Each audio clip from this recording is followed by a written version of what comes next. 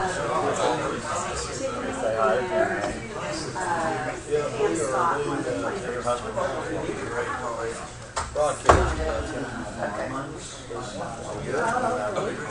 I'll tell Charlie I'm going to check. Oh, wow. Okay, let's get started. Good morning. This meeting is now called to order. Ms. Barrow, will you introduce the visitors? I will. Because someone is in Hawaii. Julie Gaynor is in Hawaii, and I'm stepping in. We'll just start right over here. Dr. David Carlston is Chair of the Faculty Senate. Matthew Park is Associate Vice President for Student Affairs and Dean of Students. Dr. Foley is a Vice President. He's the Vice President. Dirk Welch is Chair of the Staff Senate. Valerie Maxwell is Director of Budget and Management. Charlie Carr, Director of Athletics, and Pam, you've got a seat over at this table. Deborah Garrison is Associate Vice President for Academic Affairs and Dean of the Graduate School. Ann Work is reporter for the Times Record News. Lauren Roberts is a photographer with the Wichita. Dawn Fisher is Interim Director of Human Resources. Cindy Ashlock is Executive Assistant to the President. On this side of the room, you all know our Provost, Betty Stewart. Barry Moffitt, General Counsel. Mike Taylor is our new Internal Auditor. And we are excited to welcome him to our team. Then you have Dr. Bob Clark, Vice President, who we know. Kyle Owen, who keeps the campus running. And Dr. Howard Farrell, another Vice President. At the table, we have our three master planners extraordinaire. Exhausted? Exhausted, yes. Chris Rice at the end, Doug Abraham, and Pam Scott is with Sports Plan. Okay, thank you. Okay, so I need to warn you guys about something real quick. This is our first meeting to be held in a workshop retreat forum. That's not the warning. But it's our first meeting to be streamed live on the internet. So, keep in mind that we are live on the internet. There is no tape delay. The camera's right up here. Okay? Can we see ourselves anymore? Yes, you can, Kim. Yeah. So, all right, so I'm going to warn you, please silence and turn off your cell phone. Also, for those of you at the table, please be aware of the microphones on the table. They are very sensitive. If you whisper something, they're going to pick it up. When you're addressing the group, please speak up so you can be heard, be clear, and if you need to have a sidebar conversation, step away from the table. Okay, we provide an opportunity for public comment concerning agenda items at the beginning of each meeting. It appears that no one has signed up, and we will move on. Okay, this is item 1440. How can it be 1440? This is our first meeting of the year. Our academic year starts in September. Oh, yeah, that's right. Okay. Yeah. Item 1440, campus planning is our only agenda item. As you are aware, in August, we began to talk about our need for developing a campus master plan. And in November, we had a good discussion of some preliminary work that has been done. And campus planners and architects Chris and Doug and Pam are with us today to discuss the information they've gathered and present options and recommendations. This will give us an opportunity to have an open and frank discussion, and I hope to keep this less formal than our regular meeting, although based on our history, we are not afraid to have a conversation. So, as noted in our agenda, we do not anticipate that any formal action or decision will result from these discussions. We will take short breaks as needed, and we will also stop for lunch around noon.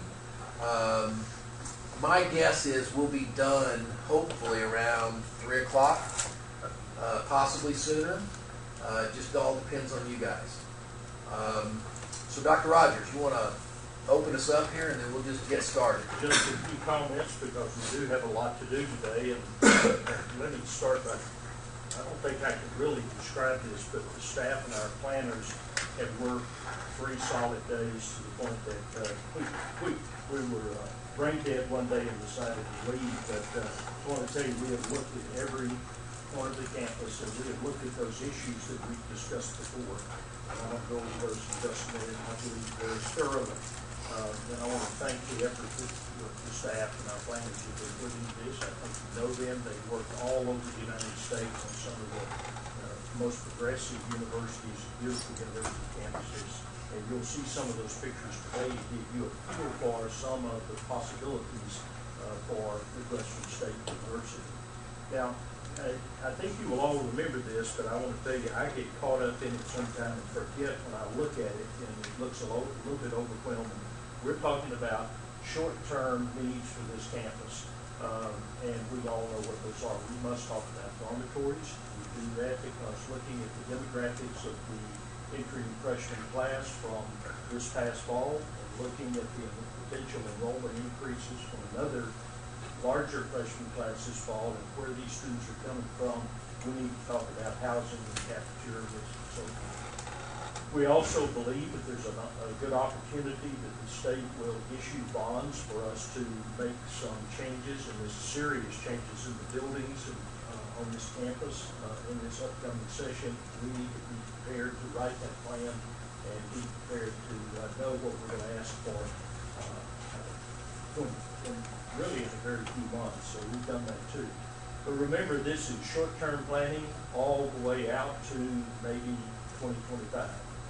We've based this planning on numbers. We've based it on peer institution space for programming. We've based it on coordinating board recommendations, and we've based it on our own projections about growth. Our projections, I believe, are very reasonable and even modest because, and then we will certainly give you a lot of numbers about the university because we had to base this planning on something quantitative, but it is very hard to look out that far.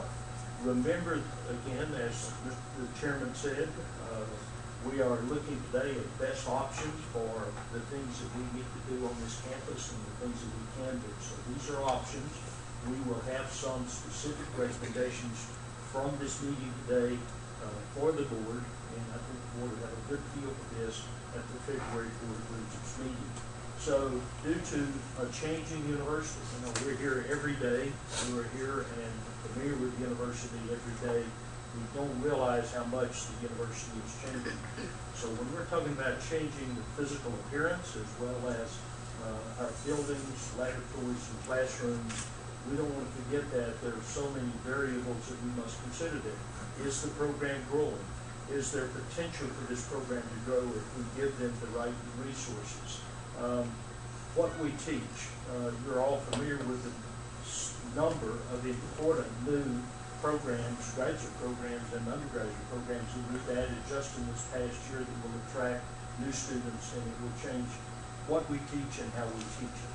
So I'm saying that I forget at times that we're looking long term, okay, and we have to remember that it's not just the size of the university, it's the fact that the university's changed dramatically. I come from the sciences. I can tell you, for example, our science building was designed in 1966. It was remodeled in 86. What we teach and how we teach it over there has changed dramatically. And so we need to look at those issues as well as just the size of the campus. I appreciate your willingness to go through this. I think we have some very exciting things to show you today, and I left wanting to get started tomorrow on this, but this is the starting place. So I appreciate your time very much. Mr. Chairman, I'm going to turn it over. Marilyn, do we need to do anything else before we turn it over to Chris? Okay. If you're ready. All right. Chris, before you take off, let me add one other thing here. First of all the people who came from out of town, I know this is a one-day inconvenience, and I can't tell you how much I appreciate it. It was nasty last night, I know, because I drove in it as well, but thank you guys for being here, and you guys as well. This is an extremely important process. I think we've been talking about this now for the last 2 board meetings, maybe even bleeding back into 3 meetings. And I think the genesis of this, as we began to talk about it, obviously was where do we put a baseball stadium on campus? And as we began to really dig into that, I think that what we figured out was this is a bigger question than where do you put a baseball stadium on campus. It is what do we ask for in the TRB, as Dr. Rogers described. It is what is the next program, how big are we going to get, what are the things that we need from an academic standpoint. And to be clear, I want everybody to realize this is not just about bricks and mortar. This is about the university as a whole. How do we make Midwestern the best choice for the students that set foot on this campus? And that's really what this is about in the next 10 years. I was cleaning up my office over the holidays, and I found a remnant of a strategic plan that we had put together before I came on the board. And it was interesting because it really expired the year I came on the board, which has been 6 years ago now. And we really haven't done anything since then. And so this is really the next step, and it's so important for us to do that. And this board can shape what this university will look like 20 years from now. So there you go. Great intro. Well, good morning, everyone. I feel like I've been up for 48 hours working hard on all this stuff and talking and coming up with these great ideas. And I just wanted to quickly go over the agenda for the day. Yeah, it's good. It's kind of not sunny out today, so you can actually see. To quickly go over the last presentation, I'm not going to present the entire thing to you, but just to review the last few slides that we went over with you in the briefing earlier this year, and then do some observations on the campus. A little bit of that was done in November with you, but there's a few more things that we want to show you. We just didn't have time at that point. We're going to walk through a series of examples of where we think the next series of projects that Dr. Rogers was talking about as far as student life goes, housing, ideas on how you deal with dining as you add housing to the campus, because that's going to be an issue as you have more kids. Enrollment grows, folks living on campus, it's going to be an issue. Also some landscaping ideas that we have. And then Doug's going to talk some about benchmarking, peer projections, and benchmarking against the peers and space projections. And that all leads into this bigger picture of what are the top priorities of the colleges, and all these are done of each of the colleges. Which one's kind of climbing to the top as needing to grow the most and is in the most space deficit situation today, which leads into that TRB, that we're going to pursue. So we're going to talk about that and some of our thoughts on that, and then how those end up being implemented onto the campus physically. So we'll look at 3 different building site options for that, and then we'll look at athletic planning, and then at the end, Dr. Filet is going to talk about how this all dovetails in that we can get it built and open in time over the next couple of years. So it's really important that we have the decision done by February so we can move forward and get those things open. So just to quickly go over our last presentation to you. This is a slide that President Rogers went over and talked about their retreat that initiated a lot of this, and the goals that really came out of that, which were the TRB request, issues of housing, dining, and Greek life, and also baseball was a part of that as those primary goals. And the secondary goals were athletic master plan. This is what dovetailed and brought Pam in. Pam came all the way from Kansas City, by the way, so she's here from a long ways away. We're here. We were talking about the library and how to consolidate and repurpose some of those uses. And now that you have Christ Academy, what potential uses could we do with that? Police department, parking, coaches' offices as a part of athletics is a big issue. And then landscaping and beautification. And finally, at the end, mentioned that this process that we're going through here is a very small snippet. It's a great start, but it's being hurried along based on the fact that we've got to make a decision in February to go forward to apply for this TRP. And so a much larger comprehensive master plan effort may be entailed. As we've talked over the few days, it's like Well, what about this? What about that? We're like, well, it's really going to need further study. Like parking. We can't figure all the parking out in 3 days. It's some more things. So, I'd be glad to come back at February's meeting and walk you through. Initially, we thought we might do that today. An example of what that process would look like normally with other sub-consultants and utility infrastructure and things like that. But in the meantime, I have a few examples up here of other ones that I've done around the country.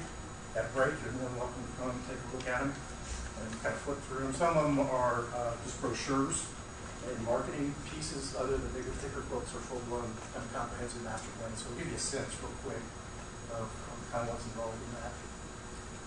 And then Marilyn shared with us why do a campus plan, and these bullet points are ones that we share with everybody.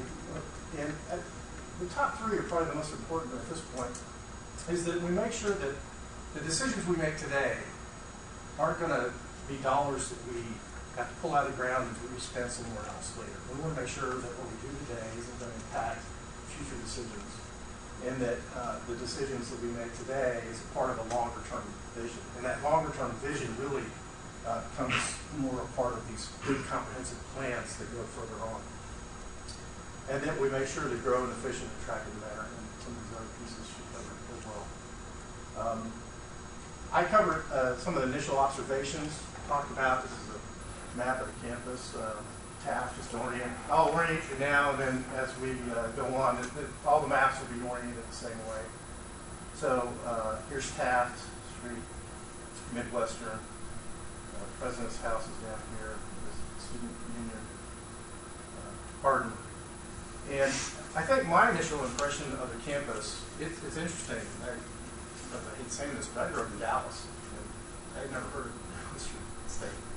And so that is one of those issues that as we move forward, I think you guys are starting to reach out to that area to attract students, and that's great, because when I showed up here, I was like, this is an amazing place. And so it's like this hidden little jewel out here that you really need to start making sure that people learn and know about it. And this whole front lawn section from Hardin all the way down to Ligon is amazing as an open space. And that old original quad to the west of Hardin is a great piece to start building off of. How do we take the good things about those two pieces and extract them through the rest of the campus? This issue of how the framework of the campus is set up on a grid is really helpful as you start to expand and think about how we take the great things of these spaces. And at that point, Doug went over some of the peer benchmarking and why we do it. And it's important to compare yourselves against the peers as they grow, and if they're the ones you're trying to keep up with, what are they doing, how are they doing it, what kind of square footages are they using within each of the college's programs, and as we continue to grow and we're competing against those folks, then how do we do that? And who those peer groups are, this is from the coordinating board. These are their peers, and so there's the peers that the coordinating board has, and then there's the peers that you guys, some of the colleges compete with directly. It may not necessarily match these are university-wide. So that we kind of ended with that in the last presentation with you all. So from there, I thought we would kind of pick up on a couple of the analysis pieces that I didn't get to share with you at that point. But to begin with, I just want to say that you've done a great job. I mean, this campus has a lot of things that are really going for it. It's what we call good bones, right? It's got great solid bones you can build on and expand on. Great. That doesn't happen a lot of times. So to manage to come through the 60s through the 80s with architects who were doing all that, it really was devastating to a lot of universities over time. I love the fact that even your warehouse facilities has these little dentals and details within them. Your central plant has that little archway opening, that you go through. So there's a consistency on the campus architecturally. What would be really good would be, and is done in a comprehensive plan, is to go back and get a set of design guidelines, which establishes and you come up with basically what we call a kit of parts. And you go around, and I took all these photographs because I was days, even down to the level of, this is very traditional. This kind of gets back to, how do you take this kind of feeling from this campus architecturally and export that into the landscape? And is the landscape furniture that we're selecting matching kind of this character? And so those guidelines, I think, I would suggest would be one of those things that we look into at some point. Develop a book. That way when an architect shows up, you can give them that book and say, here are the guidelines. Or the landscape architect shows up, here are the guidelines, and you need to follow these because this is what we're doing everywhere. Because if not, they're going to pick whatever they want. By the residence hall or the wellness, there's no sign. So you're not quite sure if you're close to campus, on campus. So it's one of those things of taking these pieces and making sure that they're markers around the campus as gateways and entries.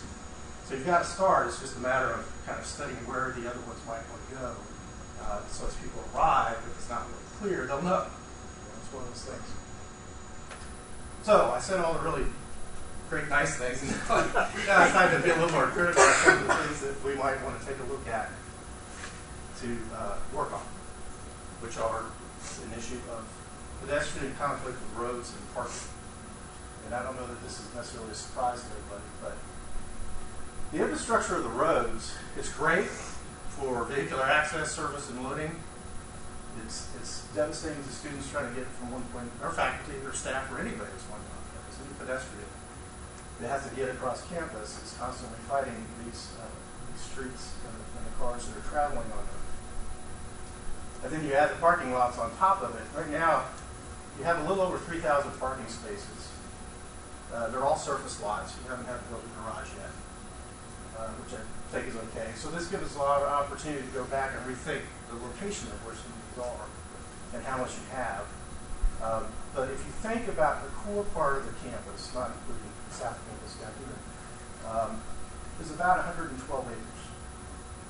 If we take all the surface parking lots and we cram them together, then we imagine how much space they take up. It's almost 23 acres on campus, and these are Monday through Friday with 100% of the parking with an average use of 56% and 44% that's available on an average through the course of the day. And so you can see these pie charts. Down here, there's 1,360 spaces available on Friday, right? So really, it's more of it's a perceived problem. It's that the spot's not right in front of the building I want to go to, or my residence hall, or wherever that might be. There's plenty of parking in other places, but it's too far. I don't want to park out there in the hall. And of course, weather up here can get nasty, and that's an issue too. So the report at the end of the day basically says it's a perception more than anything. The peak time is the most difficult time, and of course that's 2 days, Wednesday and Thursday from 12:30 to 2, where 88% of the spaces are taken. So some of this can be resolved as when you teach classes, if you spread those out, then it means that the students are going to go a little earlier and stay a little later. So I frame all that going into this next series of slides to have you think that if we can remove some of these small pockets of parking that are just really in the wrong place and causing issues with this pedestrian circulation across campus, I think we can do some of those without really impacting the parking issue as a problem. And those would be strategic ones, and I think ones that would be summer projects that you could do. Get 20 cars out of there, re-landscape it, and the students show up the next fall, they don't notice that's really nice. Right? And it happens over the course of the summer.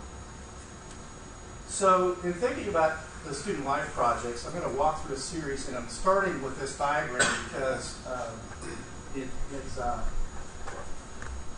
combination of looking at that idea of how we build student projects relative to housing, dining, and a couple of other things, and how those are placed on campus, how we can strategically build a building. We're going to have to deal with some parking and some issues. Like I said, as you build buildings, most of the places we have available today is on surface parking lot, unless you want to tear a building down. In some cases, we'll look at doing that. because there's not very many options otherwise. And so at the end of this series, we'll look at a diagram similar to this, and you'll have to keep in mind that, did we fix it? This was a diagram that I did with Kyle sitting down, and you can let us know if there's something we kind of missed on it. It was our best take on where pedestrians are walking on the campus on a regular basis. And if you took a slice of time in a day, it would change based on what's going on. But generally, a lot of as the students are living on West Campus and down in here in the southwest corner, a lot of them are coming up, and of course the Union is right here. Most of your academic functions up here. Here's Dillard. You can't see it very well. And the library and Bowling. And so as the students are walking from the residential part of campus and trying to get to Bowling or the library or up to Dillard, they're coming and walking diagonally. And I think this move was really good. Closure of that street really has helped a lot. I think because a lot of them are coming up through here. But the primary pathway that gets used a lot is this one that goes right through the Clark loading dock area. Is that your sense of the student?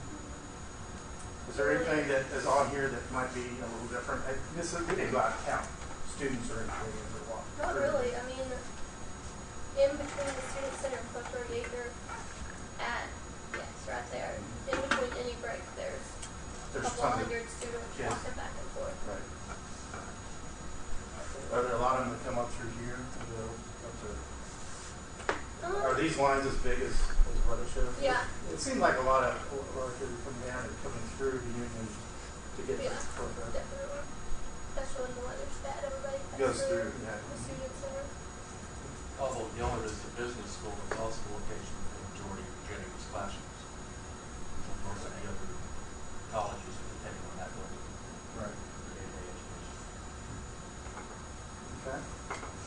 So this is a circulation as you walk across campus, and across all the blue, all the streets. So in this case, if you're walking from Marshall Village across to get to, let's say you're going to Dillard, you're walking through the parking lot, across the street, across Comanche. So you've got 3 streets in a big parking lot diagonally. I'm not sure if the kids would come here. If you're going up here, would you come straight across with a nice walk and make a hard left, or you just cut through? Probably cut through. I would. Zigzag through the parking lot. You don't want to. I mean, it's our nature to take the straightest line, right? Especially if you're in a hurry or late to class. So we take that and overlay the parking lots on top of that. Start thinking about. I mean, this is being a little bit clear. This is an entryway coming out of Proto Jaeger. This great, beautiful archway that come out. Walk right through the cars. This piece gets even tougher as you start doing that, and this joint right here as well.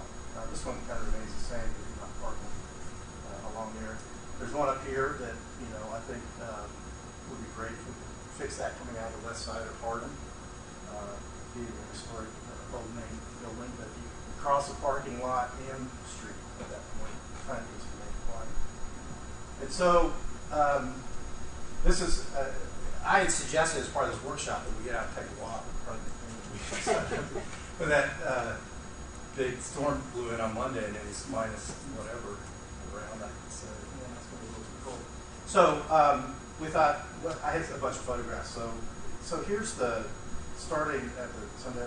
This is that parking lot we were just talking about. So if you come out of the village and walk diagonally across there, it's interesting. Have you ever noticed it? Have you looked up to see it? Now, when this gets covered, the trees get covered, you may not see it as well. But you get these views back to the tower, which I think is awesome. As you walk around campus someday, look up and see when you're walking by if you can ever look at the tower. So it's kind of cool. But the problem is, this is how I got to get there, right? And that's that path that we're trying to walk across. And so I kind of saw this student walking past, and he was going down in between McCullough, Trigg, and Killingsworth, and the bikes and the dumpsters, and get over. This is the maintenance Daniel over here. And he's going to make a right and go back this way. And it's cool. You turn the corner, you get this other great image and view of the tower. But to get there, I got to get through another, I got to go across Comanche and then through Winosia's parking lots. This is that parking lot just to the east side of Daniel. The other one would be from the library going across Council Drive through, through the Stonewatcher Plaza, which is that walk we were just talking about. So this is really great, right? And you've got the stage down at the end. And of course, the first time I walked this is the image I was showing you earlier. You got cars parked here, the loading docks over here, the dumpster, and this is that path those kids are walking every day. That big fat red line is just showing. And so, they deal with it and they probably don't think anything about it, but if it looks like Stonewatcher Plaza all the way back there over to the other residence hall, how nice would that be, right? You get to the street that you close between the dining and Killingsworth, right? You got Daniel at the end, you got streets, and then the sidewalk leads to the big bay of Daniel and the dumpster and stuff. Sorry, it's like, hey, what lines up and I live down. So these are little things a lot of folks may not even think about. But when you have students come on campus and they're impressed or they're like, this is really beautiful, they may not understand why that is. But I think if we start thinking about cleaning these things up, it's easier for them to not pick up on things like that. And then coming in between the two, Red Pierce and Killingsworth, to get back to Stonewatcher, you built this nice walk, and I'm sure this is easy enough to do probably as you get through.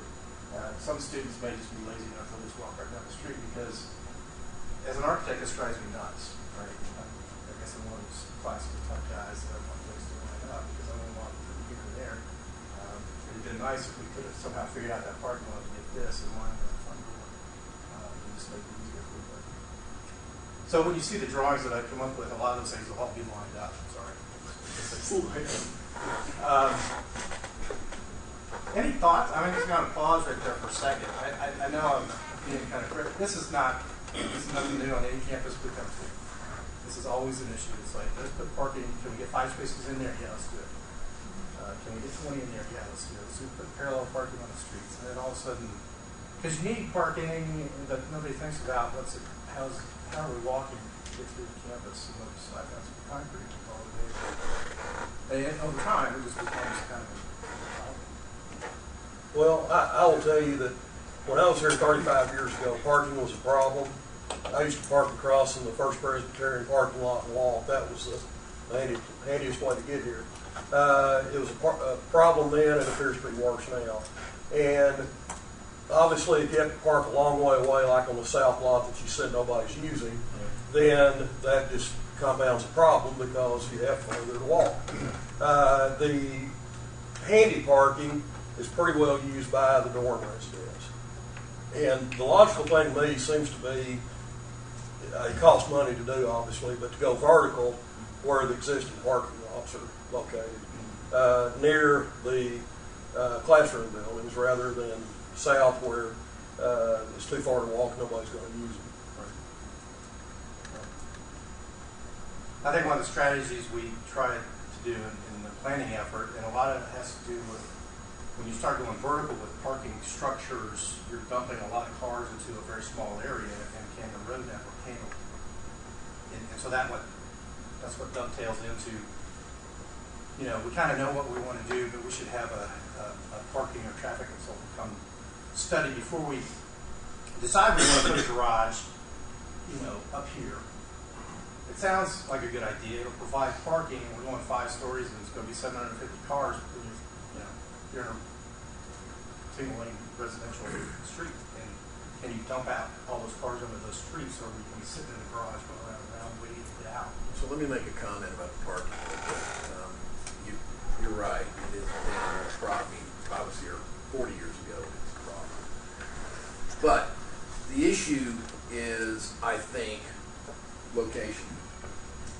And I think we should understand, you just said it, that if we do go vertical and we build a garage, it is not going to be in the heart of campus. Bottom line is they're going to have to walk. And if you go on other campuses in our peer group, and other campuses not in our peer group, those parking garages are on the corners of the campus because of what Chris just described.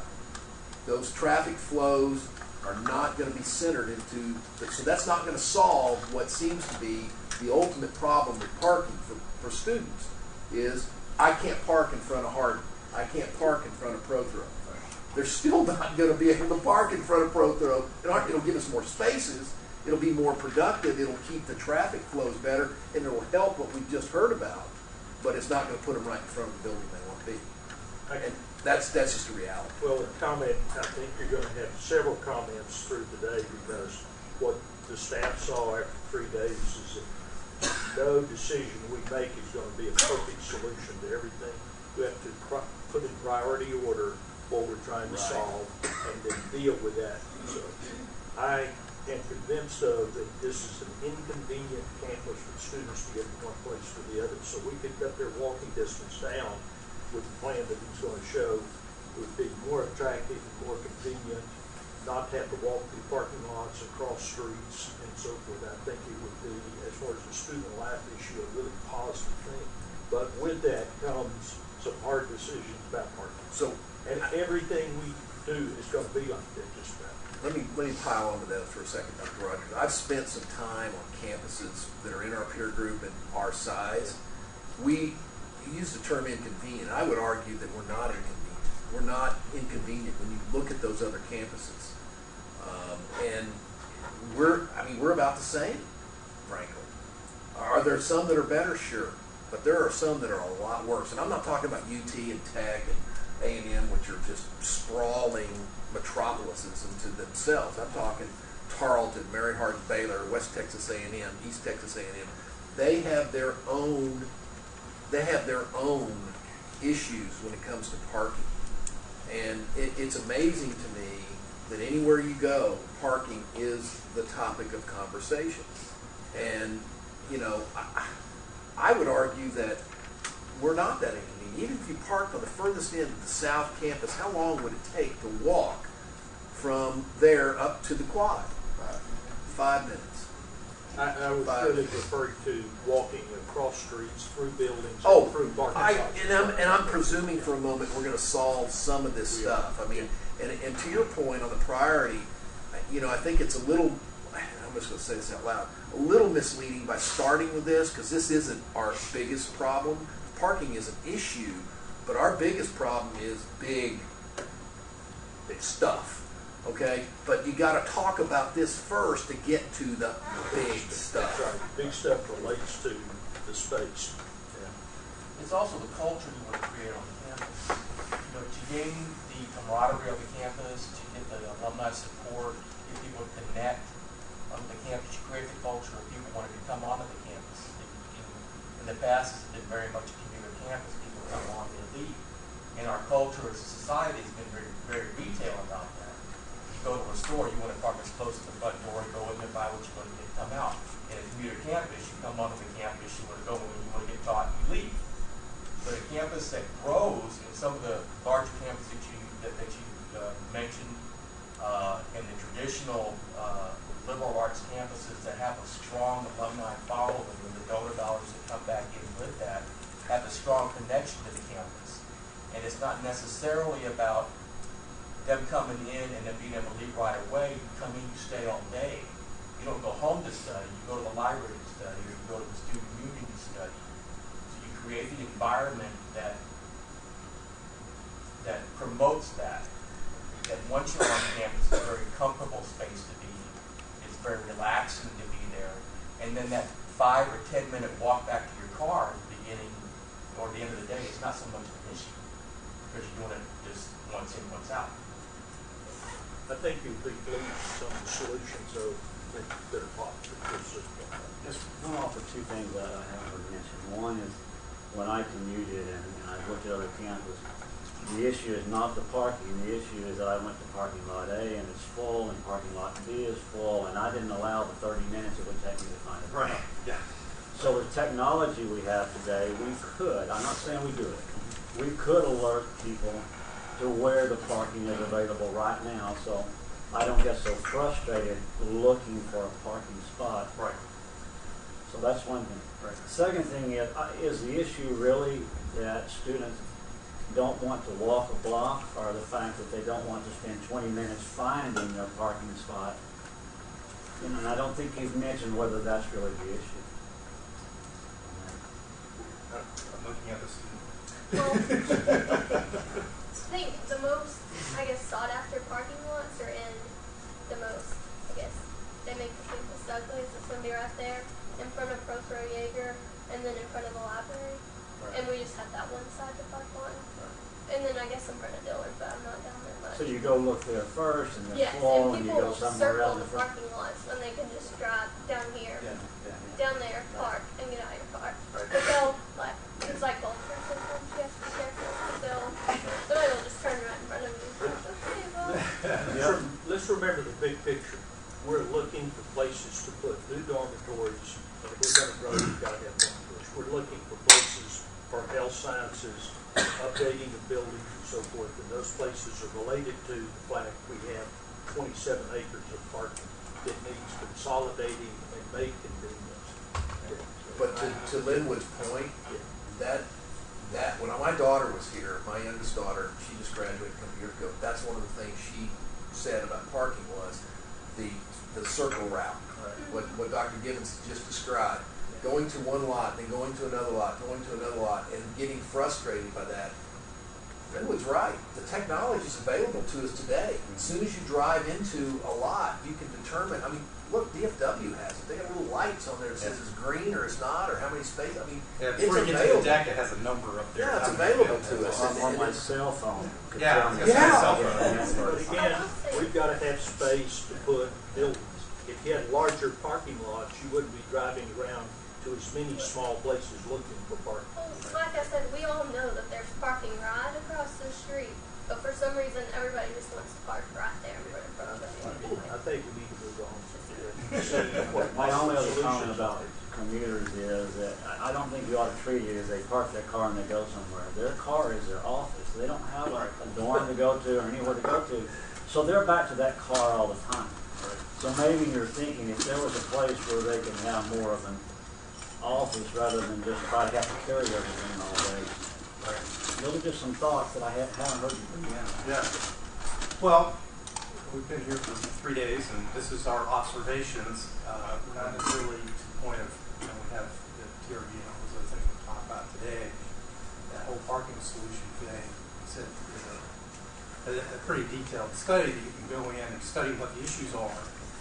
How do we reorganize it, and how do we strategize it, and then how do we implement it? And some of that will take a parking consultant and a transportation consultant start thinking about it. It's a whole big puzzle. It's not easily resolved. Now there are universities out there. Go to UNC Chapel Hill's website and look. I looked on their master plan. In fact, the master plan report was right here back in 2002, and there's no silver bullet for solving this problem.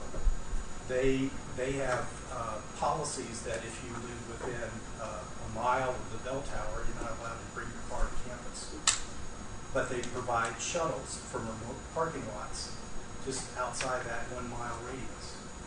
So if you're coming in, and then they have zip cars, and they have, so there's multiple ways of dealing with this situation, especially when you get to So, Chris, to Dr. Rogers' point, I think we need to move on.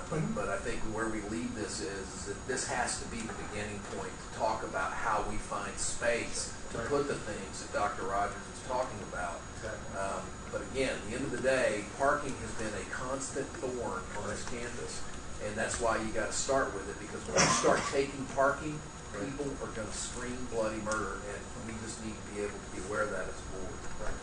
And you're exactly right. I put this up here on purpose to get everybody kind of thinking about the issues. Because when we go in and we start dropping in a 150,000 square foot building, and it takes a huge chunk of parking out of play, Can I ask one last question about the acreage issue? Because Dr. Rogers alluded to it. You should put it up there. We have 122 acres in the main campus, right? and 23 acres is parking. How does that compare to other campuses in our peer group? Just out of curiosity, do you know? From a space standpoint. It's pretty typical for it to take up 25 or 30% of the campuses. That's not untypical. That's why it's always a problem. Okay. All right. Yeah. You're not far off from that. Okay. But back to your point, it's not always about how much acreage you have in it. It's where it's located. Is it really affecting this issue of trying to walk between buildings across the campus? And the fact is, in every campus I've ever been to that was built in a city that kind of had a city grid already there, the old streets went through, and you just end up leaving them until eventually sometime you figure out how you're going to close a chunk of it, like we did this one. And over time, they started getting closed down because their problem is you let daily traffic go through it all the time.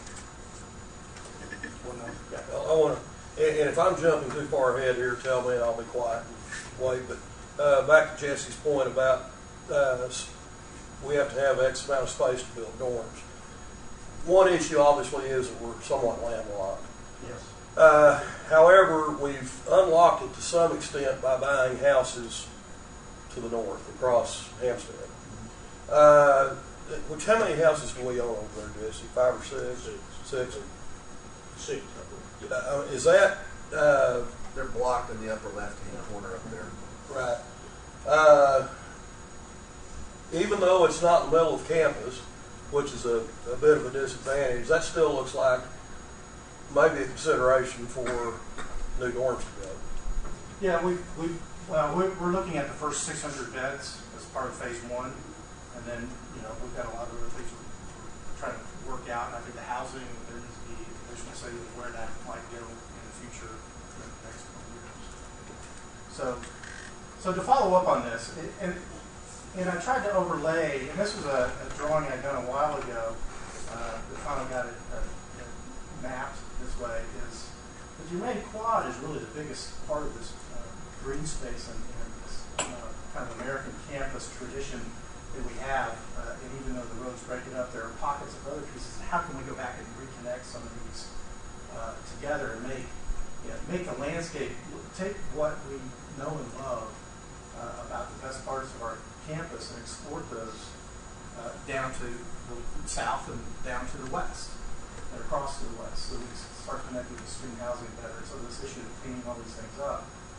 And so I put a couple of bullets about things that I already mentioned this one about moving some of the smaller parking lots that are kind of in the way. Some of the one next to Daniel here would be a good one. That you design service drives in pieces, like if we could come back and redesign the service and access to the Union in a different way and make it look and feel more like a pedestrian walk, and then the truck comes in, delivers, and leaves, and the rest of the day, they ball it off, and then the rest of the day, as soon as they walk by, there's no parking in there. We clean all that up. That's a summer project. We can do like that. Be willing to close a couple of streets here and there and create pedestrian walks and refund parking strategies. And this kind of gets back to where do the garages go long term if we need them. How do we zone parking? What's reserved? What's student, et cetera? That takes a bigger study. And I think, and I say the policies because that gets up to, you can make a policy without changing or moving a parking space about strategies and how you deal with parking. And, for instance, if a student lives on campus, we feed them, and they have a job on campus, should they be allowed to have a parking space in the core of campus, or should we have them park remotely because more likely they want to use that weekends? That's kind of one of those. That's a policy a lot of universities are adopting. I know that for a fact. Yeah. And they get more stringent as and you can make that policy and not really affect any spaces physically. Okay, so there's lots of them out there. There's Chapel Hill is really good at doing that, so I looked them up. So so going back and testing that walking, this looks much better than it did previously. And here's an image, that we can provide and design ways of getting access into campus that on a regular basis for those deliveries. and still make it beautiful. So jumping to the first idea about a residence hall. The thought was, because of all the residential buildings here in this cluster, that this big parking lot, just east of Saltwater Village, is probably a really good spot to build the first phase of housing. This little red box, you'll see this as we go through in a minute, it represents 360 beds.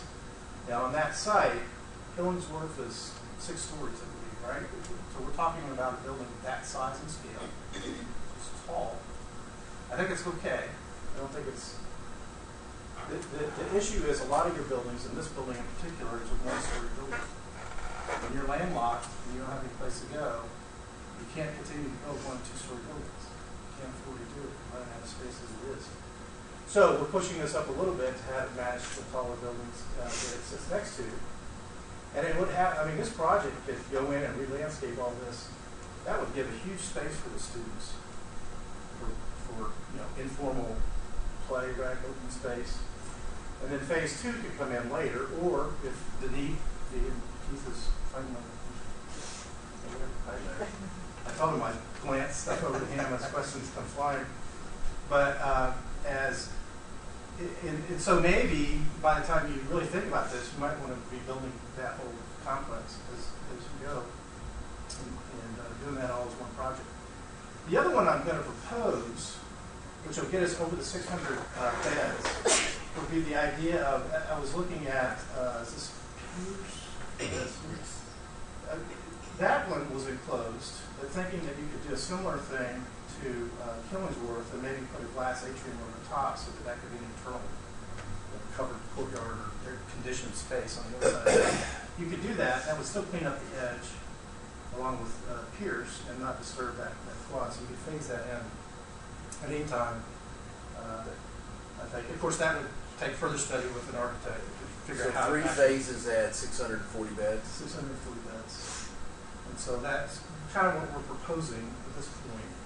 Because I think the housing reports that a lot of the new housing should be semi-suite kind of. Would that be first-year students? You're thinking first and second year? Yes. Yeah. Yes. Going in there. So that it's important that if that's the need, it's important to have that housing as close to the core of the campus. Of course, the apartments and other things in upper class, it's easier to put them a little further out. Any thoughts on that location? I think we need to remember, if we look at the demographics of the freshman class that we had last year, which was a big jump, we're very proud of it. Looks like it's going to happen again. If you look at that, we are becoming a residential campus. The fact is we have to. I mean, the reality is population and projections for the old drawing area is going down. The FW seems to have no end to their growth. Houston, San Antonio, and we're drawing students from there. We're going to become a residential campus. We can't. That's our future. If we can't become one, we're not going to grow. I really think that, and that's the reason it's we need to start thinking about this right very soon. After 3 days, I think we all feel like that is an excellent location. We've still got to go back and take care of some issues. And like I said to begin with, every time we make a decision, it's like a falling dominoes. You're going to see So let me we have some backtrack for a solutions second, to that. Jesse. Yeah. Because if you do this, you're getting ready to take how many spaces? 220. And you're going to add, call it 600 beds. Where are you going to put those kids' cars? I mean, again, I heard what you said earlier, but that's why parking is such a big deal. We cannot have a discussion about this without having a decision made about where these people put their cars. Period. Well, yeah, we can do a few things. And first of all, let me preface my comments with, I absolutely agree with Chris. We need a parking consultant to come in and look globally at parking because I don't think we have the capacity to actually solve that. Right. You could use, obviously, Darren Lewis J. Rodriguez, Christ Academy there. You could use that lot. That's this is almost exactly a 200 space lot. Yeah, that's a big space. There's a lot north of Sunwatcher Village and right there. that could be zoned residential. Again, zoned residential up in the northwest corner. And you know what a lot of schools did, and what I did as a freshman is I paid a lot less parking fee, and I parked remotely, right? And so those are, again, policy options that we can Well, I look at. understand that, but I think that we can't have this discussion without having that bigger discussion. That's why I think it was really important to open with that conversation about the parking and the flow and all that jazz, because that gets you to the core of what we need to talk about. This is just the first step, because you're getting ready to talk about academic buildings, and it's going to create even more constraint on parking. So, you know, if we're, just pick a number, 8,000 students, who knows how many cars that means. So we have to have a plan. I know you do, we're reinforcing. I think as this presentation goes, you will see elements of that plan. Well, But I'll tell you again, right let me now, preface it, I still think we need consulting. Keith, if we get 640 beds, we can tear down the old Bidwell apartments. That puts a nice parking lot there. The new parking lot that we worked hard to put in up there on the northwest corner of the campus is not used. It is not very far from that dormitory. It's on the edge of the campus. I think it'd be. Well, I guess my a place to put point is, I hear that, but I also hear what Chris is saying about surface. And I am very concerned, and believe me, I don't want this to be misconstrued. I am very concerned that surface parking is not enough, and that we really need to seriously consider a vertical solution. And we need to be very, very cognizant of where we put that vertical solution. Because it's not going to be a popular choice. And it needs to be strategically placed. Yeah. I just want to make sure I understand. You said this was how many floors in the dormitory? You said 6 floors? As Did tall as, I'm sorry. I was going to say, if you imagine how tall Killingsworth is. Chris McCullough's road is 6 as well, right next to it. So yeah. that was my next question. So the height of the new dorms would be comparable to buildings that surround it? Yeah. Yes. And so we're not. No, I'm going back to the parking too, I'm sorry, but I agree, parking probably is going to have to go vertical. And if we put parking, let me start with this. I too am from Dallas and had never heard of Midwestern City. And when I first came on this campus, I thought, this campus is gorgeous. It's a beautiful campus. And I went to UT and everything is, hard, tall buildings with a lot of concrete and not a whole lot of building space. It was just gorgeous to me. So my concern as a board member now in Midwestern State would be to make sure that we do things to keep the beautification of the campus that's currently here. And so if we do have vertical structures for parking, I agree with Sean that we have to be very cognizant of where we put them. And it would seem to me that putting them on the outskirts of the university might be the best place to put them so that they won't interfere with the feel of the campus. Right. And the idea is to get folks who are driving to park the cars and then get out and walk. Right. And that's my only. Okay, well, let's keep moving on here. So a couple of the thoughts that we had, and this is a drawing, you'll see it kind of build over time. And I talked about this a little bit. The service and loading zone to park today is an issue. And if I had to pick my number one priority as a consultant, tell you what to do for summer project, it would be this one. And of course, the rest of Sunwatch is already constructed, so it would essentially be from here over. But and I think there's maybe 20 cars parked right here next to the residence hall. But there's a way to design this that you can put bollards. Actually, I think I need to fix this drawing. The bollards would be just this side of this is the band hall right there. And the bollards would come down when the service truck goes in to deliver to Clark. You need a large concrete pad to come in and pull so they back in. And then they'd come back out, bollards would go up, and the rest of the time it's open plaza, it's grass and trees and everything. So I think that would be an excellent summer type project you could do. The other idea that came up, and it comes back to this idea of, as you build those 600 beds, in the next 3 or 4 years. And you build 600 more, 500 more in the next 3 or 4 years after that, and another 600 beds after that. You're going to have some serious pressure on the dining facilities. You've got pressure today. So, can you continue to expand this? I don't think so. It'd be great if it wasn't one story, but it is. And so, we were struggling with a way, how do we deal with that? And one day I went through Daniel, Kyle and I walked through Daniel, and I thought, wow, that big loading bay thing that I showed you, when you look at the window of that, if you could come in there and blow out that wall, do an addition, and add a kind of glassy box entrance with a tower at the end, you could have double height space in that building. It could be a great kind of new dining studio. Convert that building and put dining, union, bookstore, other things in there. The beauty of that is it allows you to get the service and loading off Rodriguez Drive, back in the back. You could expand it over time as you need to. This, I would suggest, needs to be, and Daniel's a 2-story building, so this addition could be 2 stories. And you've got room to do it and room to grow. And it would be, I think it even give you the opportunity to come in and close that little parking lot that I so desperately want to move those 20 cars. You'll find that as a theme throughout. Let's go to finances for a minute too, that I have to keep in mind. What we've talked about thus far will be financed with users' fee just as they are now. Our student center will be paid off in about 3 years. Dorms are paid for by residential use. So this is not impossible financial stuff because it depends on user fees for the bonds. And so I think that's important. It can be done.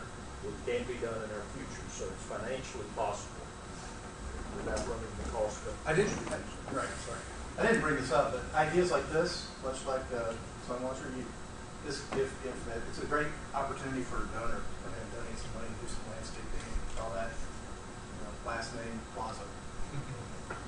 But the idea would be to design this in a way, and of course this was integrated, to design that in a way that long term, if we can move the union over here to Daniel, and we think about Clark long term, imagine Clark going away, how much land that frees up for additional academic space in housing.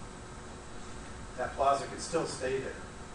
That's part of that without it being constructed. So that's that thought about that. And as we move over this direction, the other piece that when I found out about it, I thought, we did this one other place, and I want to share this with you.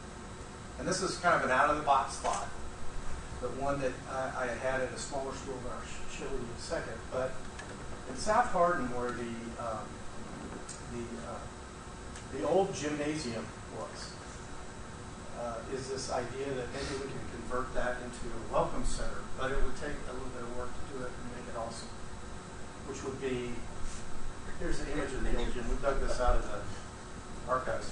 Did they play basketball or volleyball in there? Cindy did. Yeah. My wife played. My wife Is played that in there. Karen? She did. That could be my wife jumping there. She played in there on the basketball team. Yeah. But what you can see is the shape of the building. These windows up high. If you go up in there now on the second floor, you actually see, I think, these 2 windows, right? But it's a double height space, goes up, and then vaulted ceiling. And there's structure up there that's exposed in this image. And then the stands are back here. So where they have the stands now is where that new staircase goes. That's this side of that wall. This is the corridor as you're walking along on the north side of the joint. A couple of images there. So this was we dug, Kyle scanned these for me. I love these little drums. Blended, right? So here's a section of it. Here's the stands I was telling you about. So the ceiling goes all the way up to here and down. And keep an eye right here. That line, even though it's just a line for dimensions on this drawing, is about where they added the new floor. See that? They came in and added a floor, concrete on steel. So and then put a lay-in ceiling right here. You can see that ceiling line. So the other day, Cal and I got on a ladder and stuck our heads up on the ceiling and took a couple of photographs. And That's kind of what's up there. This is the structure that goes up. It's metal framing, right? But this is the old brick on the outside wall. This was added later to support it. These are a couple of windows in that corridor that goes down the side. But what you could do with this is you could in that floor, because it's on steel structure, you could go in and cut a hole out where the structure is and open that space up and go back to the original upper volume of that space, making a double height space, cover these with wood, similar to another space that's at the other end of the garden. This is the same structure, it's just covered in wood. And taking it back to the original brick, you have a look and feel like that. It becomes welcome center slash admissions slash any number of other things. Good to start your tours from and get those freshmen in and wow, the second thing stuff they walk in the door. Here's an example where we did that. This is Franklin and Marshall. This is Discipler Hall, a little bit older, 1892. Little bitty thing. We walked in, our first meetings were in here. We walked up and there was a floor we went into, and I dug this out of the archives. I didn't even know because it had a lay-in ceiling. It had cubicles. And I found this image. I'm like, where is that? He's like, oh my gosh, that's that building. So did the same thing. I stuck my head up in there, and there's big windows. So we said, we got to convert that to your bookstore because the bookstore was on the other side of campus. Nobody could get there. So they did this over the course of the summer. Right? Completely different. That's the same structure. There's the windows. There's a lay-in ceiling. There's that arched door. They cut a hole in this corner, and that banner goes down and down below that. So this is the Barnes & Noble piece. Here's where you were with mechanical. This is the student bookstore with the old cafe. And then they came in and added this because they needed a fire stair or stair coming out the top. Added this glass pavilion to the end of it. And so you're in here and you walk down the stairs to get out, but your view, right? So inside from the upper level, this is your connection back to campus. And I was thinking, man, if that was on the west side of the parking, and you're in there in that little cafe and you're looking out to the main quad and it would fix the parking and maybe hopefully somebody close the road, you have a view like this. And they got an extension, a little patio on the back. So, just an idea. Floating out there. Okay, any thoughts? I think it opens some possibilities to make us think about what we had previously thought about the use of Moffett building. And I think that's going to come up. It's what we do about our library to modernize it, entice students into it, make it more comfortable, light and so forth. Right. This can relate to that, and it will, I'll tell everybody as we move along. Right. That is not an impossibly expensive proposition to do that. I wish you had the picture of the possibility of it, but that's okay, you can't show them all. But it's beautiful, it's what can be done with it. Yeah. Quick question. Is part of these considerations in relation to alumni, like an alumni center, alumni? It could be. I mean, that proposal was just an architectural conversion to what it historically was. What goes in there is proposed up for discussion. Sam, I like that. Well, the only reason why we mentioned that, because you're talking about transitioning from commuter school to a residential university, and if you're going to tie the university to its alumni and those gifts, then you need to feel connected in a spot on campus where you can feel connected is something that Yes. I think it should be something that really activates the corner there, the south end. I think it's just an opportunity. I thought about it, thought I should share it. So the other piece is I think this is another one of those landscape one of those landscape summer projects that could be done, and we've talked about that. That coming out of Hardin, you essentially hit this parking lot, and then you have to cross Council Drive to get to the main quad. So I think that would be a real easy summer fix and not very expensive to do. A couple more of these landscape things, and then we'll wrap it up for the student life projects. And all this, I call it student life because it's really about housing and union and landscape and other things, and you see us tying together. So I mentioned talking about closing of a road. If I had to choose the closure of a road that would be the single biggest thing that would help this campus as far as pedestrian safety, circulation, connecting the concept plan of taking everything up in the north part of campus and what we know and love and sending it here would be the closure of Comanche from Rodriguez over to Council Drive. And I'm working on a project with a landscape architect that came out of the master plan. We just finished at Texas A&M Christie, where we're doing a project similar to this. I'm guessing the distance on this is pretty similar, and it's not outrageously expensive to do. The one thing I would, and I showed this bullet points that we still need to maintain. It comes back to that image I showed you earlier. You see how these little lines are the smaller 4 to 5, 6 foot walks, but the bigger ones will need to be left and designed to carry fire trucks, emergency vehicles, service and loading if you need to, other things like that. But here's a couple of examples of that. Mississippi State. They're one of the campuses that has a lot of these same type of issues. But this was a road that used to go through kind of in behind us here, and they closed it off. And I show you this because that's what it looks like, but it's a fire lane. And so if it's done right, it doesn't have to have, it's got, you can see along the edge, this is, instead of having curving gutters, that's the drain for water right here, right? With lamp posts that kind of match the architecture. This is one of those things I was mentioning earlier that the design guidelines from the state, wherever you go now, they're starting to implement this everywhere. And they've got one lamppost and trash cans and benches to match that, or much kind of more historical to the architecture, the Georgian architecture. So I'd encourage that. This is Johns Hopkins University, where we're actually working on the master plan. This used to be a road that went right to campus, similar to Comanche. And you can see, all these guys. But there's ballers down here. There's that service truck I showed you earlier. The drainage in this one goes down the middle. But this is move-in day. So you pull the ballers down, and everybody brings their stuff in. They unload for the whole day or two or whatever it takes, and then they take their cars and park them and put the ballers back. And it still works as service drives. It still works as a pedestrian walk, but it doesn't look and feel like a street with curb and gutters. So there are ways to do it, and they're being implemented all over the country. The second one would be this one, and of course you can now see, thinking about the diagram that we were talking about earlier, where the roads were cutting through, and think about what that looks like if we can do that to council as an extension of a landscaping piece.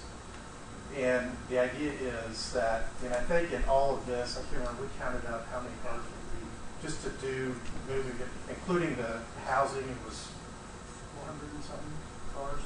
I mean, it was crazy. It added up with all these spaces. So we're talking 400 or 500 cars we'd have to move to do this. But in the end, the campus becomes significantly. Example of a version of that is Texas State. This is Concho Street, the way it used to be when we showed that before the master plan. This is the rendering. The comprehensive plan at the end of the day, and if you look through some of these books, you'll see renderings like this that are before and afters. And that's the way we kind of, the cool part is in a bunch of these that I did, I got to fly in the helicopter to take the pictures. I wouldn't fly in a helicopter, I was just taking pictures. But, so the design of that, here's the before picture of what it was. And this was a little longer than the summer because it was a pretty big project, and that's what it was like today. Now, you can see in this image, I'm going back for a second, there's a big performance art center. Downtown San Marcos is back down over here, so we thought if we're doing a performance art center, it should go close to downtown. There's a parking garage. Well, these two buildings have recently been torn down, and now the performing arts is under construction. And they built this. You can see that in this dorm behind me are the ones that were torn down. So they did all this, and then tore these two down, and are now building performing arts center. Even though this had been there for 2 years. So that's what it looks like today. You can see the performance. This is now gone. That's that site for the performing arts. So if you think about those landscape projects, including the housing, 1, 2, 3, 4 projects. I mean, this would transform this campus, I really believe. And to go back then to test that diagram again and how that feels compared to what I showed you earlier. Now, this is small bites, somewhere at a time, that you could do it over the next 10 years or so. Less depending on how much you can get to the last one. So, any feedback before we move on to Doug? Should we? Good stopping point. Let's take a break. Okay. This would be a good hour. Doug's might be. He tracked.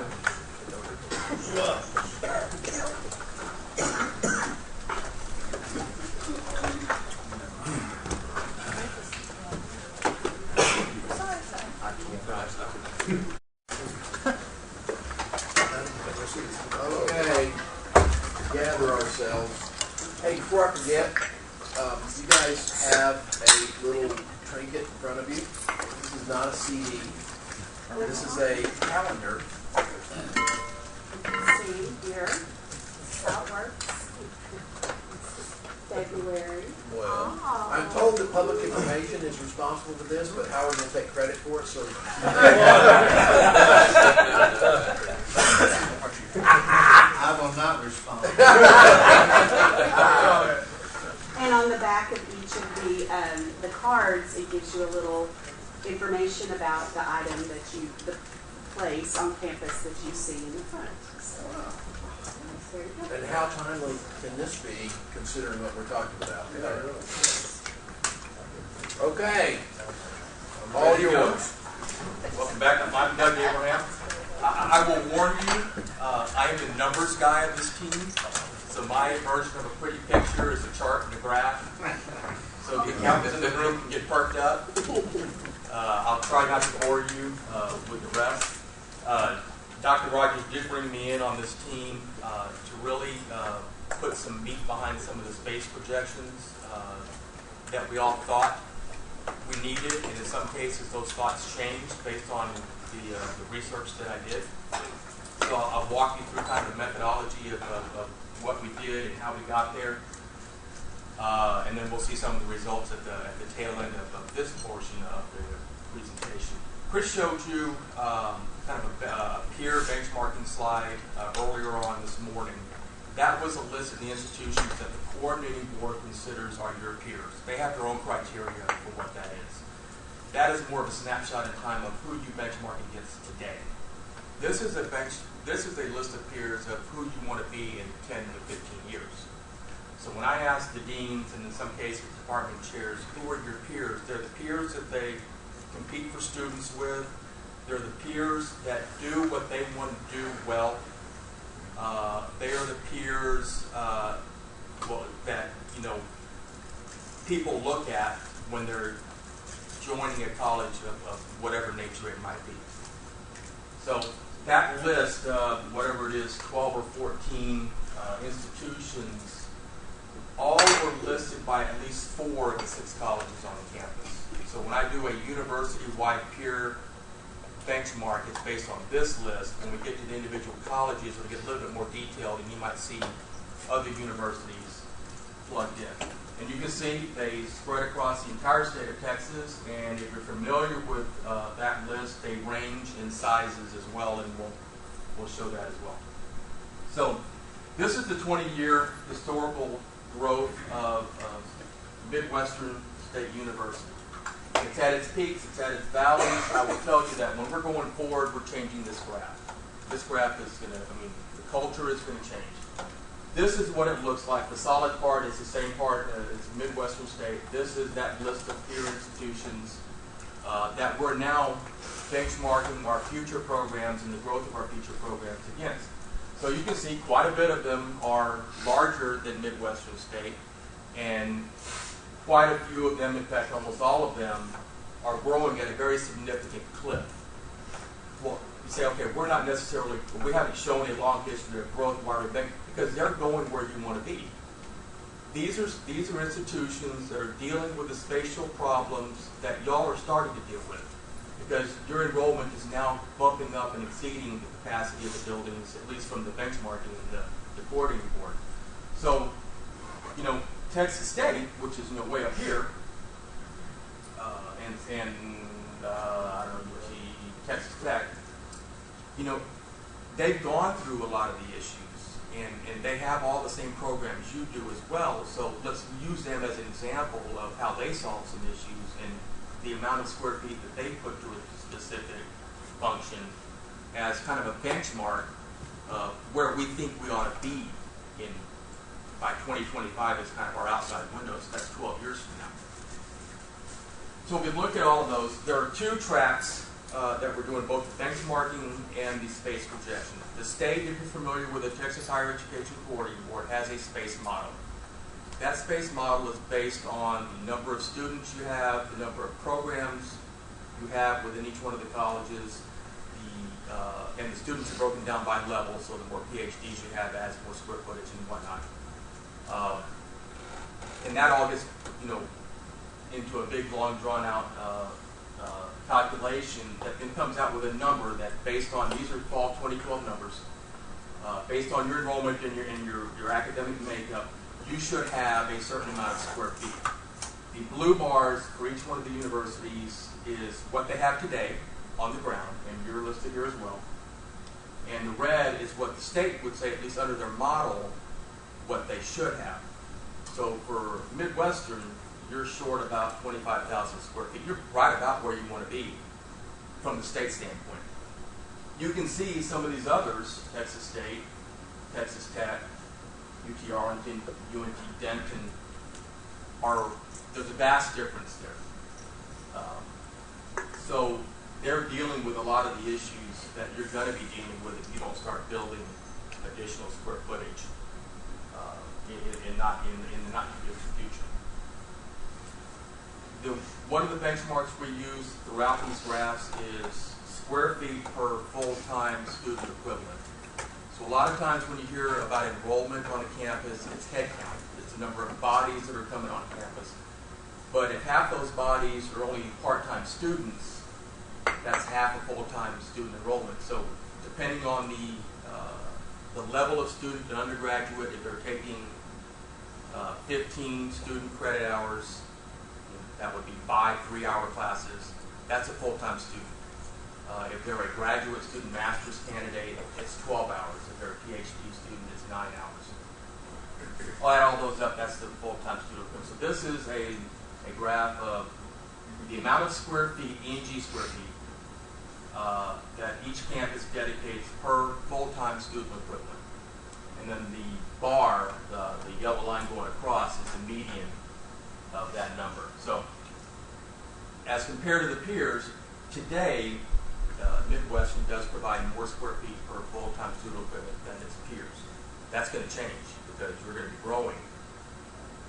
So we need to address that for the 12 years in the future that we're planning for.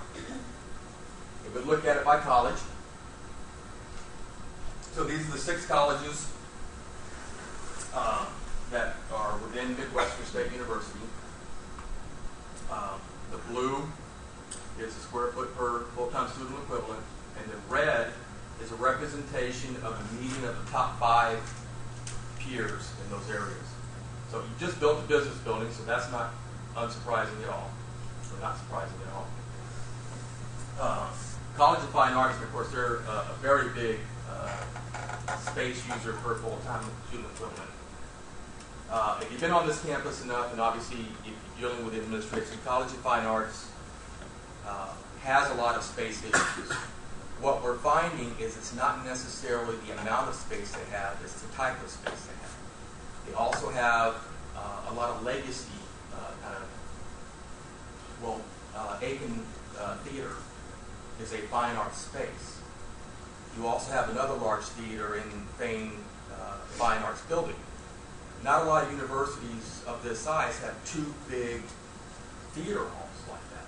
But you wouldn't get rid of Aiken Hall. I mean, that's a historic space and it's usable, but it's not usable for today's instruction that the other one is used for. So you end up with, there's things going on with fine arts that cause them to look maybe a little bit more plush in space than they actually are, because they're dealing with a building that was designed for visual arts, painting,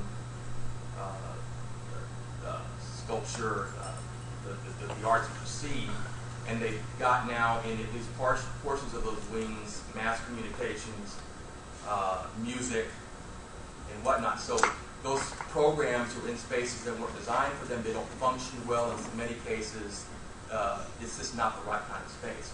So we're trying to look at areas, especially for fine arts, of how we adjust that for them. Health sciences is going to come up a lot. That is a fast-growing college.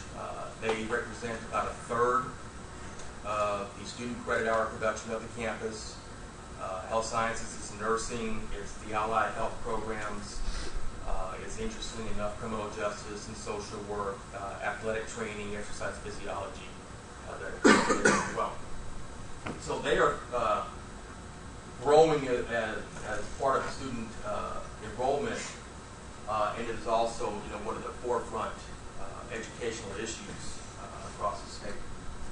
Humanities and social services, social sciences, excuse me, is right where they want to be. They will grow as the university grows. A lot of the student credit hour production is general education credits for them. Science and mathematics, so that's the biologies, all the traditional sciences, but it also includes engineering. So they're again another up-and-coming program. They're below the average or the median right now, and that will only become more of an issue as those programs grow. College of Education, currently in Ferguson Hall. Again, we're always going to need to have teachers. If you've been into Ferguson, that's not a great space. So we'll be dealing with that as well. We're going to look at each one of these individually also. And the first one is College of Business. So again, Dillard Hall is brand new. This is not unusual to see. Just that's the newest one. So you would expect them to be where they want. In fact, you would hope that they'd be where they need to be, or even a little bit above. So that's there. Kingsville just built a new business building. That's why they're way up there. But A&M Corpus Christi, A&M Kingsville, Texas Tech, Texas Women's, University of North Texas Denton, UT Arlington, and West Texas A&M were the list of institutions that have colleges of business that operate and compete for students, much like what your school of business wants to do. So what this tells us is that for the foreseeable future, we're not necessarily worried about college of business as the university grows. I mentioned fine arts. They have a little bit longer list, and we're going to look at each one of the departments within fine arts individually as well. But you can see that is also, as the previous slide showed, they are above the median of the top 5. And I'm using top 5 because if you're going to benchmark against a set, you want to benchmark against who's doing it best. So that's how fine arts looks. If you look at them individually, the 4 departments within fine arts, you can see in generally they're all at or above the median of their peers. I have to then qualify that again. A lot of their peers have space that's been designed and dedicated to those functions. Mass communications and music are in space that wasn't designed for those functions. So we can't ignore that on paper they look like they have a lot of space, but in reality it's not the right kind of space. Visual arts and theater are doing very well. They're in a space that works well for them. Theater is as high as it looks, again, because of AIC. Does this make sense to y'all, Mike? Then I mentioned humanities and social services, social sciences, excuse me. I did write services, anyway, it's wrong. Again, it's a largely general education credit college. Their needs grow as the institution grows its enrollment. They do have some specific requirements really dedicated to psychology that they're looking to solve, but and we're going to show you some domino kind of studies of as we pull people out of buildings, space becomes available. that space would largely solve any of their growth issues for the next 4 years. And then health sciences, human services. This is this is one that we're going to spend a lot of time looking at. You will see that this is kind of the big spacey for the campus. As benchmarked against their peers, they are woefully short space. Doesn't mean they're not teaching well. It just means that affects them being able to recruit. It affects them being able to grow and add more students in the future. And it's important to note that college health sciences, many of the programs within that are cohort based. So you don't just add 5 additional nursing students in a semester, you add 60 additional nursing students in a semester. Because they taught in the cohort, those 60 students, if that's the correct number, start out as juniors, because nursing is a junior-senior program. But then they follow each other until graduation. Same thing with the allied health program. So they grow in large increments. They don't just grow like engineering might or sciences might, where you just add students as they come on. You have to add in blocks of space. So we look at this by the individual. Now these are programs, because not all of these are actual departments. They have criminal justice. So what's interesting about health sciences, human services, is that it's really a professional college outside of business or university. So they have a lot of the professional programs that may not necessarily fall under the health sciences. So criminal justice, they're in Martin Hall right now. As compared to their peers, of course, we have the gold standard of Sam Houston State University. It's a gold standard for criminal justice education in the state. It helps to have a penetration right on the block. Everybody goes to Sam Houston for the continuing education and whatnot. Athletic training, exercise physiology is, there's just one peer, UT Arlington, that does. This is a little bit different from the traditional athletic training that you might find at any one of the other universities. They're doing it special, and their one peer is Arlington. Nursing and allied health, there's a whole bunch to look out there. So that's nursing, that's radiology, that's PTOT, all the allied health programs. I can tell you Texas Women's has an award-winning nursing school building, allied health building. Texas State just built one. UTEP just built a combined nursing and allied health building that opened up. We did that program about 5 years ago.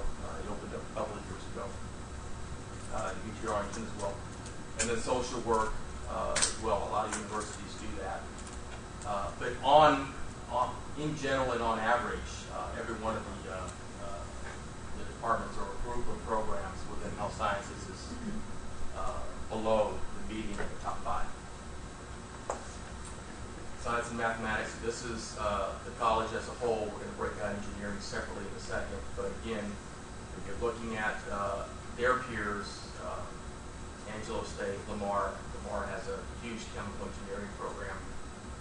Stephen F. Austin, A&M, Commerce, Corpus Christi, and Kingsville, Tyler, West Texas, and Carlton. Again, we're not talking about what's in those spaces, because that's a whole different study, but on average, if we're looking at this, how are we using space compared to the peers? They're using it at a much lower rate than those peers are. If we look at engineering specifically, they're a little better than the college as a whole, but again, against their peers, they're still below the average. This does not include the small addition that's going up right now. That's about, let's say it's 5,000 square feet. It's a minimal addition, and it won't accommodate their growth requirements for the next 12 years. Education, again, if you've been in Ferguson, you can understand they're below the line. So what this is telling me for health sciences, education, science and engineering, those three specifically are the ones we're keying in on that we need to start looking at how we adjust for student enrollment growth, and how we not only fix their existing space deficits, but how do we fix where they want to grow in the future as well. Interesting, these are also the three that are growing fastest on the university as well. So all of that was the peer project was the benchmarking of a snapshot in time from fall of 2012 numbers. Those are the last universally published numbers across the state. And we looked at that both from the Porting Board state model, which is university-wide, and then we looked at it from a peer projection, which allows us to look at it at the college and department level. The same thing is accomplished with the projections. So now what we're going to do is those horizontal yellow lines that you saw across those bars were the averages, were the median of the top 5 universities. What we're going to do now is multiply our future growth, enrollment growth, against that average or that median to get an idea of how much space we need by 2025 if the university and the colleges grow as they expect. Or we're talking about. So I mentioned the 20-year growth chart. You saw that before. Now we've added the next 12 years out to 2025 of what we believe are the enrollment projections. The top line, the dark purple, is the enrollment based on the growth projections of the individual colleges. In preparation for this, and right after I met with you the last time, I distributed a 2-page questionnaire to each one of the deans, and it asked about student growth and student credit hour, but also new programs and faculty and research growth. So the calculations off of that response give us this line here, and we'll get a little bit more detail about what that is. That gets us into the mid-8,000s in headcount. The green line is enrollment growth solely based on what we're calling your home counties. And that's more than just Wichita and its surrounding counties. That also leads into the DFW greater area as well. You're starting to get a more and more larger percentage of students coming from that area. So if you didn't do anything else and just didn't change anything and just grew based on the population, that would get you the green line. The red is your historical population, an extension of that. So everything that we're working on right now is working from the growth projections from the deans, and we're basing all of our space needs on the 2025 number because that's just 12 years away. And if you think about how long it takes to build a building of any size, you know, we're in between the 2 legislative sessions. We're aware of how education gets funded in the state. So even if you got funding at the next legislative session, which we all know is a big deal, in 2015, it takes a year to design a building of any size. It takes 2 years, a year and a half to 2 years to build one. So at a minimum, you're 4 years away from today from moving into any building of a significant size that gets constructed.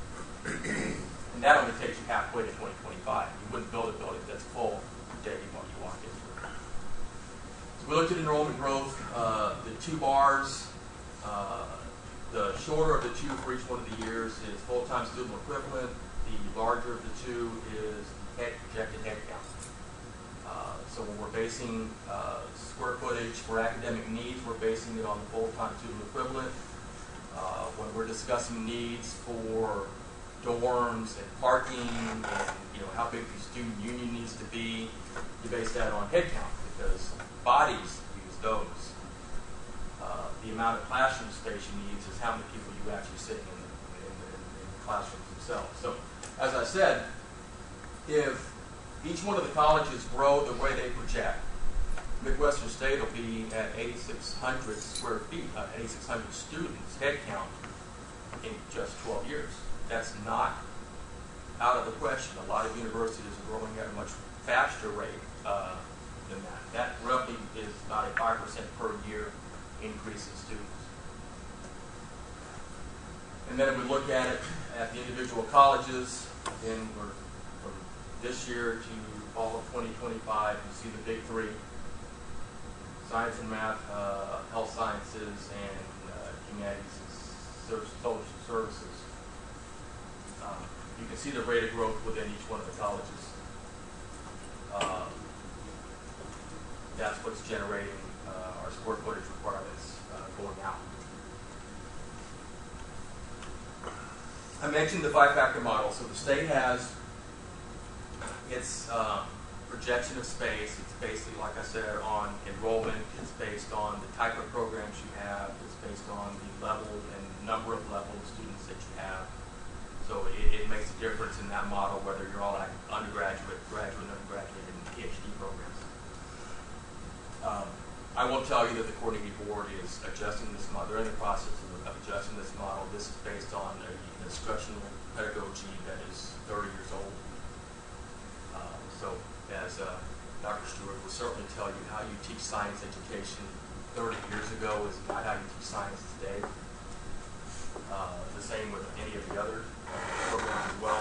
So this is consistent throughout. The blue bar is the amount of square footage you have, E&G, so education in general. It doesn't include your athletics. It doesn't include your auxiliary services. Just your E&G, which is classrooms, library, all your faculty and administrative offices, the areas that support that, as well as your research space. So with enrollment growth, we project a small deficit in space. So the difference between these two would be the deficit. If you grow the way you want to in fall of 2025, you know, you're 250, 300,000 square feet short of space based on the state's model of space. Now that is a university-wide model. This does not break down to colleges, so we're going to switch to peer projections when we get down to colleges. I will say most universities, and as you saw in the previous graph, do not meet the benchmark. And that's one of the reasons why they're adjusting it. It is the benchmark that we have today, so we need to pay attention to it. That's E&G square feet, so that's actually assignable square feet. If we look at that as an overall gross square foot, because what you use is not necessarily the amount of square feet it takes to build the building. You got to account for mechanical and pedestrian and vertical circulation. That translates to about 700,000 gross square feet of additional space if you grow the way you're asking. That's 50% of the existing square footage you have on the campus today. Makes sense. You're growing by 50% of enrollment. You're currently today at about where you want to be according to the state. So if the state opens up its coffers and provides the funding to build new buildings, you got to build half your campus in 12 years in order to stay up with the benchmark, with the benchmark from the state. If we look at it by peers, again, the same square footage that MSU has. So if you didn't build anything, I mean, this is how much the deficit becomes. This then becomes a much more conservative estimate of square footage because, like I said before, your peers don't meet the statewide benchmark, but they're all teaching and they're all teaching well.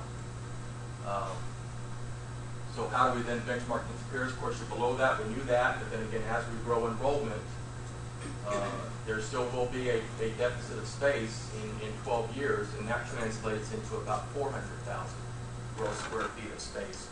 Even just keeping up with the Joneses now is a 400,000 gross square foot issue that we have to deal with over the next 12 years.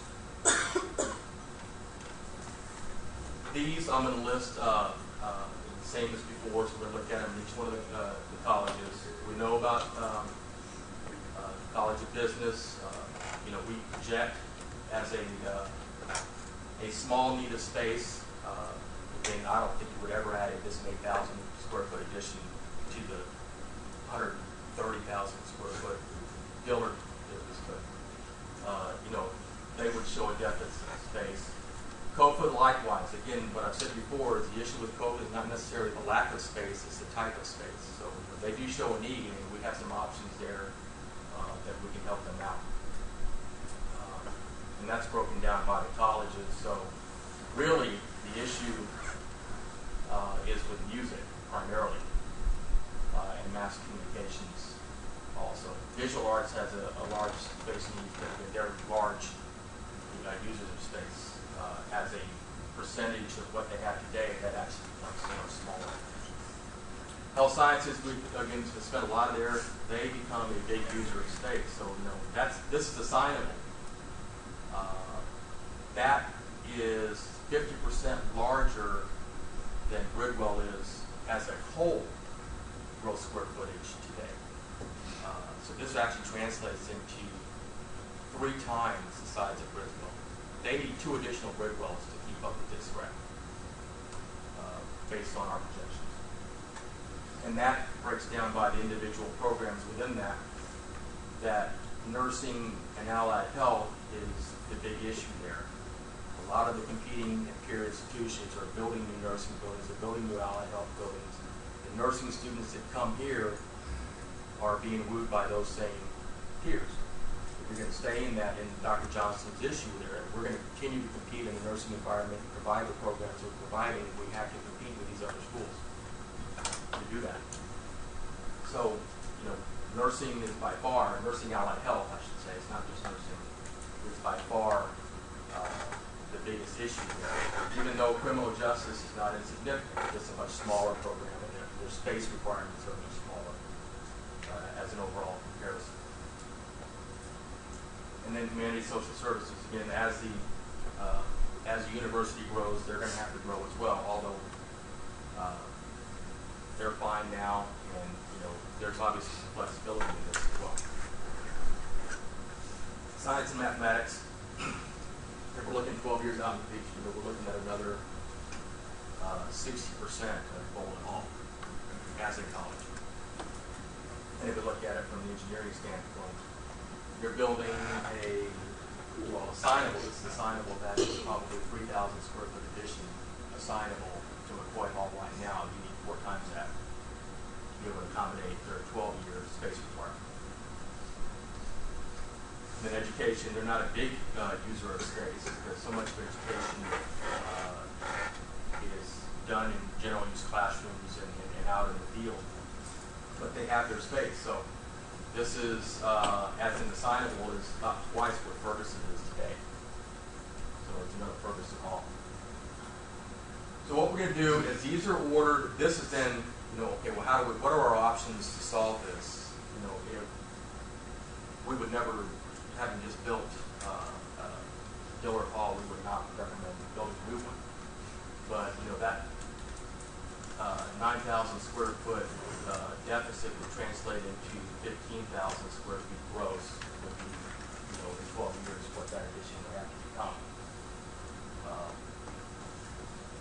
If we look at humanities and social sciences, you know, we're looking at a gross square foot footprint of about 23,000 square feet. And the way that all of these work the same, I have the options across the top. So in this case, there's only one option. What you see in the NASF column is the total net square feet that's required, and then depending on the option, all the existing space they have, whether it gets deleted or added to that requirement. So if they need 3,200 assignable, so that's their projection regardless of what they have today. If we're just adding to it, then we're going to take out what they have currently in Prothro Jaeger. We're not going to take out what they have in the Fine Arts and Moffat Library because we're going to consolidate it. We're going to build new, we're going to consolidate their spaces, add classroom space, and then gross it up. That calculation gets us to 23,000 square feet. Fine Arts, I can tell you we looked at a lot of options here.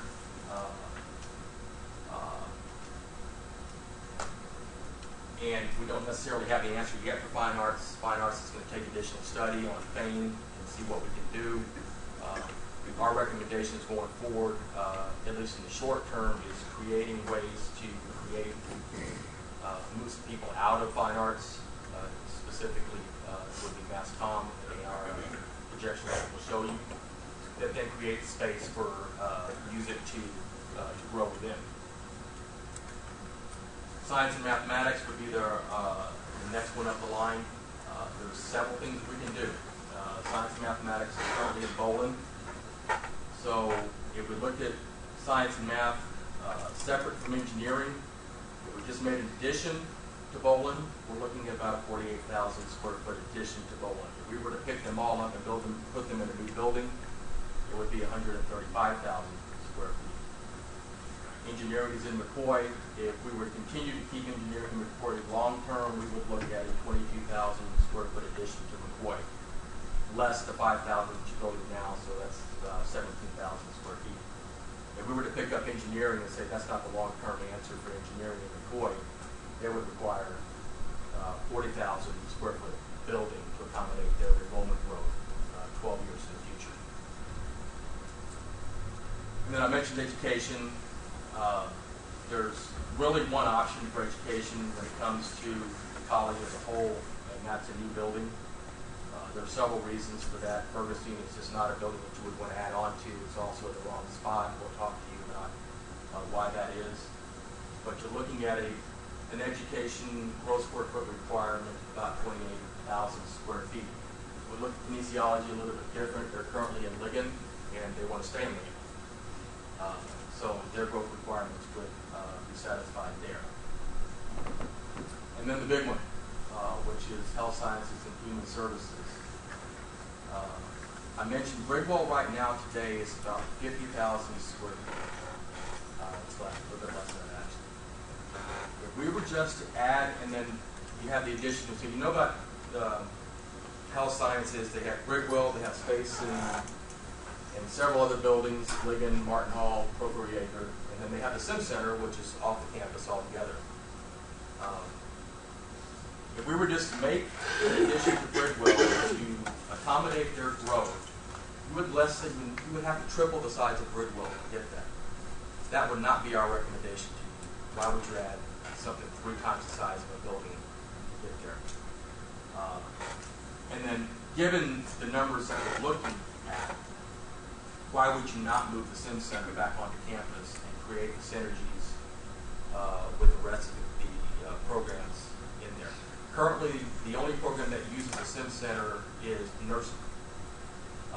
But on many of the other peers, the allied health uses those as well. And there's the ability to do that if they can bring that Sim Center back on campus and get more use out of it. And that does not preclude you from still selling that space after hours to the people that you sell it to today. It's just in a different space. So if we were just to do an addition, that's $118,000, including the Sim Center. We're actually recommending a new building. Based on the benchmarking, that would be 150,000 gross square foot building. Can they do with less? Yes. Based on the benchmarking, it would be 150,000 gross square feet. With all of these, there's added study, we call that architectural programming, where you actually go in and determine how many offices it is, how many classrooms, what savings in square footage can we get by combining usage of buildings. But overall, if we look at our peers, how big of a space do we need for the type of programs that you have here?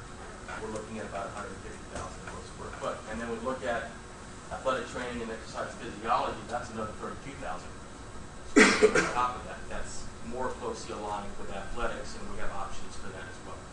We are not currently recommending that you combine the athletic components of health sciences with the academic components of it. Did I completely bore you and confuse you? So now we're going to get back to what Chris thinks are pretty pictures about how we solve these issues, but I would like to answer any questions about growth and how we came up with those numbers that we have. Yes, sir. Could you say again how many square feet we have now and how many additional square feet that we're going to need total? Total at university, correct me if I'm wrong, Kyle, are at about 1.5 million square feet. Total. E&G, and we would add, at least based on the projections, another 700 if you're looking at the statewide benchmark, or 400 if you're looking at a peer comparison. Yes, sir. Let's go back to your projections on health science and human services.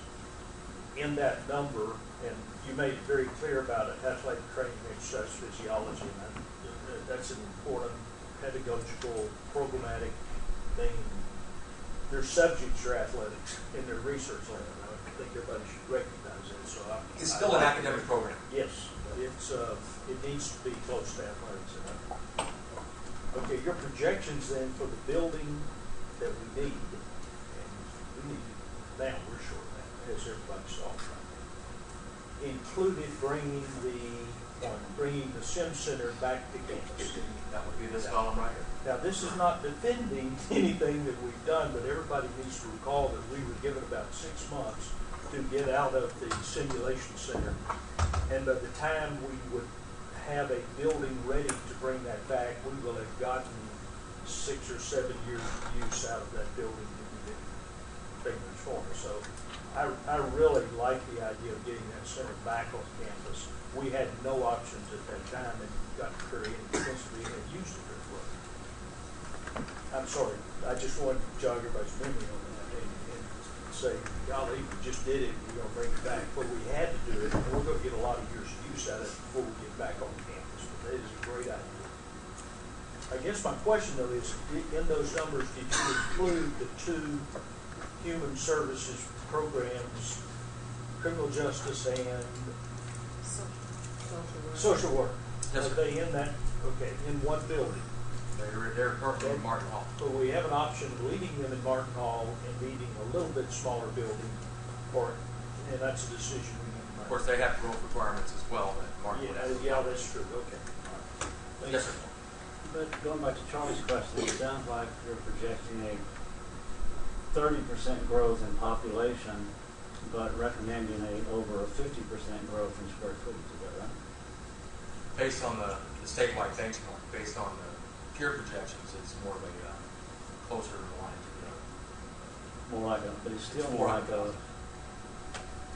Something. It's 400,000 additional gross square feet based on the peers. So based on the peers, we're looking at 30% growth in population, 6,000 to 8,000 or 6,000 to 8,500, 34%. And you're recommending something like that for the square footage. Okay. It depends on the college, but it averages out. But when you originally showed it, we were considerably ahead of the peers in terms of percentage. So are you still projecting we stay still way ahead of our peers in terms of percentage? No, that would bring us in line with that horizontal, the median of the peers. So that horizontal line you saw across all the graphs was the median at the top. But not for square footage. We were way ahead of the median in terms of square footage per student. Correct. And if you're making both grow by the same, we're still projecting to be way ahead in terms of square footage per The student. calculation would be if a college today had 1,000 students and they were below the line, if the line was, let's say, 100 square feet per student, based on the peers, I multiplied then the student growth, total student growth in 2025 by that 100. So if that 1,000 became 2,000 in 12 years, their need would be, what is that, 2,000 times 100, 20,000 square feet. Does that make sense? No, let me reword let me make it a question. I mean, it probably makes great sense. I didn't understand. I'm sorry, David. I'm sure it makes sense. It's a question. Are you projecting something like a 30 to 35% growth in student population? Yeah, that's based on the Are you projecting something like a 30 to 35% growth in square footage? Yeah, but the growth in square footage is not based on the percentage. It's based on the median of the peer. Okay, but still It's the a same number. percentage, right? Does that not keep us way ahead of our peers in terms of square footage per student, since that was the original chart? No, sir. It can bring us in line with that. I don't understand. So maybe offline. Well, it's because let's go back to one real quick.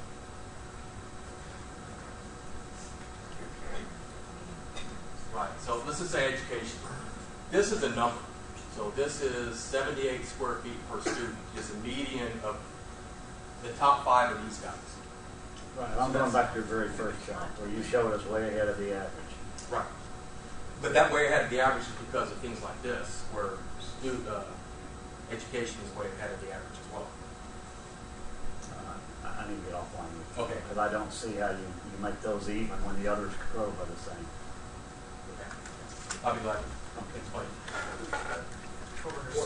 If we're going up 400,000 square feet though, and we have 1.5 million, we're really only projecting a little bit over 25% growth in square footage, rather than the 30 to 35% that you're thinking. Right? Isn't 400? Because 400,000. Double check my math. But No, I just did, and so what I think we need to realize is you were projecting 41% in student population growth and 26% growth based on the median. And I think the disparity comes into play. Yeah, the disparity comes into play because the colleges are so different. I mean, there's a mismatch, and so We may come out a little ahead in square footage in the end, but I think at the end of the day, what you're trying to do anyway is match up the square footage by college, which will create some of this differential. So, but there is a 14 point gap between their square footage recommendation. I mean, I get the 700,000 number. Yeah, 400,000 is probably the right number. If you take the trend line for our university, our trend line shows that we're not growing. What with the other universities you work with, what triggers the plan? In other words, I understand the plan would be to grow 5% a year or so over the next 12 or 15 years, but what would trigger that plan?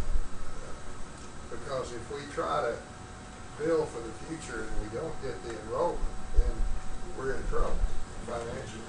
Very much, all of this is predicated on the deans growing their colleges as they project them growing their colleges. But Charlie, we don't do all the expansion at once and then hope the enrollment comes along. Yeah. This is as I said at the beginning, this is a 15, 20-year plan. And we see if they don't meet those benchmarks and we do have enough room, we don't do those projects. Yeah. So that's so you can look at it by college.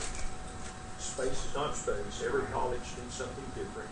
Fine arts is very unusual because they have two big theaters in there. So what we're looking at, we don't have enough space right now to bring in more students, use the right methodology, teach the right things, I guess, we get by. But in science, and particularly in health sciences, human services, we're way below in those two areas. So our first TRB request is what we were tasked to do, does not include 400,000 square feet worth of requirement. I'll tell you, it includes a new health science building, because that's a demonstrated need. If we could demonstrate today, they're well below their peers. They have demonstrated a growth in enrollment in that college. We can demonstrate the need for that one.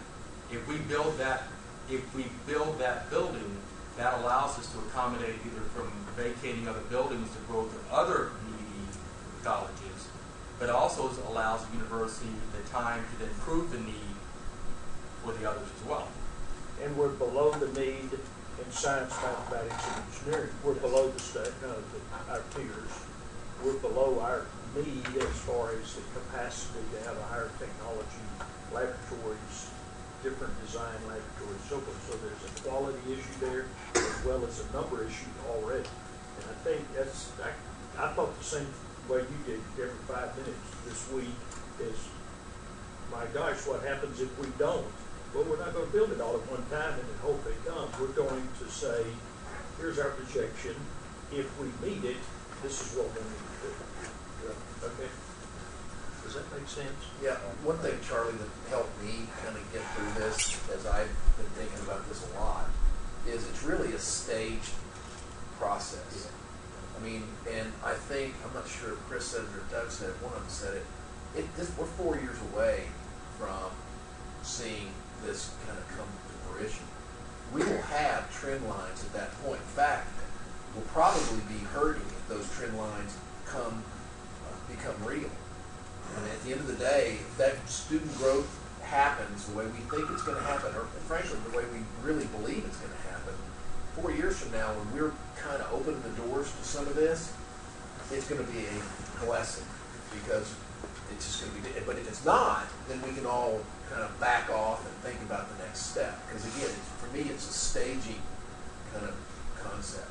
It'll be 4 years from now before we step into a new health science building, right, which we're half our peers' capacity.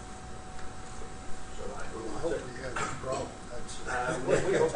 Well, we have to demonstrate a problem. Look at best case and worst case scenario. Well, it helps. Yeah, it helps. What happens if we don't? What happens if we do?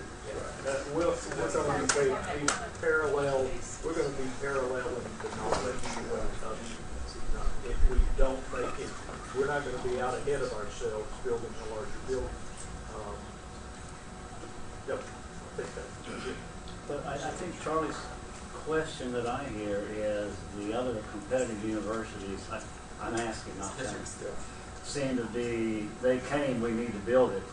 And our approach is we build it and they will come.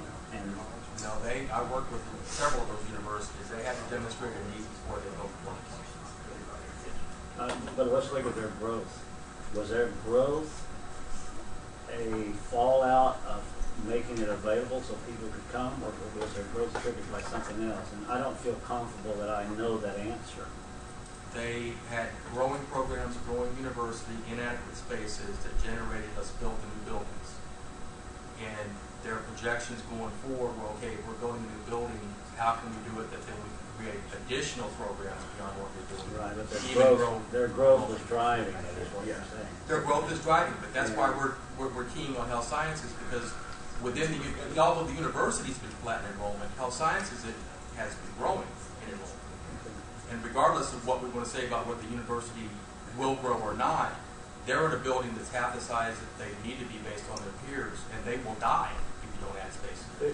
It's holding back our enrollment now. Yeah. We need more radiologic science, active X-ray laboratories, and so forth if we're going to take more students. You know, Linwood, one thing I noticed on that graph is Tarleton. Tarleton's growth line for the last 4 to 5 years has been kind of like this. It hasn't been straight up, but it's been kind of going up. The last time I set foot on Tarleton's campus was about 6 or 7 years ago, until probably 6 months ago. And it's almost, what hit me when I saw that graph and what you just said is, they started this process, which we're trying to do right now, 4 to 5 years ago. Because when I set foot on their campus 6 months ago, it's drastically different than it was when I set foot on the campus 6, 7 years ago. And because they're building, and they're still building now. I mean, they have space needs that are unbelievable. And it's just expanding all over that part of Stephenville. It's incredible. And so, I hear what you're saying, and I have some of those same concerns, because I do not want this to be, if we build it, they will come. That is not what this is about. It should not be about that. But at the risk of being pilloried here in my statement, if the growth is in health and human, or health and human, whatever you call it. Health sciences, human services. Yeah. If that's the growth, then shouldn't we as a university think that's our growth area and emphasize it? And if so, why do we keep such a heavy emphasis on we're a fine arts university if that's the part that's not growing? Please don't throw everything at me. I can tell you that the first building that we recommend you building is a health sciences building. I'm just saying, if that's our growth area, then why do we keep saying we're a fine arts university if that's the part we want to emphasize? We will Liberal arts. I think Liberal arts. Liberal arts. we're not a liberal arts school. We're a public liberal arts school. You look at all of our peers in Popelag, their professional schools produce as many graduates as they do in what we would consider the arts and sciences. We do the same thing. And so, really, if you look at what makes us fit into that category with Oregon Southern all the way over to Massachusetts, we have the same kind of physical characteristics and student profile. They too are having growth in their professional schools. So, I think the word public liberal arts really defines it. They're state schools. They produce about as many arts and sciences majors as they do professional schools.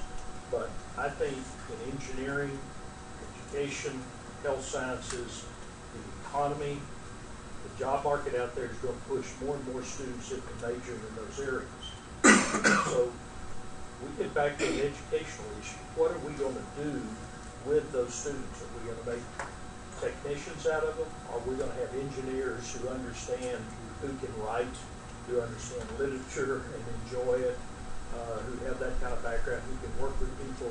So it is an issue. I have to explain that a lot. I think our peer institutions look very much like us, and they're called public liberal arts institutions. Their professional schools are also growing, and I would expect them, because of our economy and the need out there. But then we get out that issue, what do we do with our engineers and our teachers and health science people? We get back to, we want to do more research while they're here. We want to emphasize critical thinking. We want to keep up that, I guess, that image of the graduate who can work with people, who can write, who understands and enjoys literature and the arts and so forth. So that is a little confusing, but we are not a traditional liberal arts school that's largely found in the eastern part of the United States. I'm not objecting to that. I'm just saying it's a little bit incongruous to me if we're saying we need to grow by 25 or 30%, and that's the area we have to grow in, then it would appear to me we have to think about changing our image and our direction. It can very well It's just be a true. thought. It's just a Because of thought. the way the economy and the job market is moving, we're going to have more students move into professional areas, but we never want to lose our idea of what we want to do with those students while they get degrees in engineering and finance. And I'm not voting for that. I'm not saying we ought to do it. I'm just throwing that out for thinking that we will get whatever we emphasize. Yeah, but I think, too, we've got to be practical about the fact that universities need to move with the demands out there. The old idea that we're going to be whatever we want to be, to heck with the forces that are put on us by the economy and the job market, I think is not wise. Universities are here to serve students, the state, the economy, the nation, and we're going to have to go with the fact that we're going to need more health science people. I don't think there's any doubt, and we read about it every day. With an aging population, with our medical doctor situation, the cost of medicine, allied health people are going to be a greater and greater demand. Same thing's true with engineering. Who could have seen many of our mechanical engineers are going to work in the oil and gas industry. Look what's happening there. So we need to move with what is demanded of us out there and still not try to lose what we have when you were here. You were in the professor's office a lot. You got courses and additional knowledge you wanted, but just asking for it. So many of the students did research with professors. We want a lot of student activities like theater, music, and so forth to develop the whole person. Brick and mortar universities are a great place for young people to grow up and mature. And we want to try to have all of it. You're right. I'm asked that question many times. How do you be a liberal arts school and yet engineering has 250 majors in it? It's the direction it's going, but what do we do with those engineers? Somewhat satisfactory. And I would one concrete example. I believe, and I just heard this morning, sociology, my discipline, one of the liberal arts. They're now building that into the MCAT exam for pre-med. So there will be a sociology component. And that just talks about the kind of prep that we do with our kids in the core curriculum in the liberal arts. Yeah, and I wouldn't say health science is the only one that's growing. They're all growing. Just the others are in space that can accommodate the growth. Health science is not one of them. Well, and as the professional schools grow, they're going to drive our growth. But what happens is sciences will grow some because of it, because they need physics. Mathematics will grow because they need calculus. The core learning areas will grow because that's part of their education program. So those service areas are going to be pulled along with the growth in the professional schools. Can I answer any other questions based on benchmarking projections? We're going to go a short discussion on what we think our priority 1 and 2 TRD requests are. I think we'll be pretty close to breaking the lunch. So we've mentioned health sciences quite a bit. And what we would recommend for your number 1 TRD, they always ask you to rank your TRD request. If your number 1 TRD request be for what we're calling health sciences, human services, new building that would vacate Gridwell Hall. We would build that building at a site, and Chris has got a whole series of slides that he'll show you on where that can occur. What that does is, remember that the top 3 priorities as far as needing space are health sciences, education, and science and mathematics. If we built a a new building for health sciences that accommodates not only their near-term but their 12-year growth, vacate Gridwell Hall, education can move into Gridwell Hall. That solves their issues by building one building. And your second request, only because the level of square footage need is less than health sciences would be adding an addition to Bowling Hall to accommodate the growth in the science and mathematics field. So priority 1 and 2 then would be health sciences first, addition to bowling, including, because bowling is one of the major issues, ADA and deferred maintenance renovations to those buildings. Then in 2017, assuming they're doing TRBs again 5 years from now, if you don't get both TRBs in the 2015, it's come back and then ask for the same thing in addition to bowling, along with whatever part of the ADA and deferred maintenance. Does that make sense? We've got a whole series of slides that will talk about how that actually occurs and the locations and everything else. So I've got a question that tags onto this, because Dr. Rogers, you've mentioned a couple of times, we've had on TRB requests for the last 2 or 3 sessions, redoing the library. So what happens when that falls off? We're going to deal with that this afternoon. I think this comes out of this study. Okay. And that's great. I knew it's going to come up. Well, because you've said it so many times. And I've been saying all along, we can't back away from that. However, we say we're going to put our needs in priority. Y'all done it. We're going to have to do that. It makes sense. Can we justify it?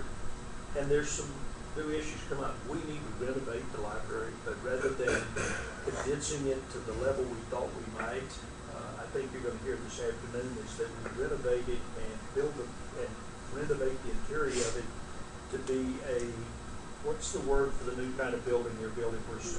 Learning complex. Making it a learning complex rather than what we had started doing. So we have not forgotten it at all.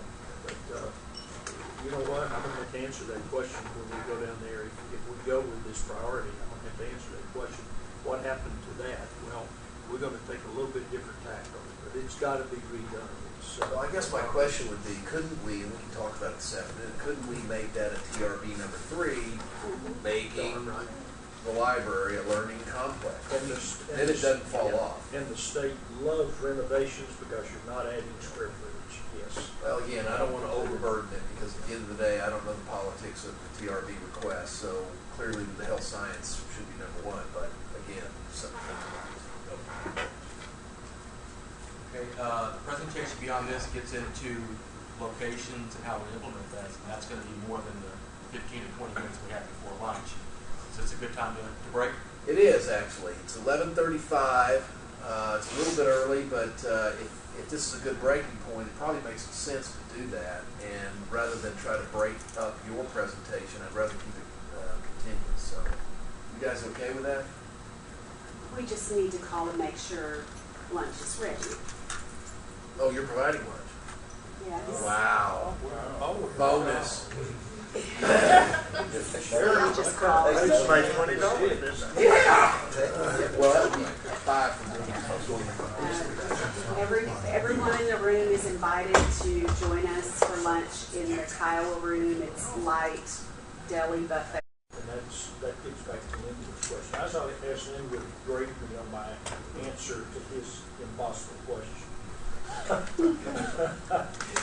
Did I? I think it's a good answer. Well, you know what?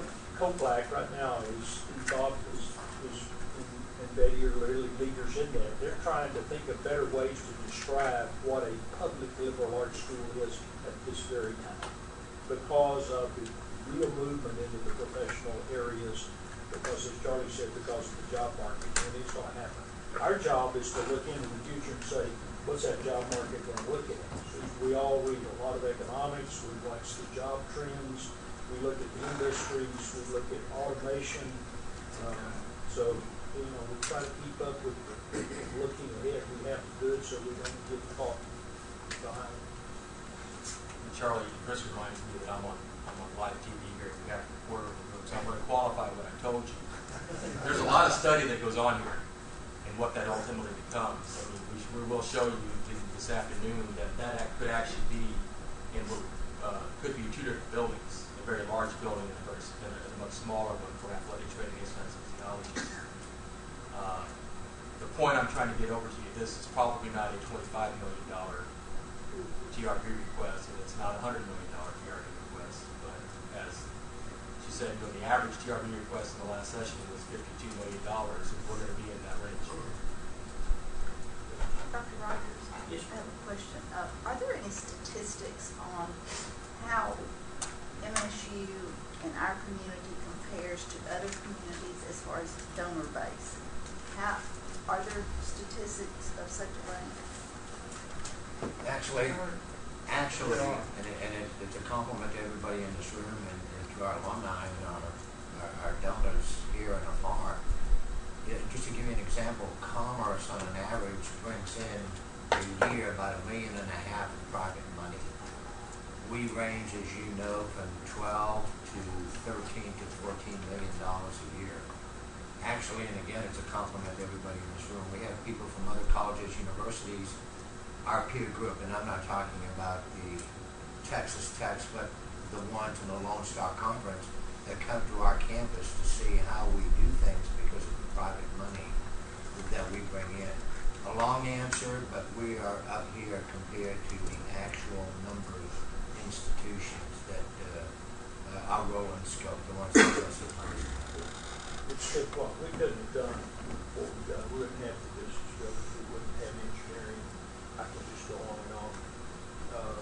If we didn't have this really generous on the face of it.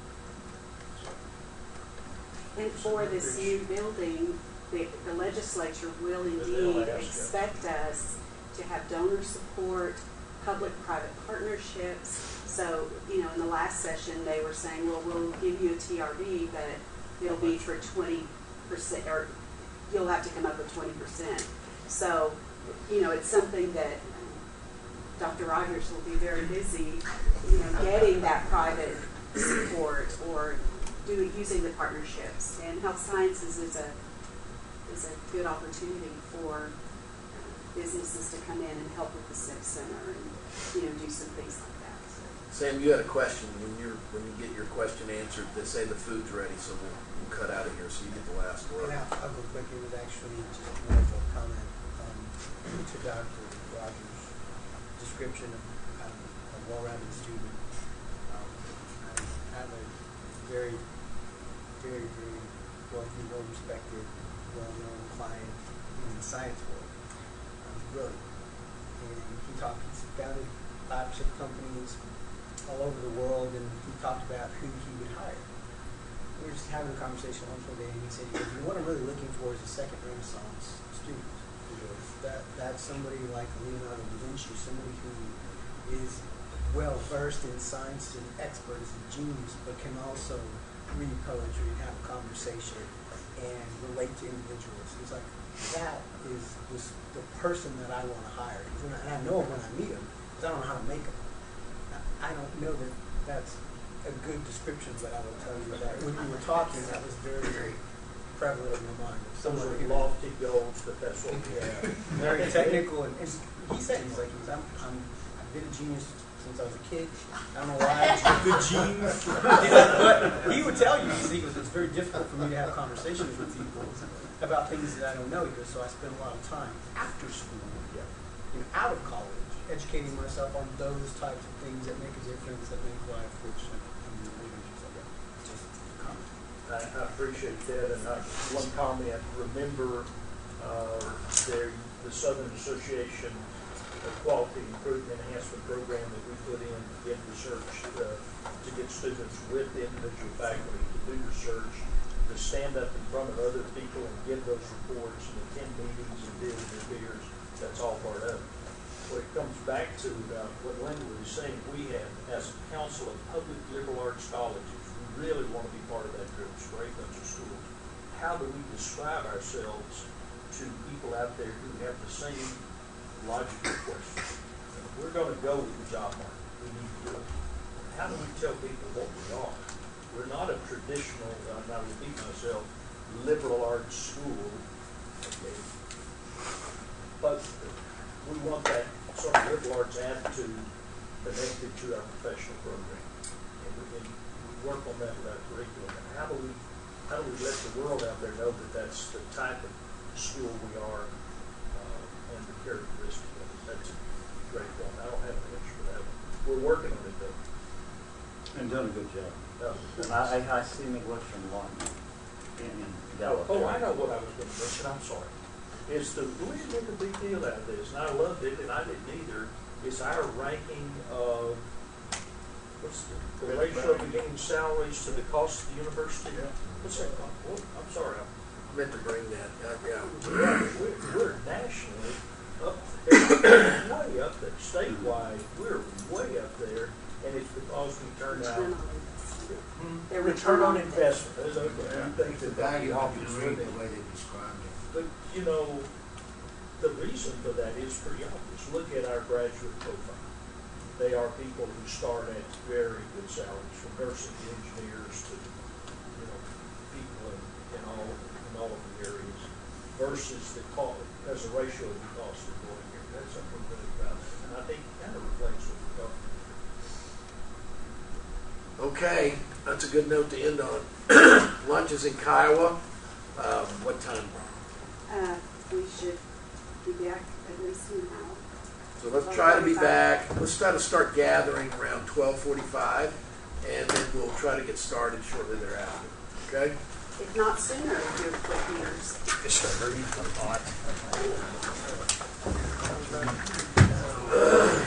Julie is working on I talked about the game.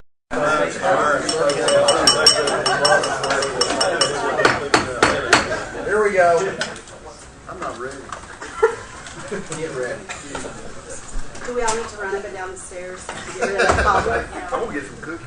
Oh, yeah. We had a great meal. Well, I've got a cookie. Okay. So, I'm going to everybody had a good lunch. Let's go ahead and get back into the presentation. Doug, let me ask you guys a question. How much longer is your guys' presentation? I know we have yet to hear from Pam, so what do we think? This piece of it is where we're going to talk about the health sciences building and some options. Okay. And, you know, depending on the conversation and how long that goes, it might be 45 minutes. Okay. And then athletics comes after that. Okay. Pam, how long do you think that'll be? For them to do what they're No, no, Yeah, no. Are you going to who's doing the athletics presentation? I'm doing the athletics. Pam had one slide, but it could take. That's why I asked. Really good slide. Yeah, that's a really good slide. Yeah, I'm sure it's a great slide. So say an hour and a half for you guys, remainder including Q&A, and then we can. Okay, got it. Go. I think so. We'll see. Yeah, as long as we keep Pam under control. So what we want to do, can somebody do that? So what we wanted to do, and Doug went through the programming and the justification for the College of Health Sciences and Human Services as being on that that first TRV. And so what we wanted to do was test a couple of sites on how big that footprint would be. And we did the same with all the other colleges. But we're not going to make you sit through all of that. We had discussions about all those and you know, the options of those. But we figured this one was the most important one to cover today because this is what we need to sort of make a decision on by February. This was the option of adding on to Bridwell. And you can see, remember Doug mentioned that the size of Bridwell we'd have to almost triple. And at that point, the additions here, keep in mind that the height of Dillard, which is not the tallest building because of the residence hall, but certainly a pretty hefty building, these additions are as big as that. So you kind of have to picture that in your head as you're If you're looking at that, so we kind of dismissed that pretty quickly to say it probably just wouldn't be the best thing to do. The second option that came up was I'll go back one. So counseling, and I forget the name of the second little building underneath Bridgewell. Student support services. Yeah, student support services. There's another building that used to be there. I think it's gone now. But there's two buildings on that site. They're teeny tiny one-story buildings that might make a good site for an academic building. So we thought, well, we could test it. It would fit. You can see the footprint is bigger, and so therefore the size and scale of it is not going to be as big as the other ones. It's still going to be 3 stories in size. So the advantages, and what we're going to do is go through advantages and disadvantages of each one of these sites and then show you what we call the domino effect. So when you build the new building, what happens. So the thought is on this one that the advantage is as what we call swing space. So you can move folks into while you're working on their facility and then move them out of and then do that with somebody else. And it may only be a year or 2 years depending on the size and scale of the building you're trying to get them back into. And it's really convenient to have something like that. And so our suggestion to Maryland when we first showed up 3 or 4 months ago, she said, what should we do with it? I said, well, frankly, I think you got to keep it for swing space right now until we get these first 4 or 5 years going, because it really helps a lot. The other thing about this site is, as far as maybe a disadvantage would be, it's the single biggest program with 30 of your students. In population, all on the northwest corner of the site, pretty far, probably the most distant from the core part of the campus. We're assuming the center part of the campus generally is in here. One of the other disadvantages that another scheme does have is that the other side we'll see in a second, is it starts to address the issues of IT, which has been kind of on a hot plate recently too. And then thirdly is parking. And we talked about this a little bit at the parking discussion. If you have 2 of the bigger programs up in the same location, we move into it, the health sciences moves out of Bridgewell into the new building, then I think Doug mentioned this earlier, that the College of Education could move into Bridgewell. It could backfill into that. It's big enough, and even big enough for them to continue to grow into for a little bit, right, Doug? Yes, Bridgewell is somewhat larger than education would need initially, but in that interim, it provides a space for them to grow long term. That becomes in the education college building. But until they can fully utilize it, there's additional space within Bridgewell to be swing space for other colleges that also have growth needs as well. At that point, we had discussed helping to try to resolve the issue in Fame, which I think Doug also mentioned this earlier about Mass Comm, if we could find a home for them. So there's a couple options we talked about. It could either go into the new building, as their need for technology and studio space and other things like that might potentially go in there, or it could backfill into Martin. And that's assuming we take in what's in Martin and it goes into the new building, right? Yes. So advantages is we don't have to demolish anything. It reinforces the southern edge of what is the primary core part of core academic campus. And it reinforces, I've got this dotted line here, this north-south axis, which is a part of that diagram that I showed you earlier as a way of starting to connect better to South Campus. So that edge of this building for construction could help with maybe the redesign of this access street into more of a service zone that looks like a pedestrian way, like that Mississippi State image that I'm showing you. So the advantages of having buildings that sit on the edges of these roads that we eventually want to close down or do landscaping, try to get your budget to push out, because a lot of times the budget's only 5 feet outside the building, and so you can't do much with that. So if you can add into that some extra dollars to take care of landscaping and new projects as a part of it, that's the time to do it. The disadvantages is the size, we say, is limited because of the street, but I think it's plenty big enough. the question is, if it ever outgrows it, it does not address IT, which is still an issue. There's a city sewer line that runs directly underneath this or at an angle or something. We'll have to work with the city on. Moving it can be a problem sometimes. There's a way to architecturally bridge over it. So there's a little bit of an issue that we'd have to do some coordination with the city on that. So that's a little bit of a disadvantage. And the one that we don't really need to talk about really is displacing 320 spaces because of an issue. Right after lunch.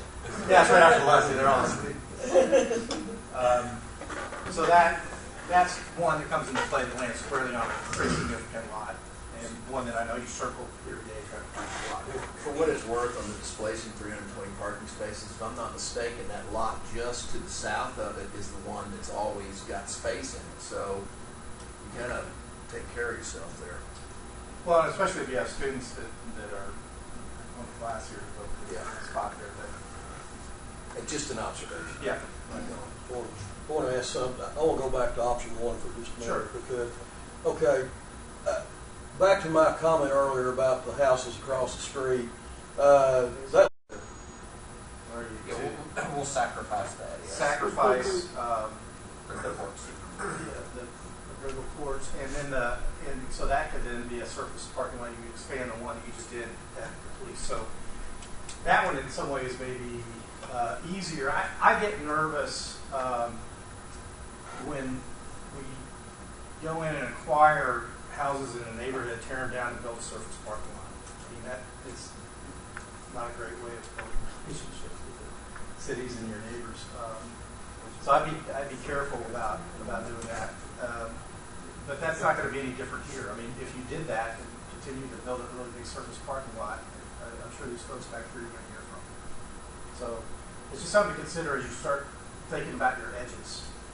And once again, the advantage of having a comprehensive plan, somebody earlier came up and said, well, in a regular process, have you talked to the neighbors? And we're like, well, in a regular, bigger, longer process, yes, we would want to do that because they're your neighbors. We don't want to upset. We need to work with them. And so that's one of those things that we would want to have them understand what the pressures are and why it is that we're looking at doing what we're doing. And it was partially thinking it could be somewhat similar, maybe a mirror image of the business school and help to reinforce the south part of that plot. It does a number of things for us in that it does still create a professional zone between these two. It addresses IT because it sits on top of IT, meaning that we can use the budget of that to help resolve that issue. So you leave, Right here. we'd still leave the hub there, right, and build in IT at the ground floor of the new building. You might explain the problem with the hub. I'm not sure we've discussed that report before, but my understanding is all of your fiber optics that come from that service all the buildings, they all come in a spider web to that east end of that site. To this building here. So they go there. So you either have to then keep that there, or you have to rewire a major part of the campus, which is a significant undertaking cost. So whatever we do, I mean, that hub is not going to go away unless you rewire all the wires. It's not like copper, fiber optic. You can't cut into the line and splice and go somewhere else. It's point to point. You got to build the new one, and then we're talking re-pull about lines. It's very expensive really quickly.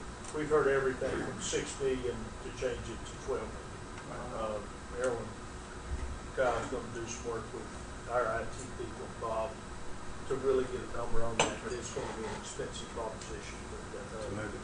So we thought this would be we thought this would be a good option to consider. And that's one reason. It does it'll go all the way up to here or not. I put that up there to say ideally it'd be great if we could package this landscaping project and this one into part of the budget that comes along with that building. Let's see what else. So the disadvantages are and not to say that the other ones weren't somewhat limited too. This one might have a little more room to expand in that it's limited now primarily because there's the tunnel system that runs just on the north side of Comanche and turns the corner and goes up, and then there's a big row of trees along here that are pretty significant that I'd really rather not tear down to make room for this building. You can. But I try not to do that. And on top of that, this sidewalk I've located at equidistance from the one that's over in front of the business school, so thinking that that makes this more kind of American, symmetrical plot. It's the architect in me, sorry. But there's room to get that building in there. It's 4 stories, so it's 1 level taller. Well, if we're down at 120,000 or so, it'd probably be 3. And the 150 pushes education academy, Crest Academy, before we can do anything on that site. And then we open that up, and education could move back over to Britain. And the same thing goes with MassCom, whether they go in the new building, go in Martin, or go somewhere else, or it's the same scenario. So in the last one, well, maybe we should stop there and have a discussion. The other one is finally the second TRV which basically looks at the addition. I'm just going to do it because it's rather quick. But in addition to the west side of Bowling would certainly work for what they need, for what Doug mentions as being that to 2025. If they continue to grow and grow beyond that, that's when you might have to consider on building a building for them and then moving somebody else back going into Bowling. I pointed out yesterday, I'm probably the last person on campus who remembers this. Bowling was built to be added on to the west. That's the reason it looks so strange when you buy it. It's got lower levels, upper levels. There's a plan to expand it. The new addition would be for all your labs, your high-tech, high-end rooms, even to the extent that they're replacing some in the original building because they're really 40 years old at this point. And that way you spend your money where it's most valuable and where it's least expensive to create that kind of space. And then go back into the building and renovate your existing labs or other spaces for whatever the uses are required for at the time of your project. For offices and ones that are less intensive, less expensive to renovate for. You don't want to have to go back in and try to bring the old part of Bowling up to the new technologies too. It's just extremely What we expensive. discussed yesterday, and I'm sorry to interrupt, but the reality is it costs about the same to add on and renovate as it would to build a new building. That doesn't mean you run off and build a new building necessarily, but it is that to emphasize that's an expensive proposition is to bring the science building up to modern standards. We've discussed that a lot. I like it because for emotional reasons almost. I like it on facing Taft Street. That's the front of a very, it's sort of Front lawn. that's a major consideration, I think, even more so than growth. Well, like Doug mentioned earlier, I think in pursuing the number one, the health sciences building, by the time you get that built in 5 years, this may have changed to be more than this and doesn't make sense to do this, or it may make sense to do this, or it may not, depending on what happens with the program. So we get back to Charlie's question.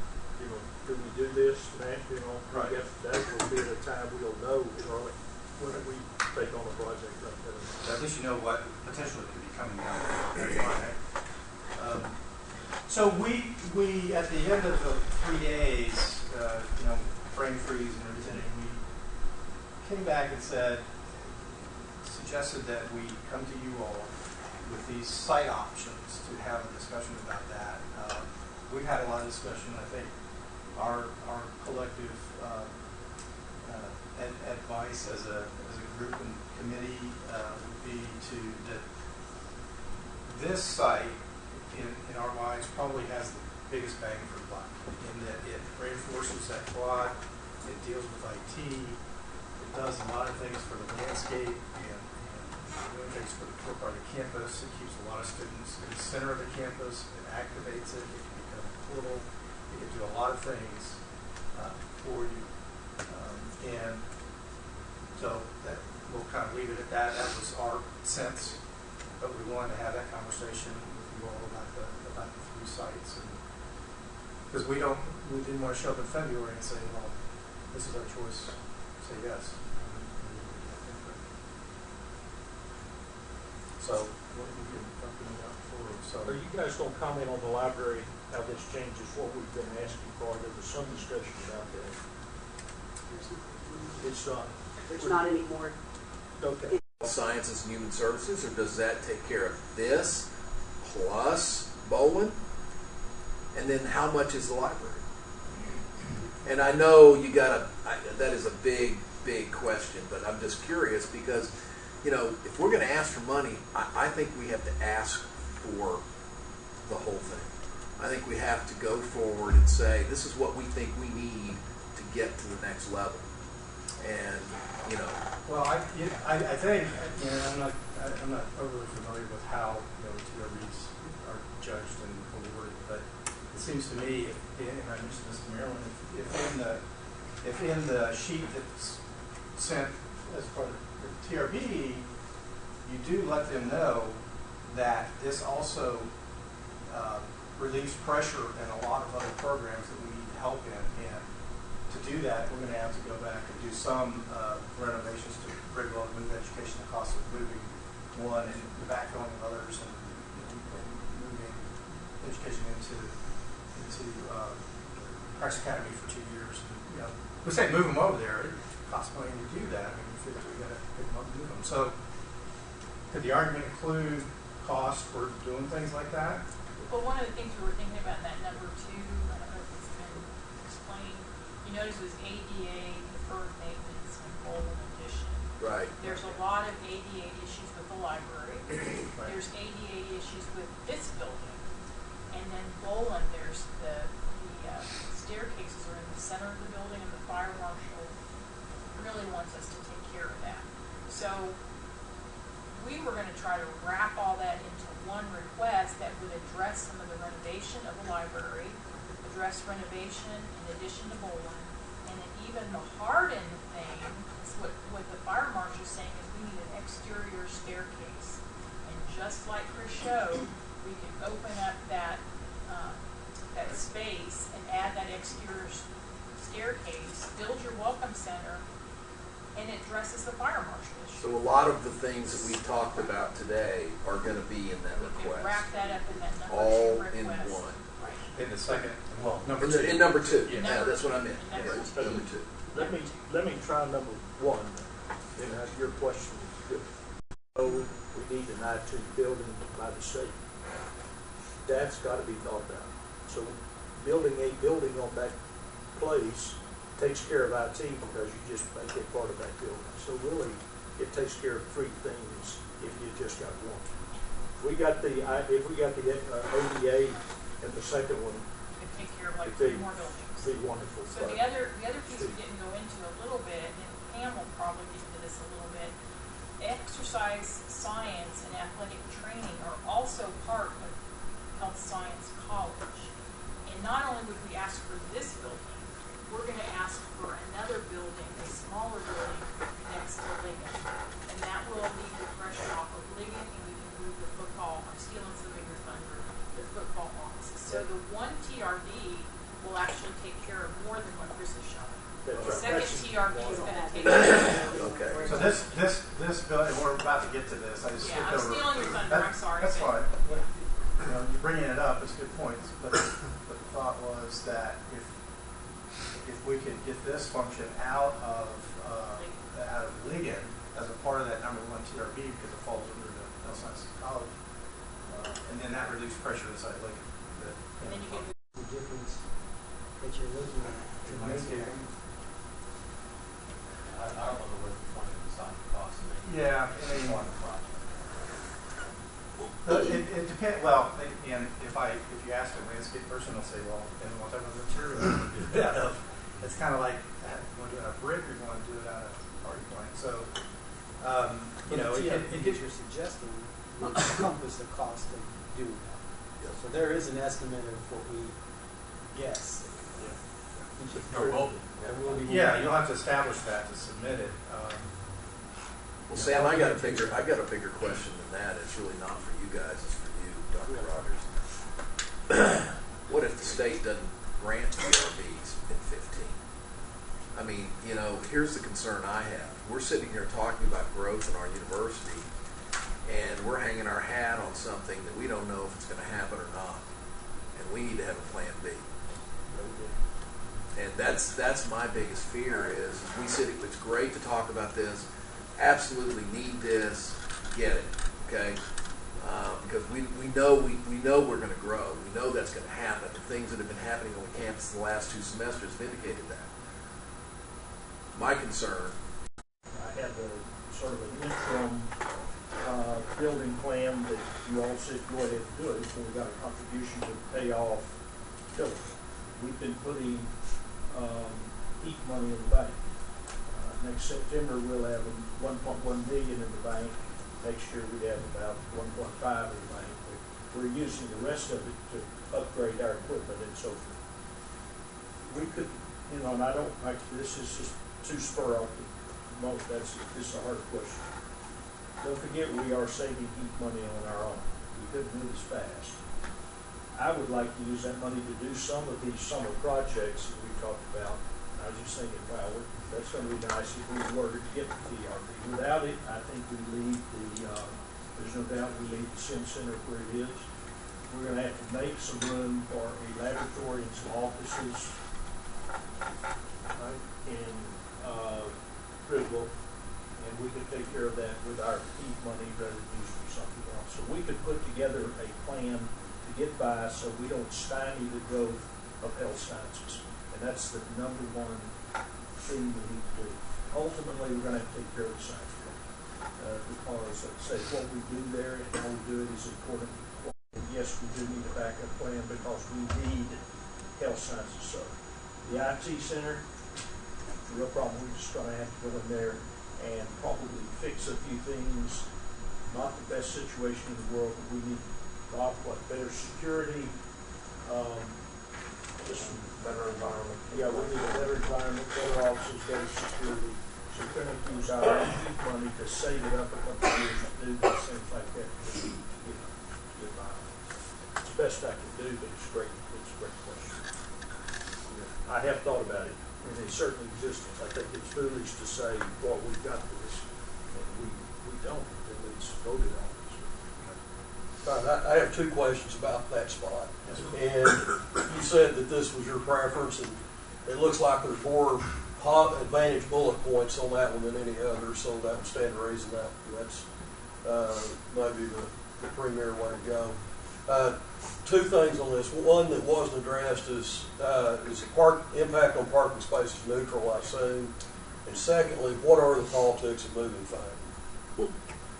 Well, I can answer the first one. I can't answer the second. The first one, and I might have missed over that, but the big advantage to this one is it doesn't.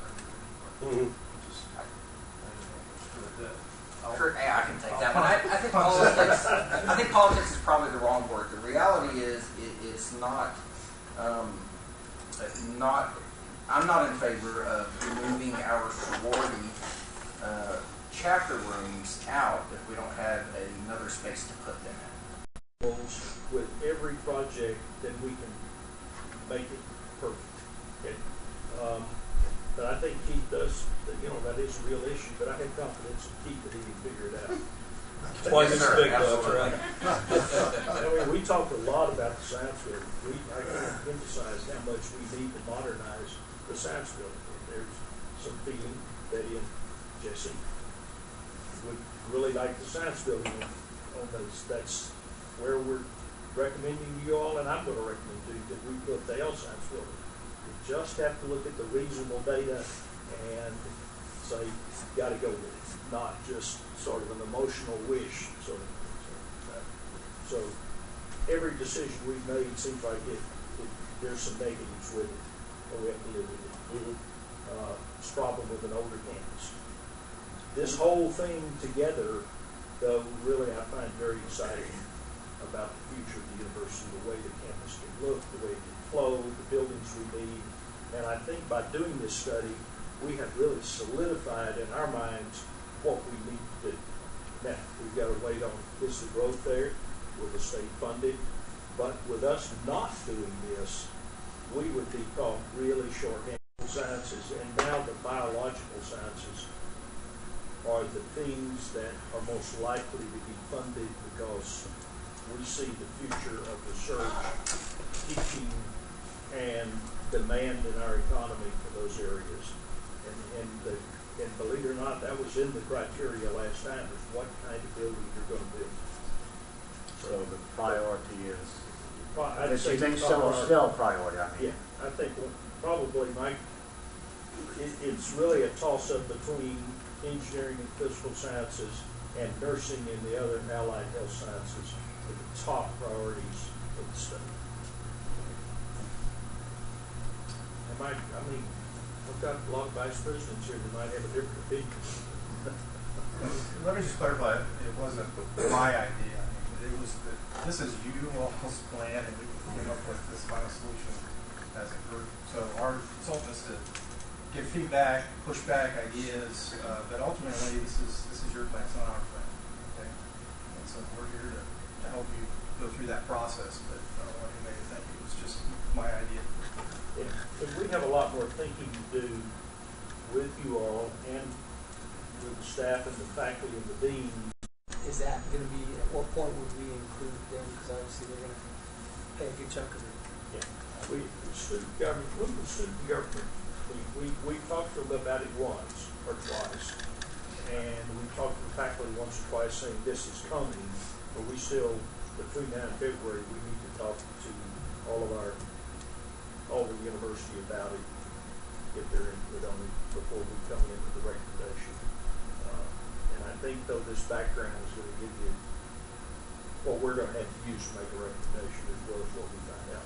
You know, Sam, one thing I'll say too, I definitely think we should visit with them, and I know we have had some conversations with student and faculty at this point, but ultimately it's going to fall down to the administration of the board to determine what's right. Everybody's going to have an opinion. I mean, you know, let's pick on the parking for a second. Somebody's going to zero in on parking and say, well, you take away parking places, I'm not in. Well, you know, you got to look at the greater good of the university. So ultimately it's going to fall to us. And it's going to fall to the people in this room to make the right decision with the right inputs. And so, you know, again, you're always going to have people picking things. And we're going to, you know, we can sit here. Well, it does get back to the same scenario with the neighbors who have the same issues with the students and faculty and staff. That's a good point. Bring them along in the process. Well, we realized last fall, or well, at the end of last legislative session, that we had to make a decision about the TRB, and there was so much discussion in the President's Council about what we needed to do, including the library, and including science, and including health science, including IT. We said, we've got to get busy. I mean, there was so much difference in our opinions about that. I think what we do is we take a general idea and say, here are the things we're going for, and talk to the deans and the senate and the student body. I think they may have some good ideas about it. I want to see some enthusiasm for it too. I agree with both of you, I guess. The only problem that I can see is the student body's going to look at the parking and things like that. I'm more concerned personally, and I'd like for Jesse to give us some indication that they're going to study what's it going to do. You're talking about the sewer line that's going underneath one location, all the wires that come into that. You don't have to submit a site plan with the TRB request. They don't really care where it goes, so you have time to work those things out. So we keep the top two and require another. So we've got that's the thing. We've got time to figure out what. And what'll happen between February and May is that if the board approves a plan to move forward with these TRBs, we'll also get ask approval in February to hire architects or people just start looking at it, so we have real numbers that, so then in May, we'll bring to you, these are the different pieces. If we put it over IT, it'll add this much. If we include the landscaping, so we'll be working on that kind of programming, and then it may change. And then in a year and a half, we'll know if we have the TRB funding. In fact, sorry, at the very end of this, Marilyn's going to go over that whole schedule. Yeah, so if you look at the timeline, Charlie, it's not we got to figure this thing out by February. It's really we got to figure this thing out over the next 18 months. Oh, So, okay. Right. Okay. Right. well, probably 12. Mr. Chairman, one more story, right, Charlie, is, and I'll write this in my book. The day before I was to recommend to the board that we build Dillard Business Administration Building on that site, the size of the building and so forth, and this was not Kyle, but the physical plant director came in and said, guess what, I was wrong. The energy tunnel does not run across that, in front of that site. And I said, how much? He said, oh, probably not much, another $1.5 million. We're not going to do it. We'll be really careful.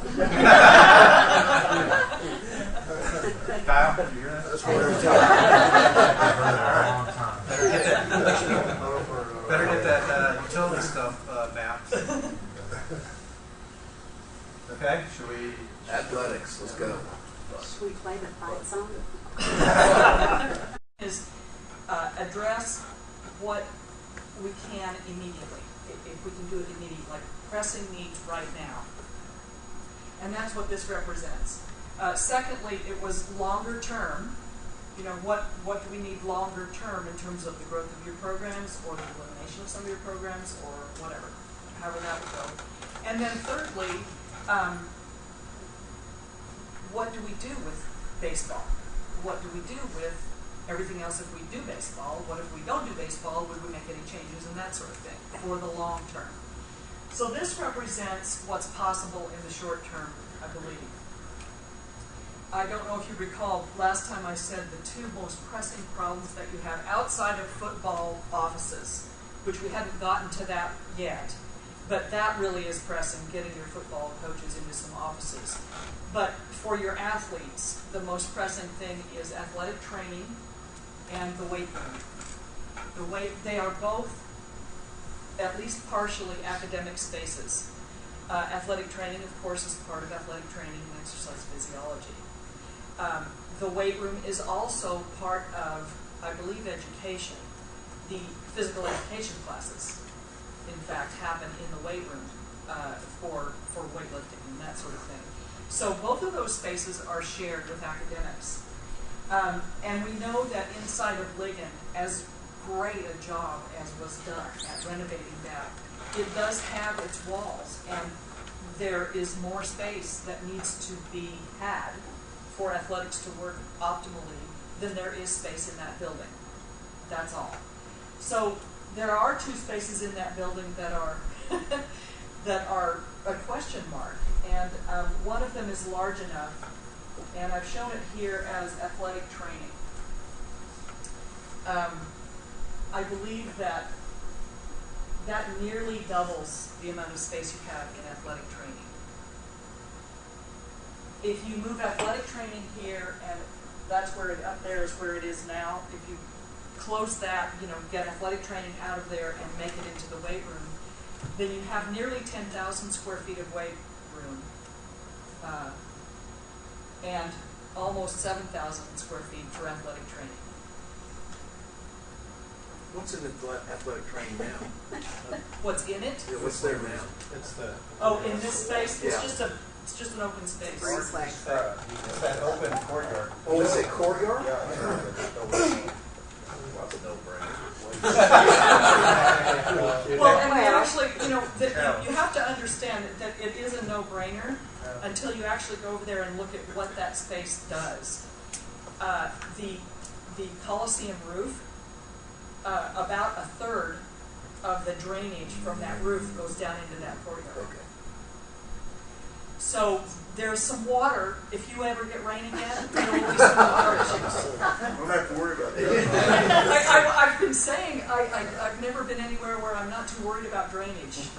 That's not, you know, and you know, we actually talked about some ideas about how that can be handled. But the reality is what I think ought to happen is this ought to become some display cases on each side. You can see those from the outside. And then, literally, you already have 4 walls there. You should leave them exposed. They're beautiful brick. Put a roof on in there. Figure out the drainage. And I think they could move in. I think that could be a very quick project. So, that would make a huge difference for Charlie and his program right now. I mean, immediately. It would make a really big difference. The second thing that we did is we looked at where to put football coaches. Currently, above this space is this space, where kinesiology and exercise phys. There are some classrooms up there, lots of faculty offices, and some labs. Now, with the TRB being approved and getting a health sciences building, our proposal is to move this out of Ligon and to that little building we talked about across the street. And we'll get to a little bit more about that in a minute. Okay. And I want to talk a little bit more about that building and why it's there and that sort of thing. But at the point in time when this second level becomes available, doing nothing but removing some walls and adding 3. You literally can house all of your football coaches, give them a whole bunch of meeting rooms and an auditorium effectively. It's these, you know, it's not big enough and there are all kinds of things about that, but the bottom line is you wouldn't have to do very much of anything to it. And again, that's like how immediate can we have that happen. So that's short term, and this may not even be short term because until we have a place for kinesiology exercise phys to go, you know, that's not available. So, all right. So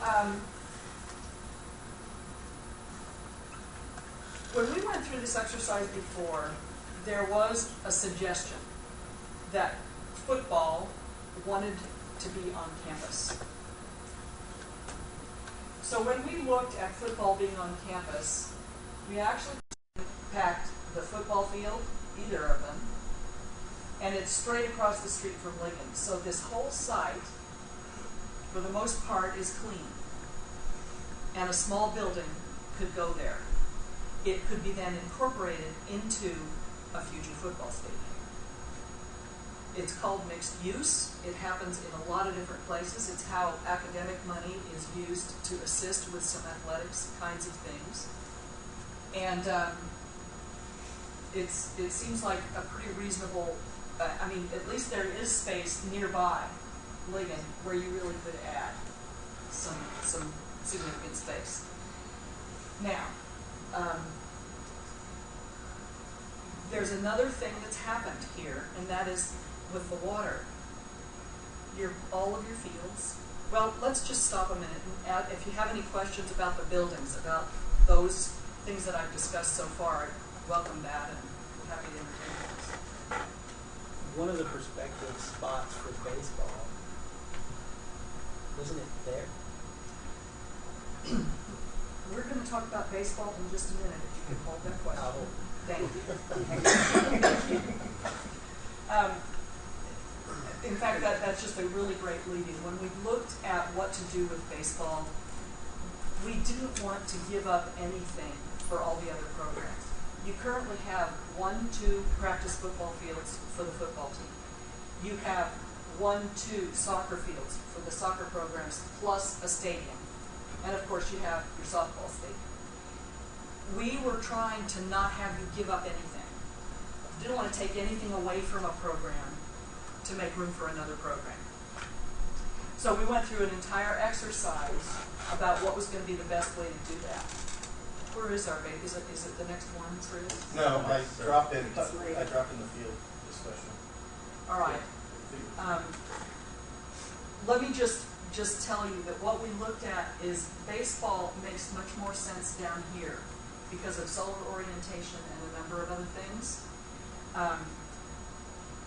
Not least of which was putting it up there blows away absolutely everything that's on that side already. It touches everything. There are all kinds of utility lines underneath that side that would have to be moved. So it really did not seem like, I mean, the north side, the north of Midwestern Parkway just really did not work for baseball. I mean, tennis had to move, football had to move. I think we were going to keep softball, but even the soccer field, it was going to be very, very tight. We were going to do a little odd thing in the outfield. So now getting back to the water, or the lack thereof, one of the things I think you're going to have to start looking at is artificial turf. And artificial turf is a pretty high dollar item. It's about plus or minus $1 million for a soccer football field. And so if football were ever to come, this is where we want the field. We'd actually want it a little bit farther south, but we're not going to mess up tennis yet. So that's where we suggest putting a field that would accommodate soccer and football. That allows you to keep one grass field, if you can keep it grassed. There's some additional space here for drills and whatever else the coach, any of the coaches want to do. With a band, cheerleaders, whatever. But it does protect one grass field, and it provides an artificial turf. Now that artificial turf can be used by soccer, obviously, and football. The University of Nebraska has their stadium field. That's all they have. They have an indoor practice facility, but the University of Nebraska practices on one field.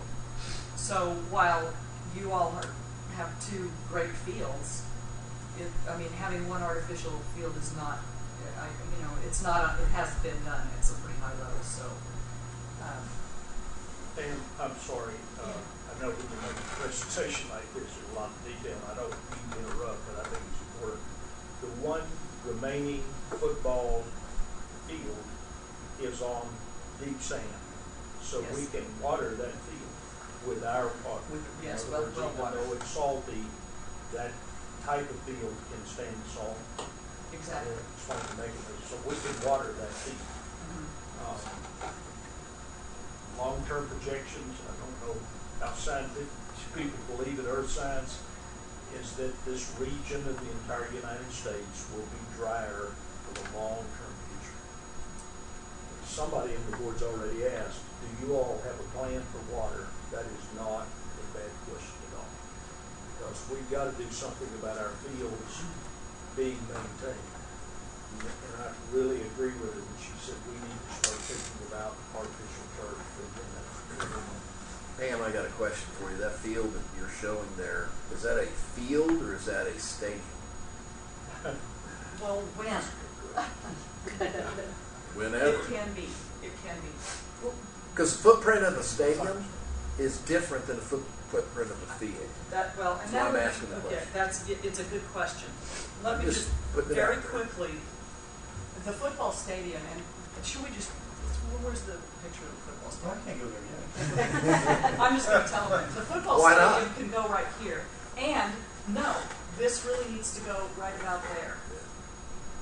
But until tennis is solved, if it's likely that there's an alternative for your tennis center, not only for athletics, but for recreation and academics as well, we're not going to tell you to go build a tennis facility somewhere.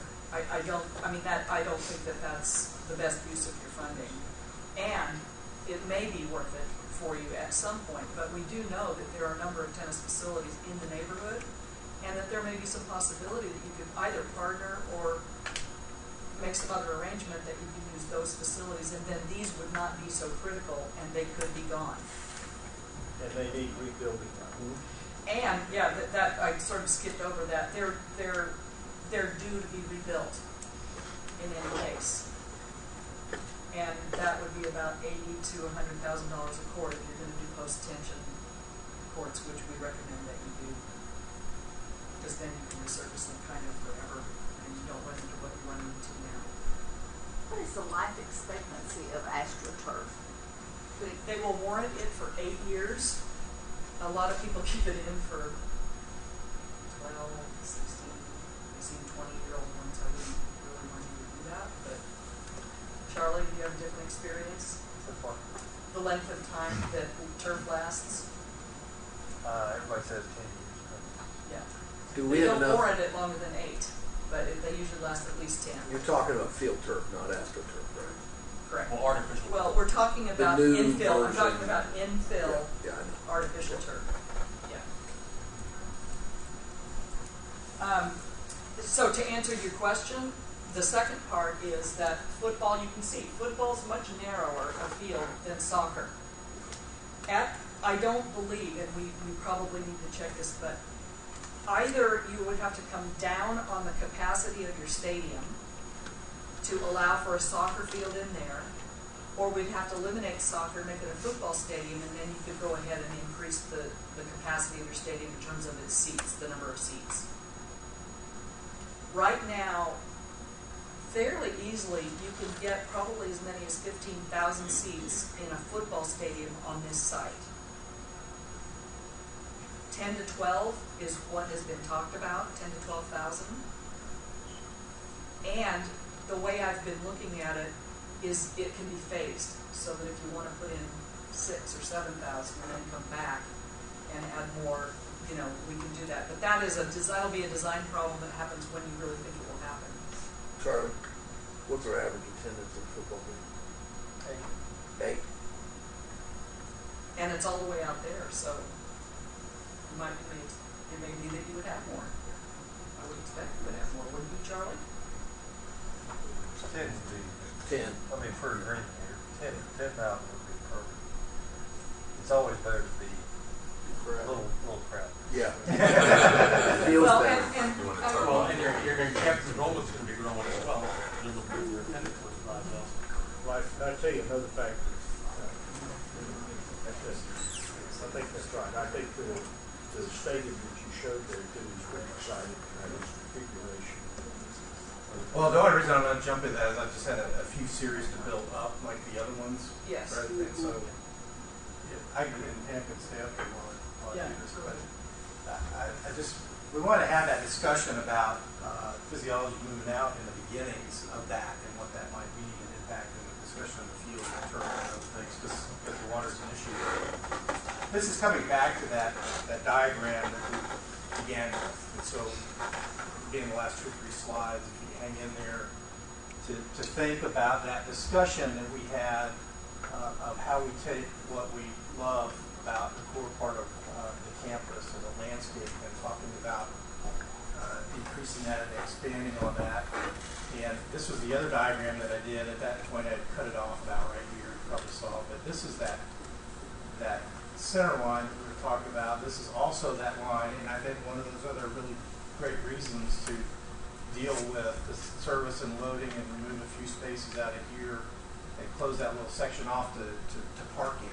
It's not daily traffic, it's the kids in there parking right in front of their dorms. And there's maybe 30 of them or so.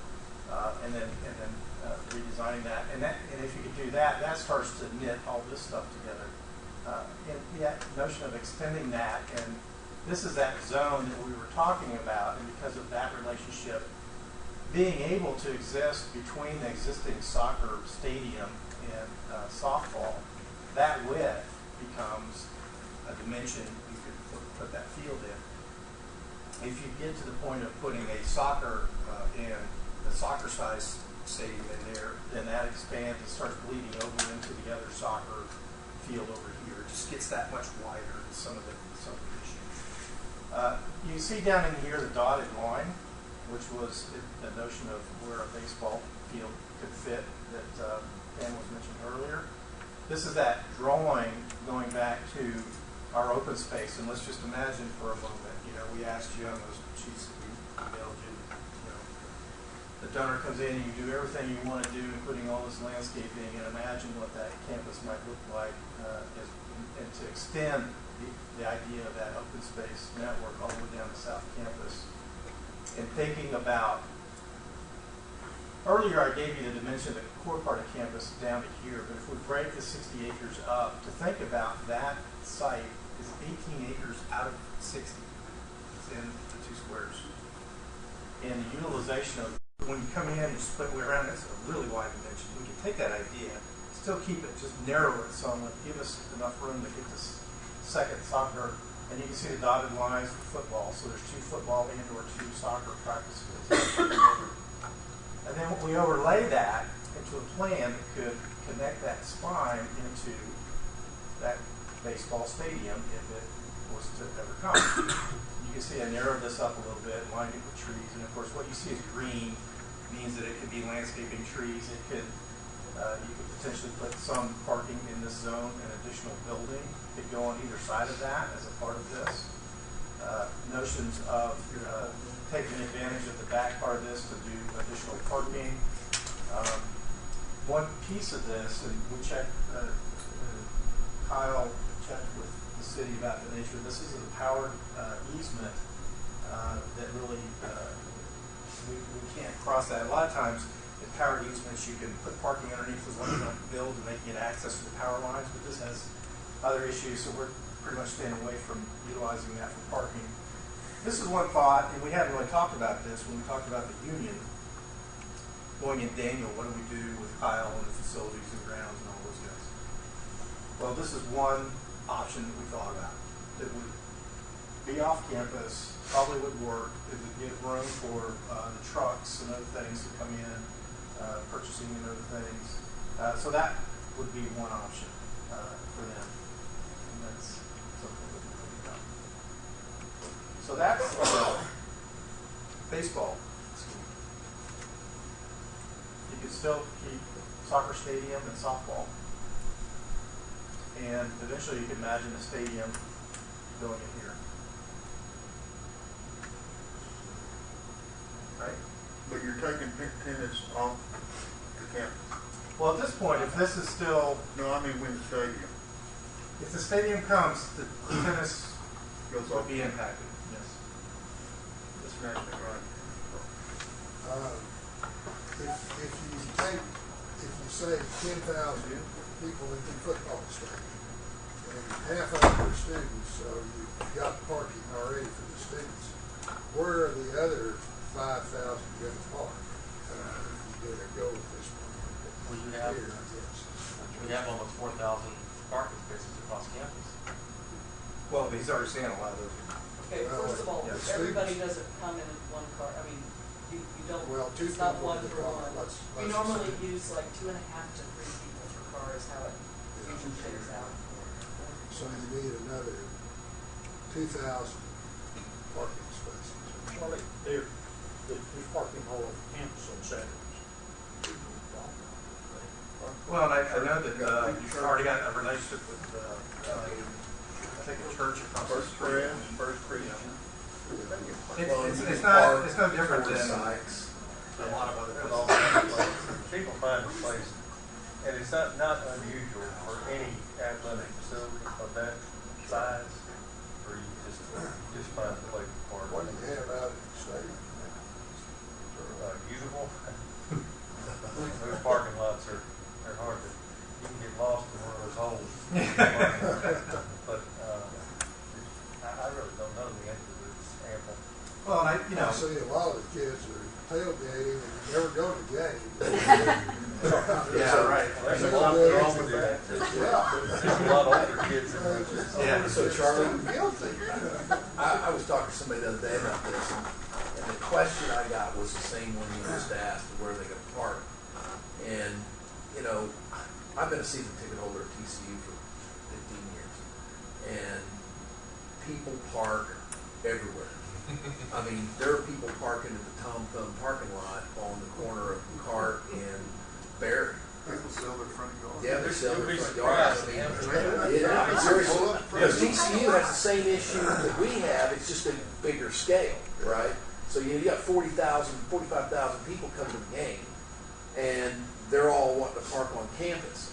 Yet there's shuttle buses coming from all over the place. So again, same concept. I mean, as I've thought about this, you got churches over here to the east, And then you've got Sykes Center and businesses over here to the west, which a lot of those parking spaces will be open, not Sykes, but the, you know, the businesses there on the west. I would suspect, considering campus parking and that, you pretty well take care of yourself. Tech's worse than TCU. Tech is everybody's driveway. Tech's a mess. It's like $5 to charge somebody's driveway. Surprised how many entrepreneurs will. Yeah, they'll plow Sure, major economic Yeah, development. and they'll have golf carts shoveling you to the front So we gate. can dream a little. Did you drop the slide of the stadium, the mock up the stadium? As No, well I didn't as- figure anybody really wanted to talk about Keep it. going. It's like parking. Well, how about the, Okay, so the other option, here's option if baseball comes, right?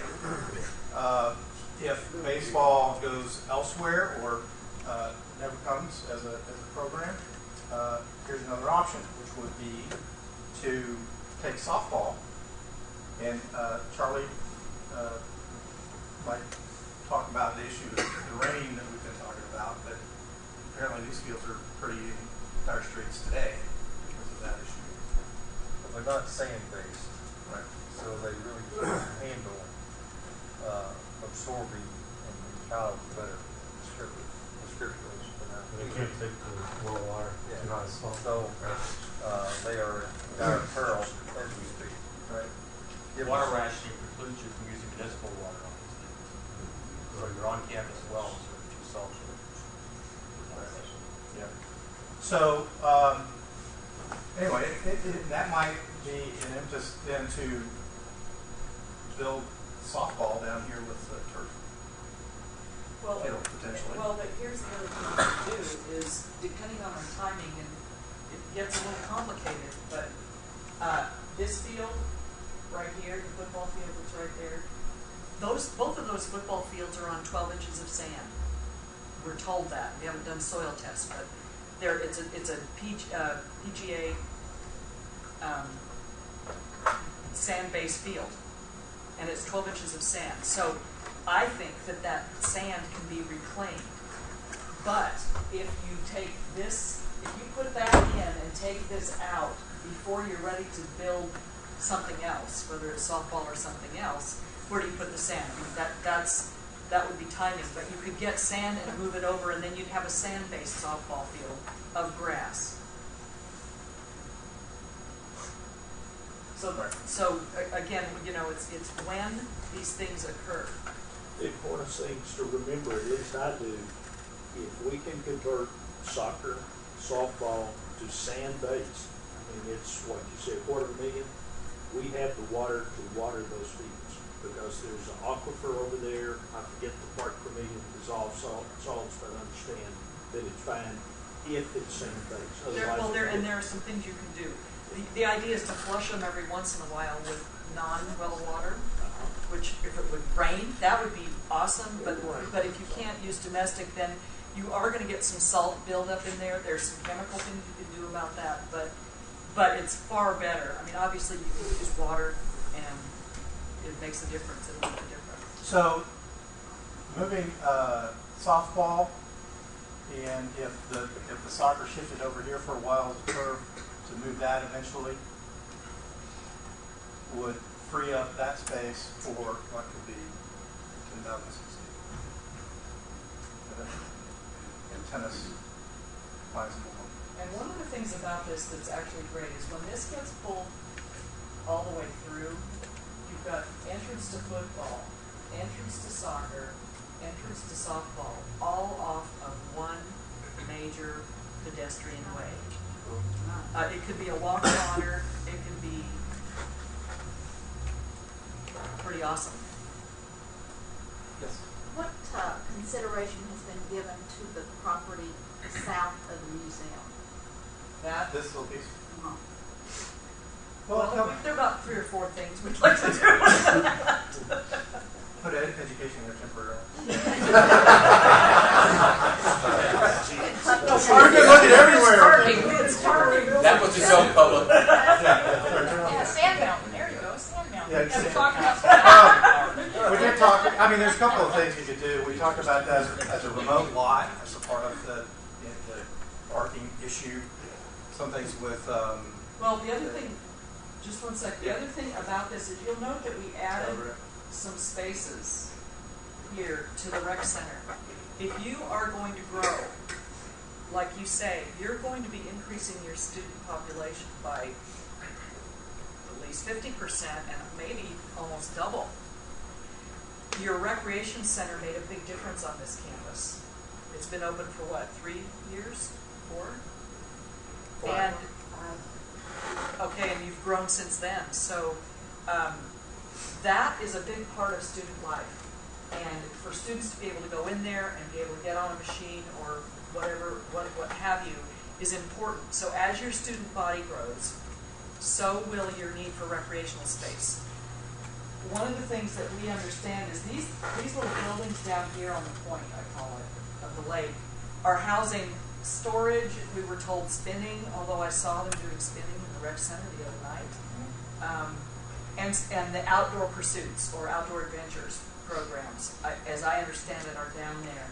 So that was another thing that I was thinking could be over here, is an outdoor pursuits kind of space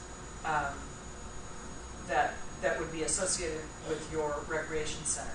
Ideally, it's actually part of the rec center, but I'm not sure how much site you really have around that that's available to you. So those will be some things that, as it grows, you'll figure it. But that was another thing we were thinking could go on that site. On this particular scheme, if this was to convert over to parking as much as we could, this particular drawing includes the parking along the edge is about 500 spaces. So remote, yes. For events, great. Events at the president's house, rec center parking, yeah, they might have to walk a little bit further, but you can walk over along the lake and up there. It's not that bad. In fact, a lot of students tell me they just walk from their dorms, so they're walking further than that now anyway, because it's really not that bad for them to do that. So just to wrap this up, the other thing that we talked about was that if this could occur, remember the baseball scheme, if baseball comes, this still is taken up by a soccer stadium and by softball stadium.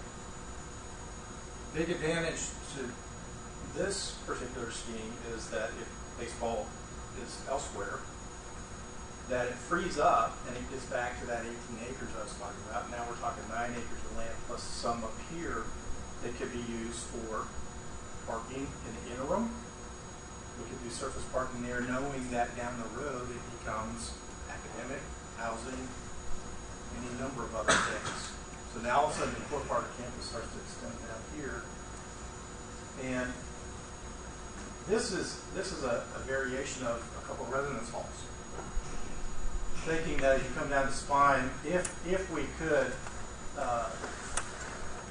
take this field and sink it a little bit, I know there's water table issues, you can imagine coming in at plaza level here and go down into the seating area. So these corners open up with residence halls, and then this, I don't know that this axis goes right up to Proto. Yeah, you're pretty close to it. There's that parking lot we were talking about earlier. And I just want to give you an example of another master plan that we did a number of years ago. It was called Case Reserve University, Case Western Reserve. Now it's called Case Cleveland. This is the master plan we did for them. You think you have issues with you? Remember I was talking about your campus grid? This is a banana. This was 2 different universities. It was Case University and Western Reserve over here. Right? And they've got the downtown Cleveland's back down that way. Up in the northeast part of campus is their residential, and all the brown boxes are proposed new with their track and football stadium now. Division II, they're obviously, only a 10,000 seat stadium, but they did something. They had a track, and we had drawn a couple of schemes that had drawn housing along this edge. And they said, oh, we can't move the track, it costs too much. And we said, okay, well, let's do this. We'll wrap housing around the south edge and put a parking garage behind it so you can park and deal with a bunch of the parking issues that they have as well. This is a rendering of that as a part of that long-range comprehensive master plan. And you can see how we wrapped around the house, and this is purely conceptual, right, around the track, and a parking garage, and a little courtyard, and the housing. And they're doing this all over the place. I think Texas Tech's done this too, right? You've got a garage that's got housing slammed up against it, right? So when you're tight on space, this is not a bad solution. So we came back about 4 years after that, and they actually moved the track up and to the right, and they built housing along the street edge and wrapped it around the north side instead of in the south, and built a garage over on this right side of the field. And this is what that looks like today. This is all a courtyard of student housing. It wraps around. There's a Starbucks right here in the corner. You slip underneath this glass corridor that connects these residence halls. You get in. This is how they access the field. Now, this one has a track, and the issue with the track, obviously, is that it makes the seating much further There's away. also soccer in there, you can see. Yeah, there's soccer field. I think they're Division III. Are they? They are. Yeah. All we know is that when they did this, nobody was going to these games. Nobody. I mean, it's like a Carnegie Mellon kind of school, so a lot of the kids were too busy and studying all the time and not out doing it. But when this happened, people actually started going to the games. Reorient their priorities. I don't know they're going to Division I,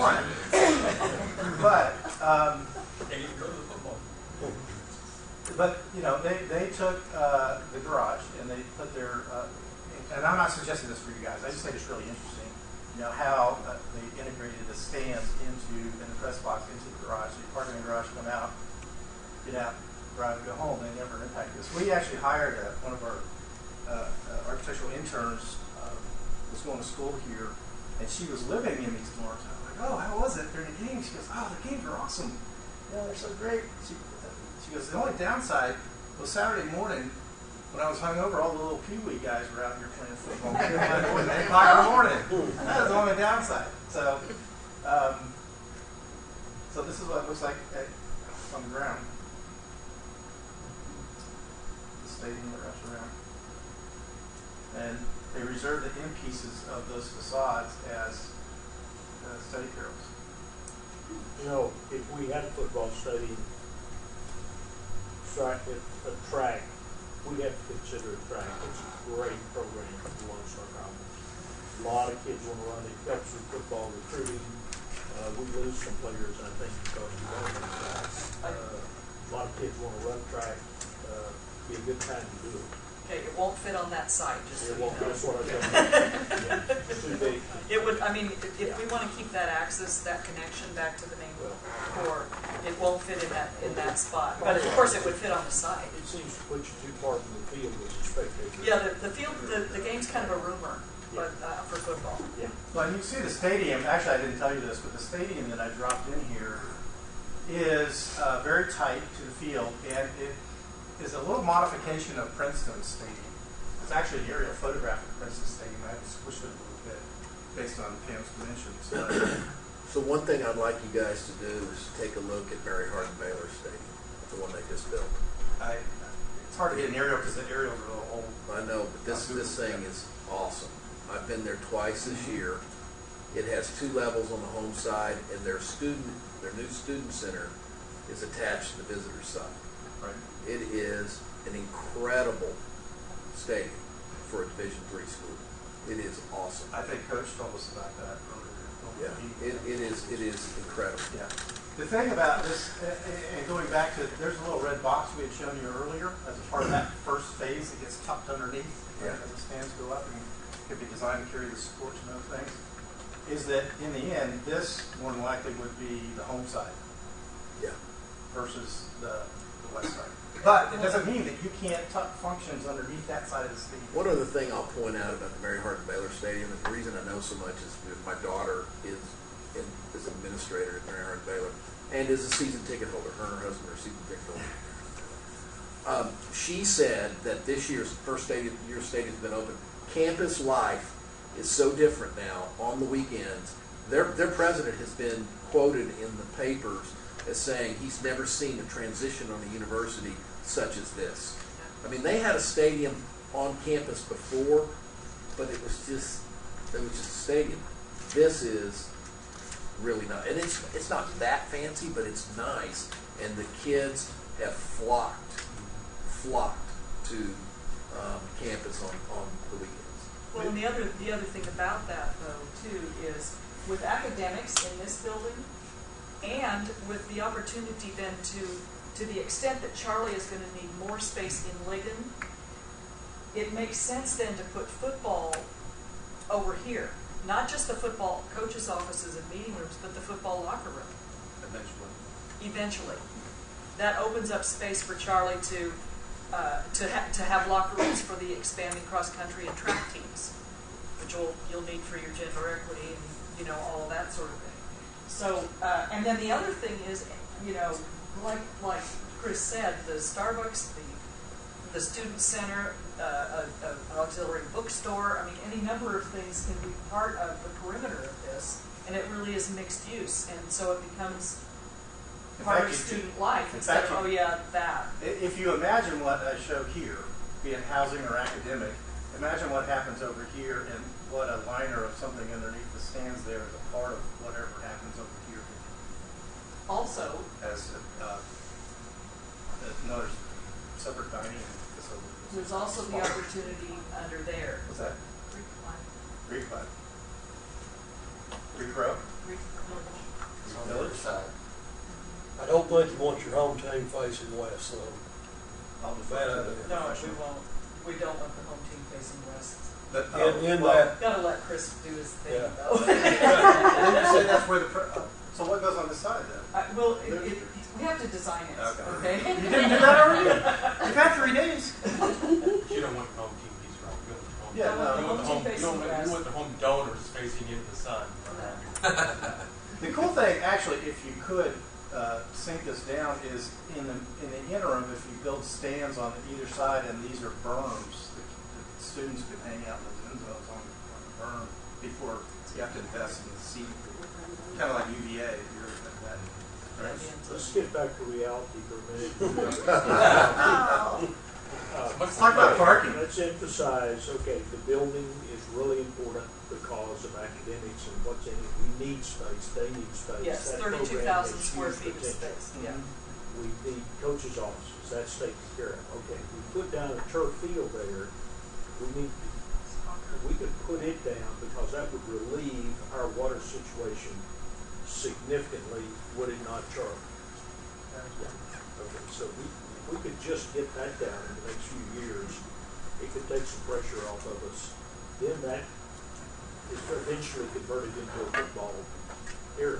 One of our intentions of this planning is saving a space for a home football. In reality, depending on what happens with tennis, that field could literally be the down payment on a football stadium. That field would be, that's what I was going, okay. And it would solve the problems we have now of our soccer field being dry, the actual playing field.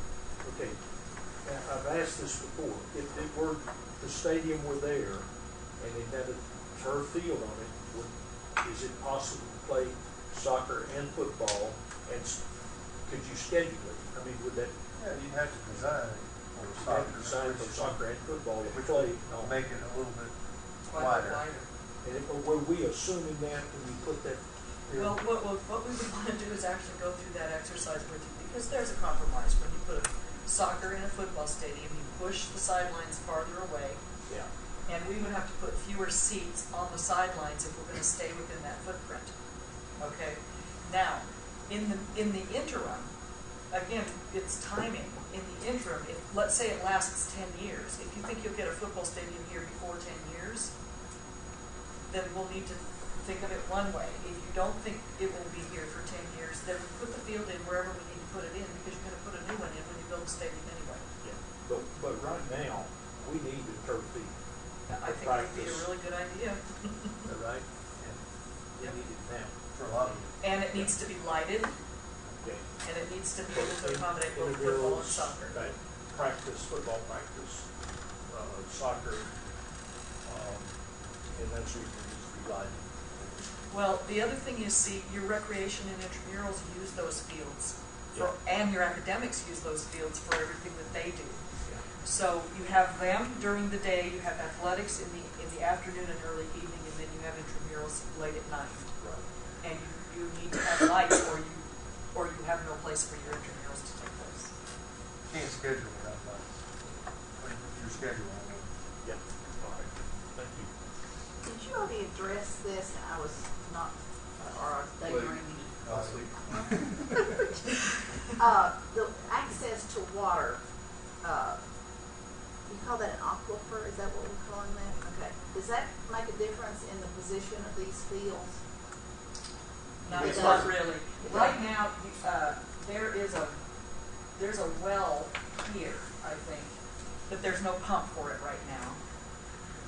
And you aren't using it right now because there's no pump. There's a well up in the middle of here somewhere, and there is a pump for that one. And so it doesn't really matter. That water is down there, to our knowledge, and so we'll put a well where we need to put a well, build a pump house, and that sort of thing, along with what we need for the field. Just curious question, why do you need 2 soccer fields and 2 football fields? Well, you don't really need 2 football fields if you have a turf field in your stadium. For soccer, you have 2 soccer programs, men's and women's, and they really prefer grass, which is why, I'm going to leap in here, Charlie, correct me if I'm wrong, you have a stadium that they do everything they can to try and keep that grass pristine, and you have 2 practice fields so that they can tear the heck out of the grass and not ruin the stadium field. By the way, this is shown as a football field, but primarily is a rec. Well, it would be, if it could be grass, what we would do is allow rec to use it. I would not recommend lighting it so that they can't overplay it so much. But if it were grass, then when football plays on a natural turf, when they're going to have a game on a natural turf field, they could play, they could practice on a natural turf field. That would be a scheduling thing to do with intramurals and everybody else. But having a football field that is natural would be a great asset and not critical. I mean, you know, as someone who does athletics, that's what I do, and I'm here to speak for Charlie and make sure that we do the right thing by the athletic programs. You know, not having water is a lot bigger problem. And I really get that. So we don't need 2 football fields. It's just really, really nice, and you happen to have them. Someone else put them in. Well, and you may want to make one of these make one turf and one grass so that soccer and or football could practice on a grass field rather than this one. Right? Well, it's just that football fits there, and soccer really doesn't fit there. No, except the dotted line is a football field. No, yeah, I know, but I'm talking about over there. And really, to get to the actuality of this at the time, we would need to talk. We need to know what your intramural programs are, how often they play, how much they, how many games do you want to give them in their season, what do they want to practice, what are Charlie's programs doing, how much are they going to need fields, how much of it can we actually schedule, how much of it is foreseeable. We'd have to go through the whole programming exercise to be sure that we had the right fields of the right surfaces to best meet your needs. Can you go back a couple slides? Keep going.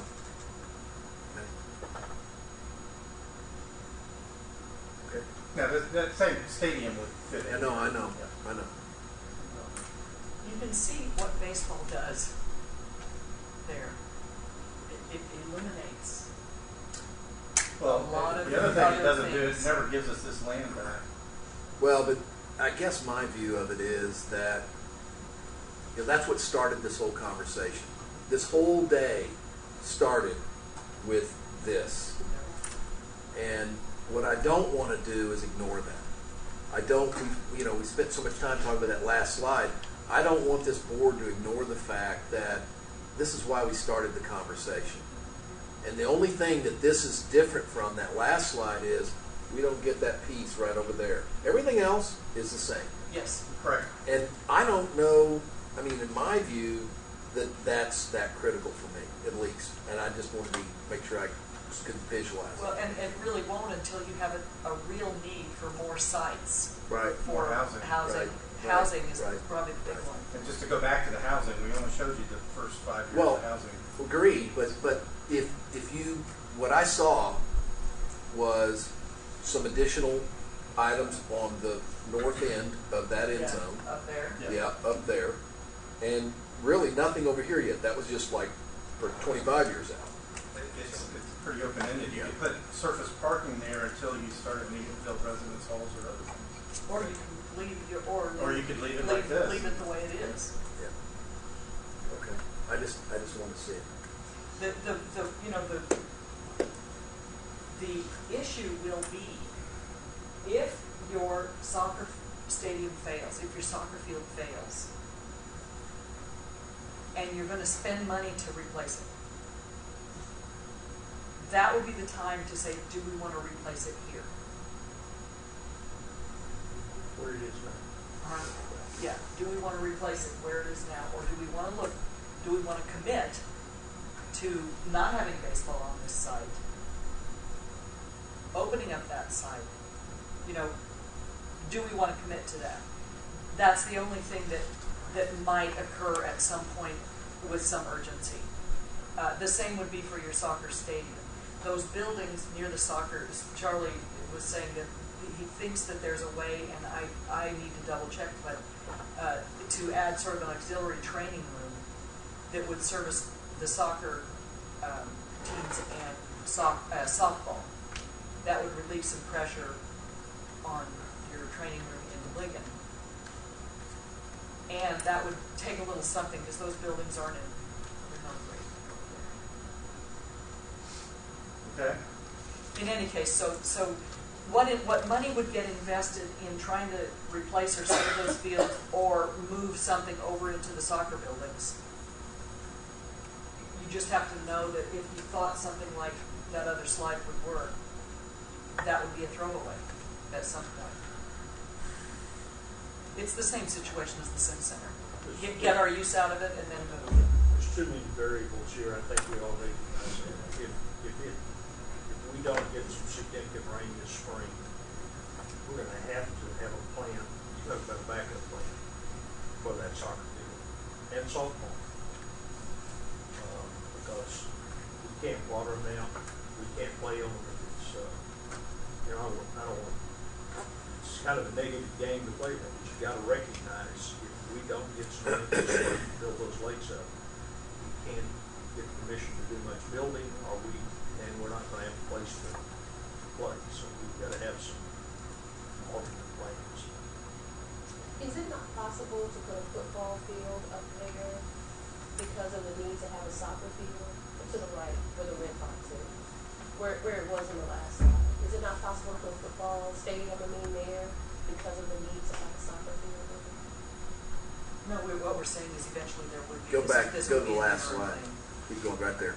Okay. This layout would ultimately be what we would do. The other one would be an interim thing. So, I misunderstood. yeah. Sorry, what's going on? So we have one more piece with Maryland to go over scheduling. We could take a quick break. Or we could Let's do take a very quick break because I promised That's that the we last try to piece be we've done got. by 3, and we are not going to be. But let's take a very quick break, and then we'll come back and try to wrap it up because I want to make sure the board has time to ask any follow-up questions, and we can kind of lay the groundwork for the next steps. Okay. Very quick. 5 minutes. Yeah, 5 minutes.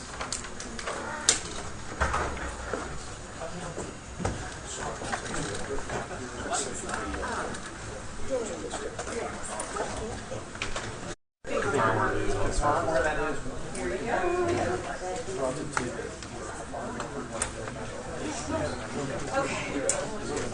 now we go. Yeah.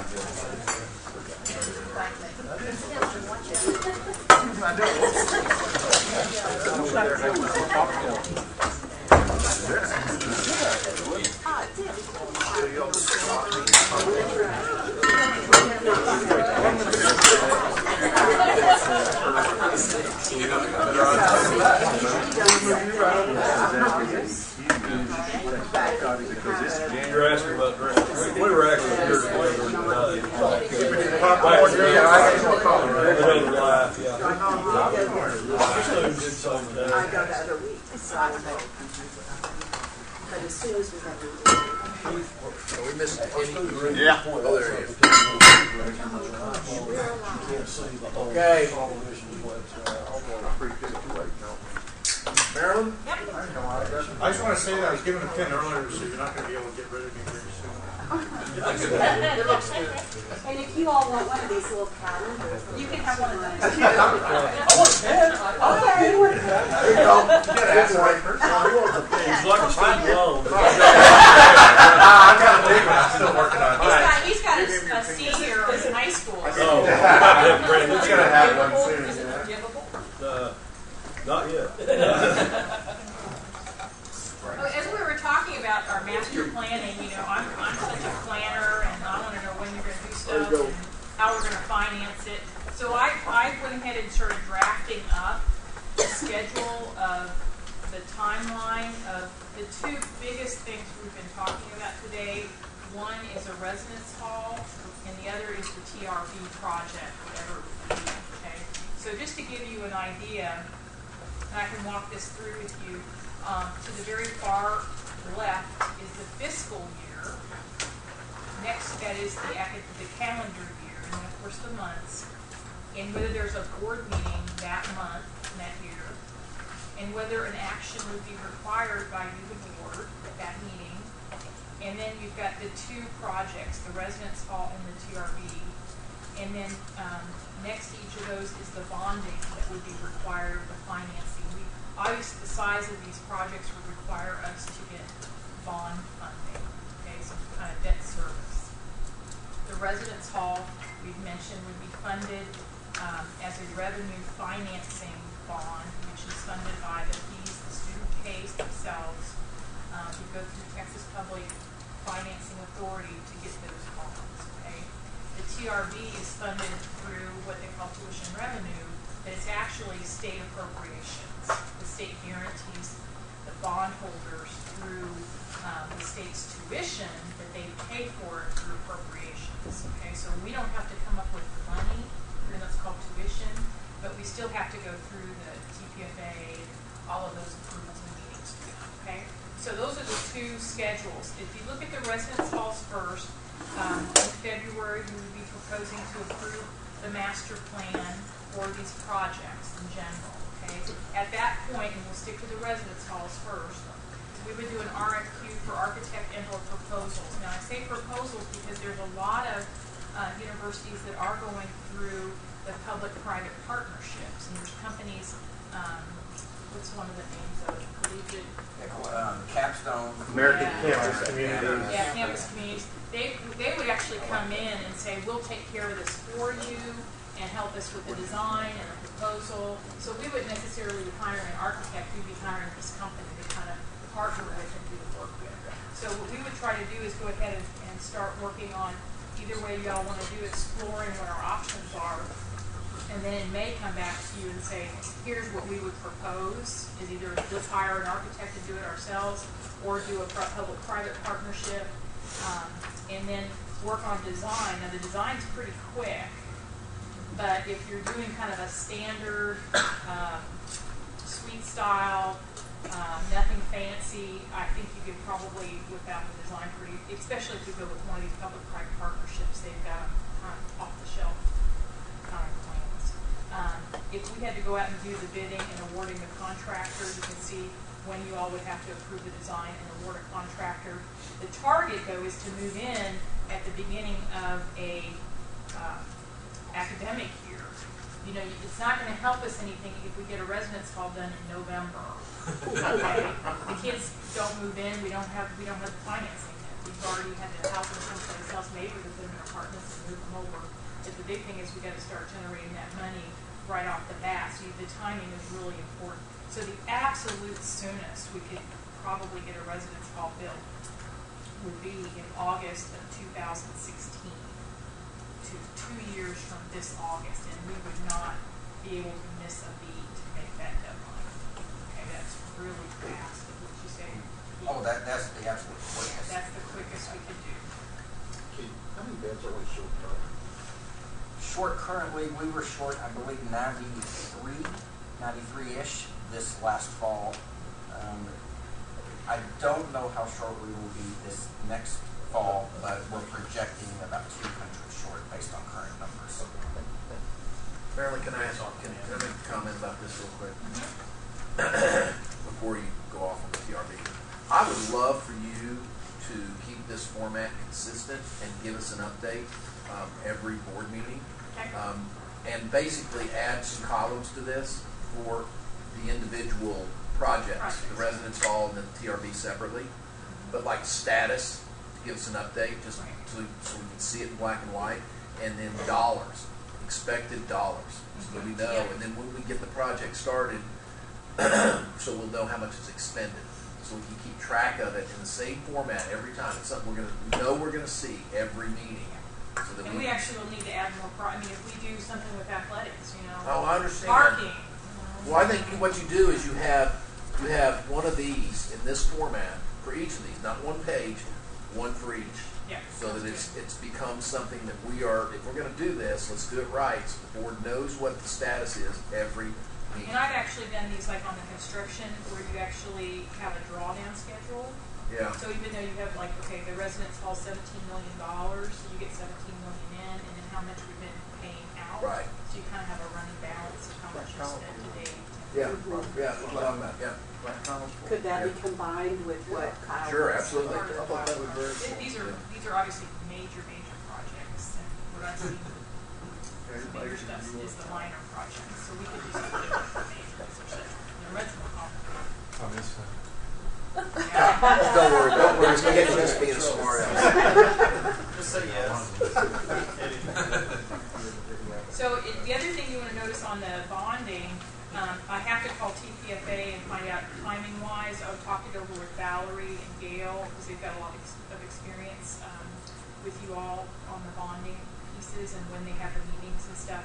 But May meeting, you'd also need to get the board authority to issue bonds and then to go to them and get their meeting. So again, that's really fast, May.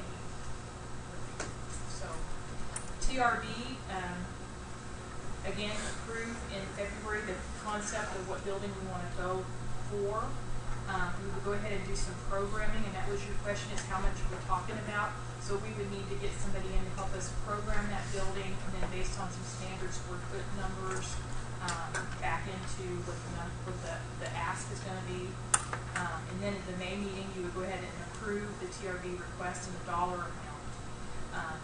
That doesn't mean we still have to write up our LAR, our legislative appropriation request, and submit it. But at least everybody's on the same page of what we're asking for and how much. So then over the spring and summer, we put the LAR together, we submit it, we update it again in October. So at that point, if we did have to tweak it for some reason, the TRB amount, we can do that. Basically in October, we're updating the financial information, the final year-end numbers, but we can tweak other parts of it.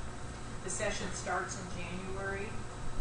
At that point, sometime that spring, we could go out for an RFQ for an architect. Okay? We don't want to have people jump through hoops too early, but at the same time, it's great to get somebody on board that if we are appropriating the money in September, they can hit the ground running. We don't have to go out for an architect and lose, 4 or 5 months trying to find somebody and hire them and get them to speed. In May, the session ends, and what I would suggest as a possibility is that the board would, in advance, approve a bonding number and an architect based on what we're seeing coming out of the legislature. If the legislature and the governor does not appropriate the money, then obviously the approval is moot. It doesn't go anywhere. But if they do approve it, if it does get appropriated, then we don't have to come back to a special meeting or wait till August to get authority to move forward. Okay. Again, issue the bonds. The design, I've only put 7 months in for design. Could take a year. I'm looking at best case scenario here. Award a contractor, approve a design, give 2-3 months to bid it out, get a contractor at the February board meeting of 2016.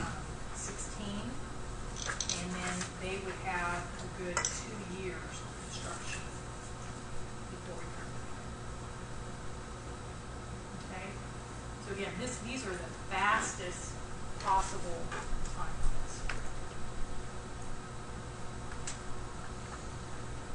Any questions? And so by move-in, what would you, for the residence hall, do you have an estimate of, would that get us at least in the wiggle room, or are we already going to be behind?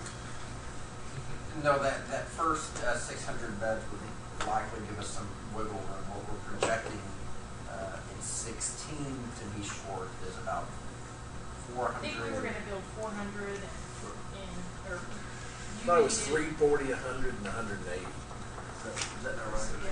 Yeah, okay, so we're you were saying 400. You need 400 we're beds, projecting and about we would be- 450-ish for 16. So we're going to be short, medium, a medium. If we hit that target. Yes. How quickly can you roll into phase 2 as it was described up there? If we designed it at the same time and we're implementing partners at the same time, we could be working simultaneously with phase 1 for phase 2. Yeah, So you have it all designed at one time. Right, so if you design it all at once, break ground on phase 1, and then as Pete just described, we see we're going to hit those targets, we could actually break ground on phase 2 before we finish phase 1. Okay. But again, the timing on when it's finished is critical because you can't do it in the middle of an academic year. Financially, it doesn't work. And of course, the other thing is we have to be really careful. We don't want to overbuild because then we're paying debt service on a building that we're not getting the revenue off of to pay for. So we want to. We'd rather have be a little bit short when we build it, so we can make sure we're filling it up and to be overbuilt. Well, I guess what I'm saying is we need to make sure that we have the plan for the next phase ready to roll in case we see that. I agree with you, don't overbuild, but if we see that we're going to be there, we need to be in a position to pull the trigger. And it makes sense when you have your architect is to go ahead and, that's what I did in Kingsville. I built the phase 1 and phase 2 at the same, we designed phase 1 and phase 2 to fit together, and we just built phase 1 first. And then you can build phase 2 at any point in the future that you need to. One consideration though is the bonding. That's a great point. That's a great point. She said again. Well, the big consideration is how much we bond, because you don't want to bond. You don't want to overbond if you're not going to build. Okay, but if you don't get enough of a bond sold the first time, then you have a small issue. It's very expensive to do that. So it's really going to take some walking that line and really making sure what we want to do. Okay, again, this is just a draft. It was me trying to put down on paper what decisions you all would have to make and the timing on the decisions and the quickest we could, if everything's hitting on 16 cylinders, when the earliest we could get some of this stuff done. And there, I think Dr. Rogers talked about this previously, there was some talk in the last session that if they did do TRBs the first year, they wouldn't give us debt service, so that would push everything back. So they would assume that in fiscal 16, we were just planning, and then we wouldn't sell the bonds and have to start paying until later. So that may change. Give us some planning. Give some planning money, but that's all up in the air until we go into this. And on either one of these, you can front up the money and then issue bonds later and pay yourself back. There's a time limit to how far back it would look, but we did have extra money, like on the TRB. If we knew we were getting the TRB and they were only going to pay the first year for the design, and we wanted to kick it off in May, the construction, if we wanted to upfront it a little bit, we would get the money in September and pay ourselves back. So we don't necessarily have to wait 100% until we get on that.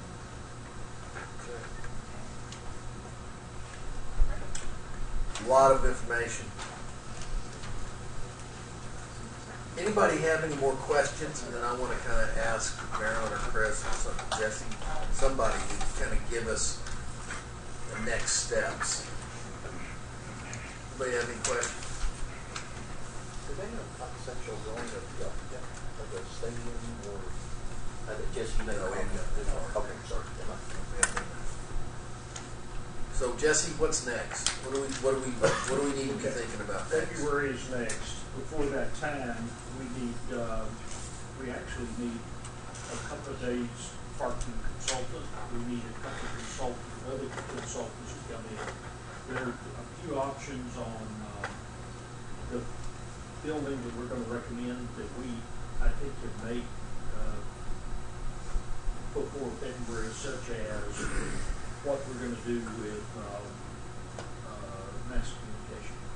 We've got to sort out that, and we have some ideas, and I think we will have our own money to probably fix that with that building. We need to do something in the interim about our football coaches. They can't stay in this house any longer, and there's some things that we can do there in the interim that won't cost much money at all. It would be very, I think it would work for them before we can actually get to this perfect project that we talked about here. So I want to have that ready for you in February also. So the type of building, who's in it, and parking, we need to clear up a few issues before we make a recommendation in February about the TR building. Additionally, I don't want to harp on this, but we have some really serious problems with our playing fields. We need to bring you a interim plan for that. We may try to raise the money to put in the turf field as quickly as possible because we have one more chance for rain, and right now our fields are dead. We don't have a place to play. We got to start playing there, so I was going to throw it out. Okay, yeah. So mainly we'll have a few consultants in on a few issues that we've left sort of hanging here. I think you know the building we'll recommend, and we'll have to decide in that building that we're going to recommend who's in it, in addition to the health sciences. And if they're not in it, and we've got to take care of them, we'll have an alternate plan for that too. So in the meantime, you will have discussions with students and faculty about some of this as well, and so we'll be able to respond to that in February as well. Yes. Chris? I think as far as the building goes, at some point sooner or later, you're going to start programming it because you've got to come up with a cost estimate to submit for what that TRB is going to be. So, and if we've got issues with both sites, because both have issues, or all three, but I think the top two, you got buildings that need to be removed on one, and the other has, sewer issues and parking and other things. So I'd suggest getting somebody to, develop a program, find out exactly what it is you're going to go in there, how big it's going to be, and then do some site analysis, figure out exactly what site issues might cost, and then that'll lead to a dollar amount that you're going to need that to submit. Well, I think we're going to have that to at least have some conversation about in February. I mean, we technically don't have to have a number until May, right? Is that correct? But I think we really need to have an indication about it. I mean, it's great for us to say, yeah, we think it's going to cost $50 million. We need a little more precision by February to kind of understand what that is. I tell you, I'd also like to know too if, and this is just me, but I would like to know soup to nuts. If we did this, soup to nuts, this, student life, academic life, athletics, all the way down the road, how much would that cost? I wouldn't mind knowing that. I can guess. I can hope. So they will. We should take a guessing pool. Soup to nuts. I'll bring the smell of salt. How old are you? I'm just sitting here adding up our bank account. Tell me what that means. I have no idea what that is. You've never heard that? Soup to nuts? Yeah. I'm young. Is that It's from all the the beginning of the Depression? dinner to the end of the I dinner. got you. Soup to nuts and dessert, you start with the I'm soup. a lot younger than y'all. Oh.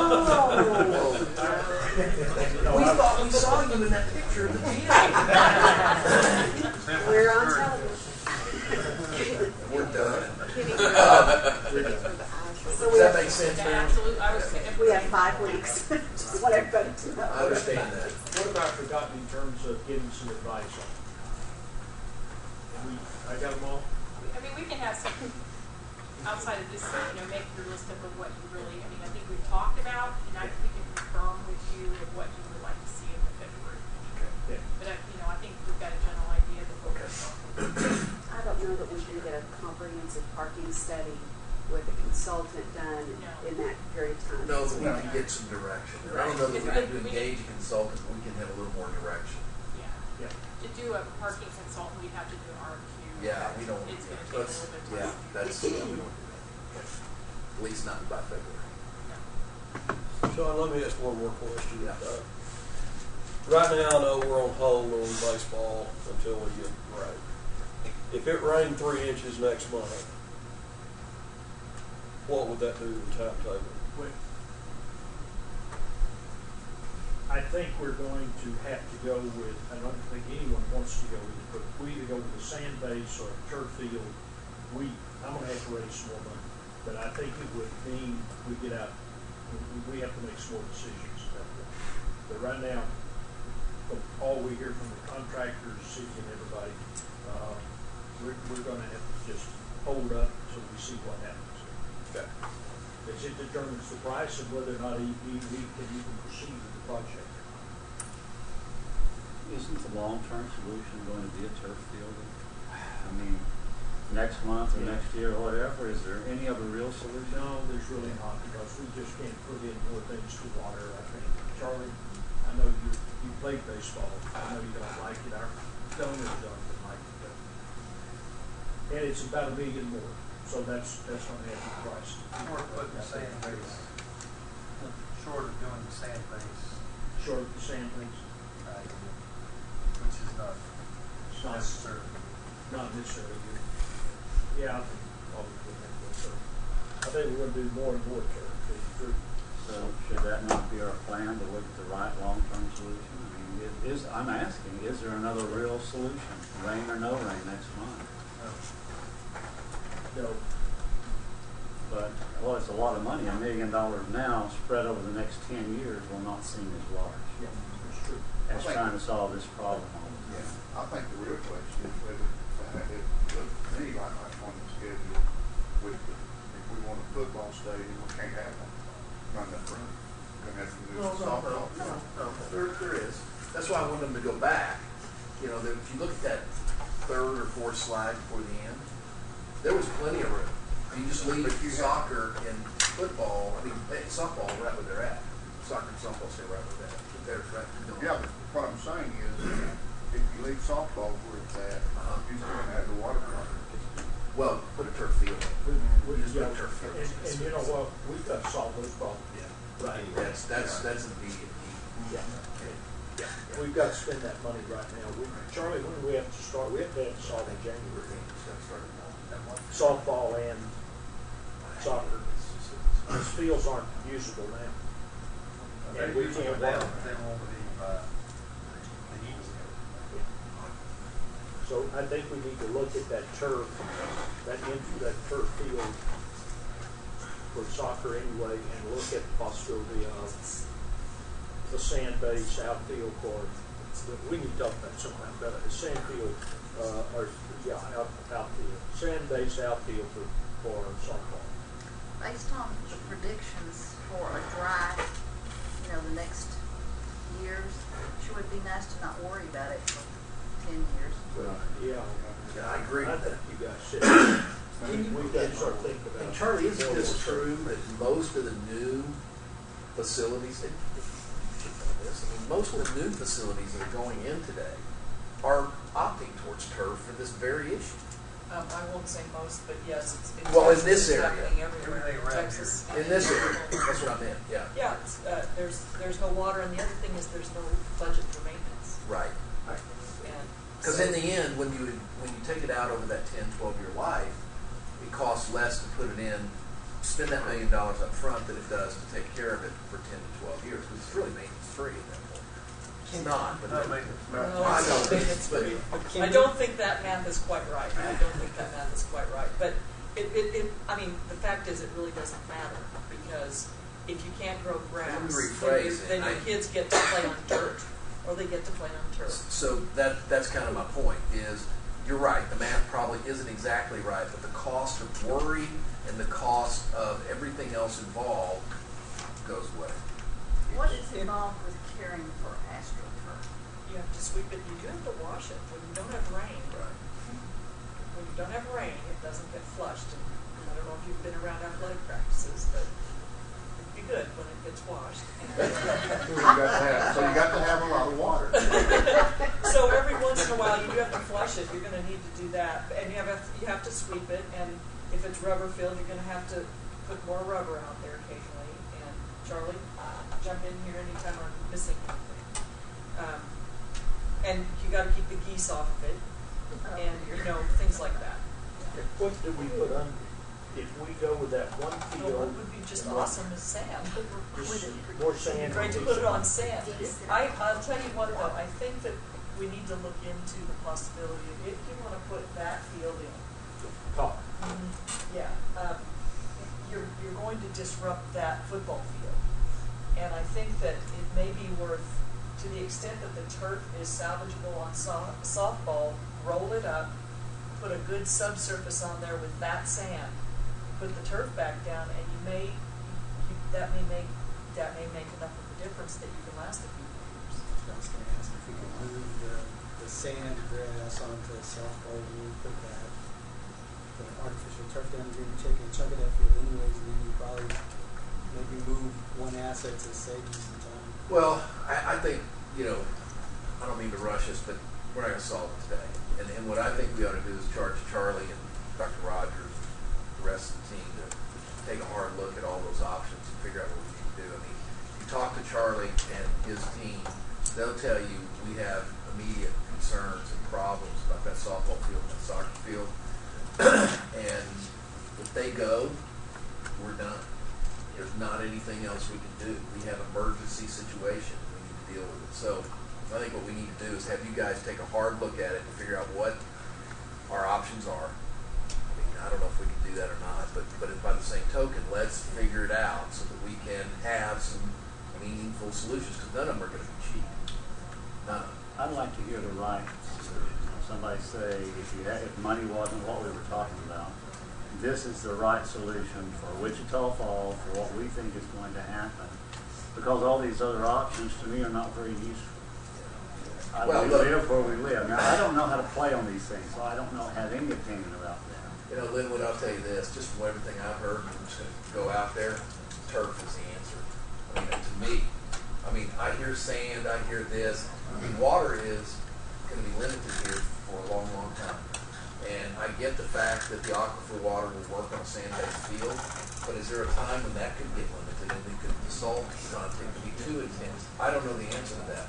That's not the case with the turf field. That's my opinion. The water tables dropped 10 feet, 10 to 11 feet during this drought. The water table in our office. Rather than review several options, I'm just telling you my opinion is, I'd just rather see the solution and let's see if we can afford it. If we can't afford it and it's so painful, then we go back. Then go back and say, what could we do? But this is going to be, we've had this problem every year, really. Well, I've started working on people who donate to schools. We know we've got to raise some money to fix this. My problem is there's so many variables here. Trying to focus on one, I'm trying to set that priority in my mind. You won't hear me say this too often, but it's hard for me to get my arms around all of these variables. So we've just got to decide on what our priorities are that have to be solved first. That's a big issue. And then, what does it cost? Is it a long-term solution? I'm with you. And we've got to quit going in too many different directions. Well, I was just going to answer quick. Have we looked at a filtering system on the salt?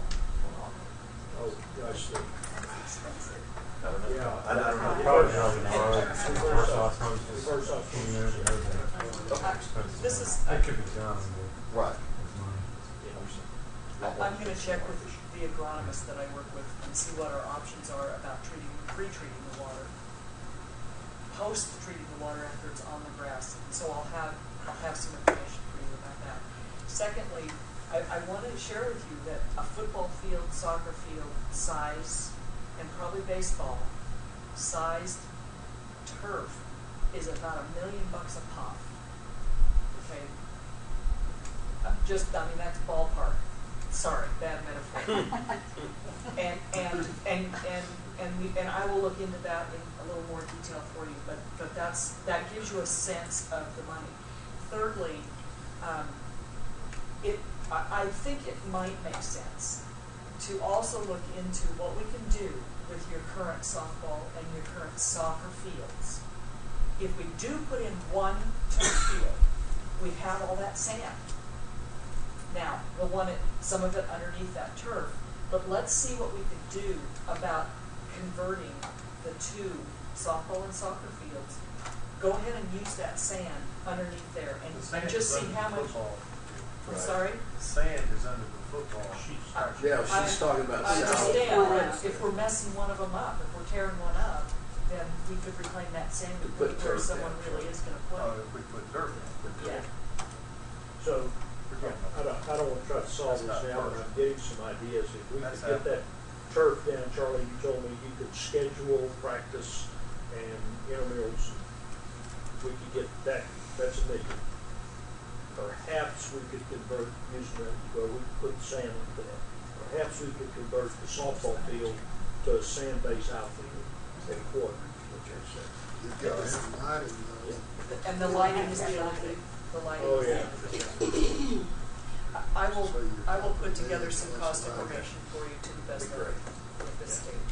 So what I'm hearing, go ahead, Charlie. Well, if the water table's dropped 10 feet already, it's going to keep dropping, I'm afraid. If we keep using it. Well, and that's why. Who else is using now that senior water? Our table was 11 feet for years over where Redwood building is. It's what, 21 feet now, something like that.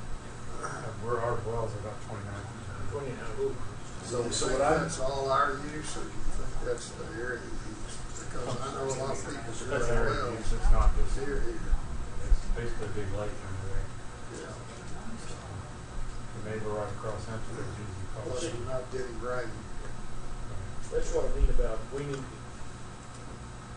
push. We need to set our priorities, focus on that, because I can't focus on as many things as I've been focused with. And we're going to have to raise some funds to do this, and we have people that understand the importance of this program and enjoy it and so forth. So I don't mind being responsible for that, but trying to do too many things at one time, we're not going to get anywhere. So yeah, we're going to have to slow down on some things and solve those things that are critical first.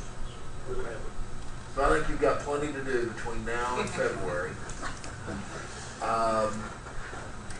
Does anybody else have any more questions? Because we are not set to vote on anything. This was clearly informational. Does anybody, Sam? Last question on baseball. Money that has been donated, is it all only earmarked for baseball? Yeah. Now, I talked to a major donor, and quite honestly, the answer was, I'll think about it, of converting it into the turf field. Or a football stadium? Or a football stadium, yes. Yeah. So I get another. Which one brings the most money to the university? Football, baseball, football, yes, football. Football stadium? He asked which was the biggest revenue maker for the university, which athletics. Baseball is zero.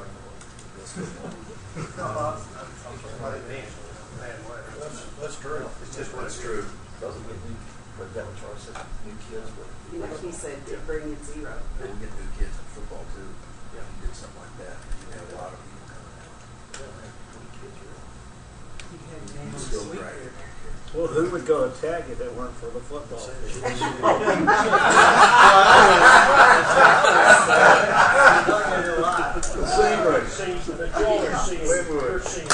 You're seeing my issues and my problems. I want it all.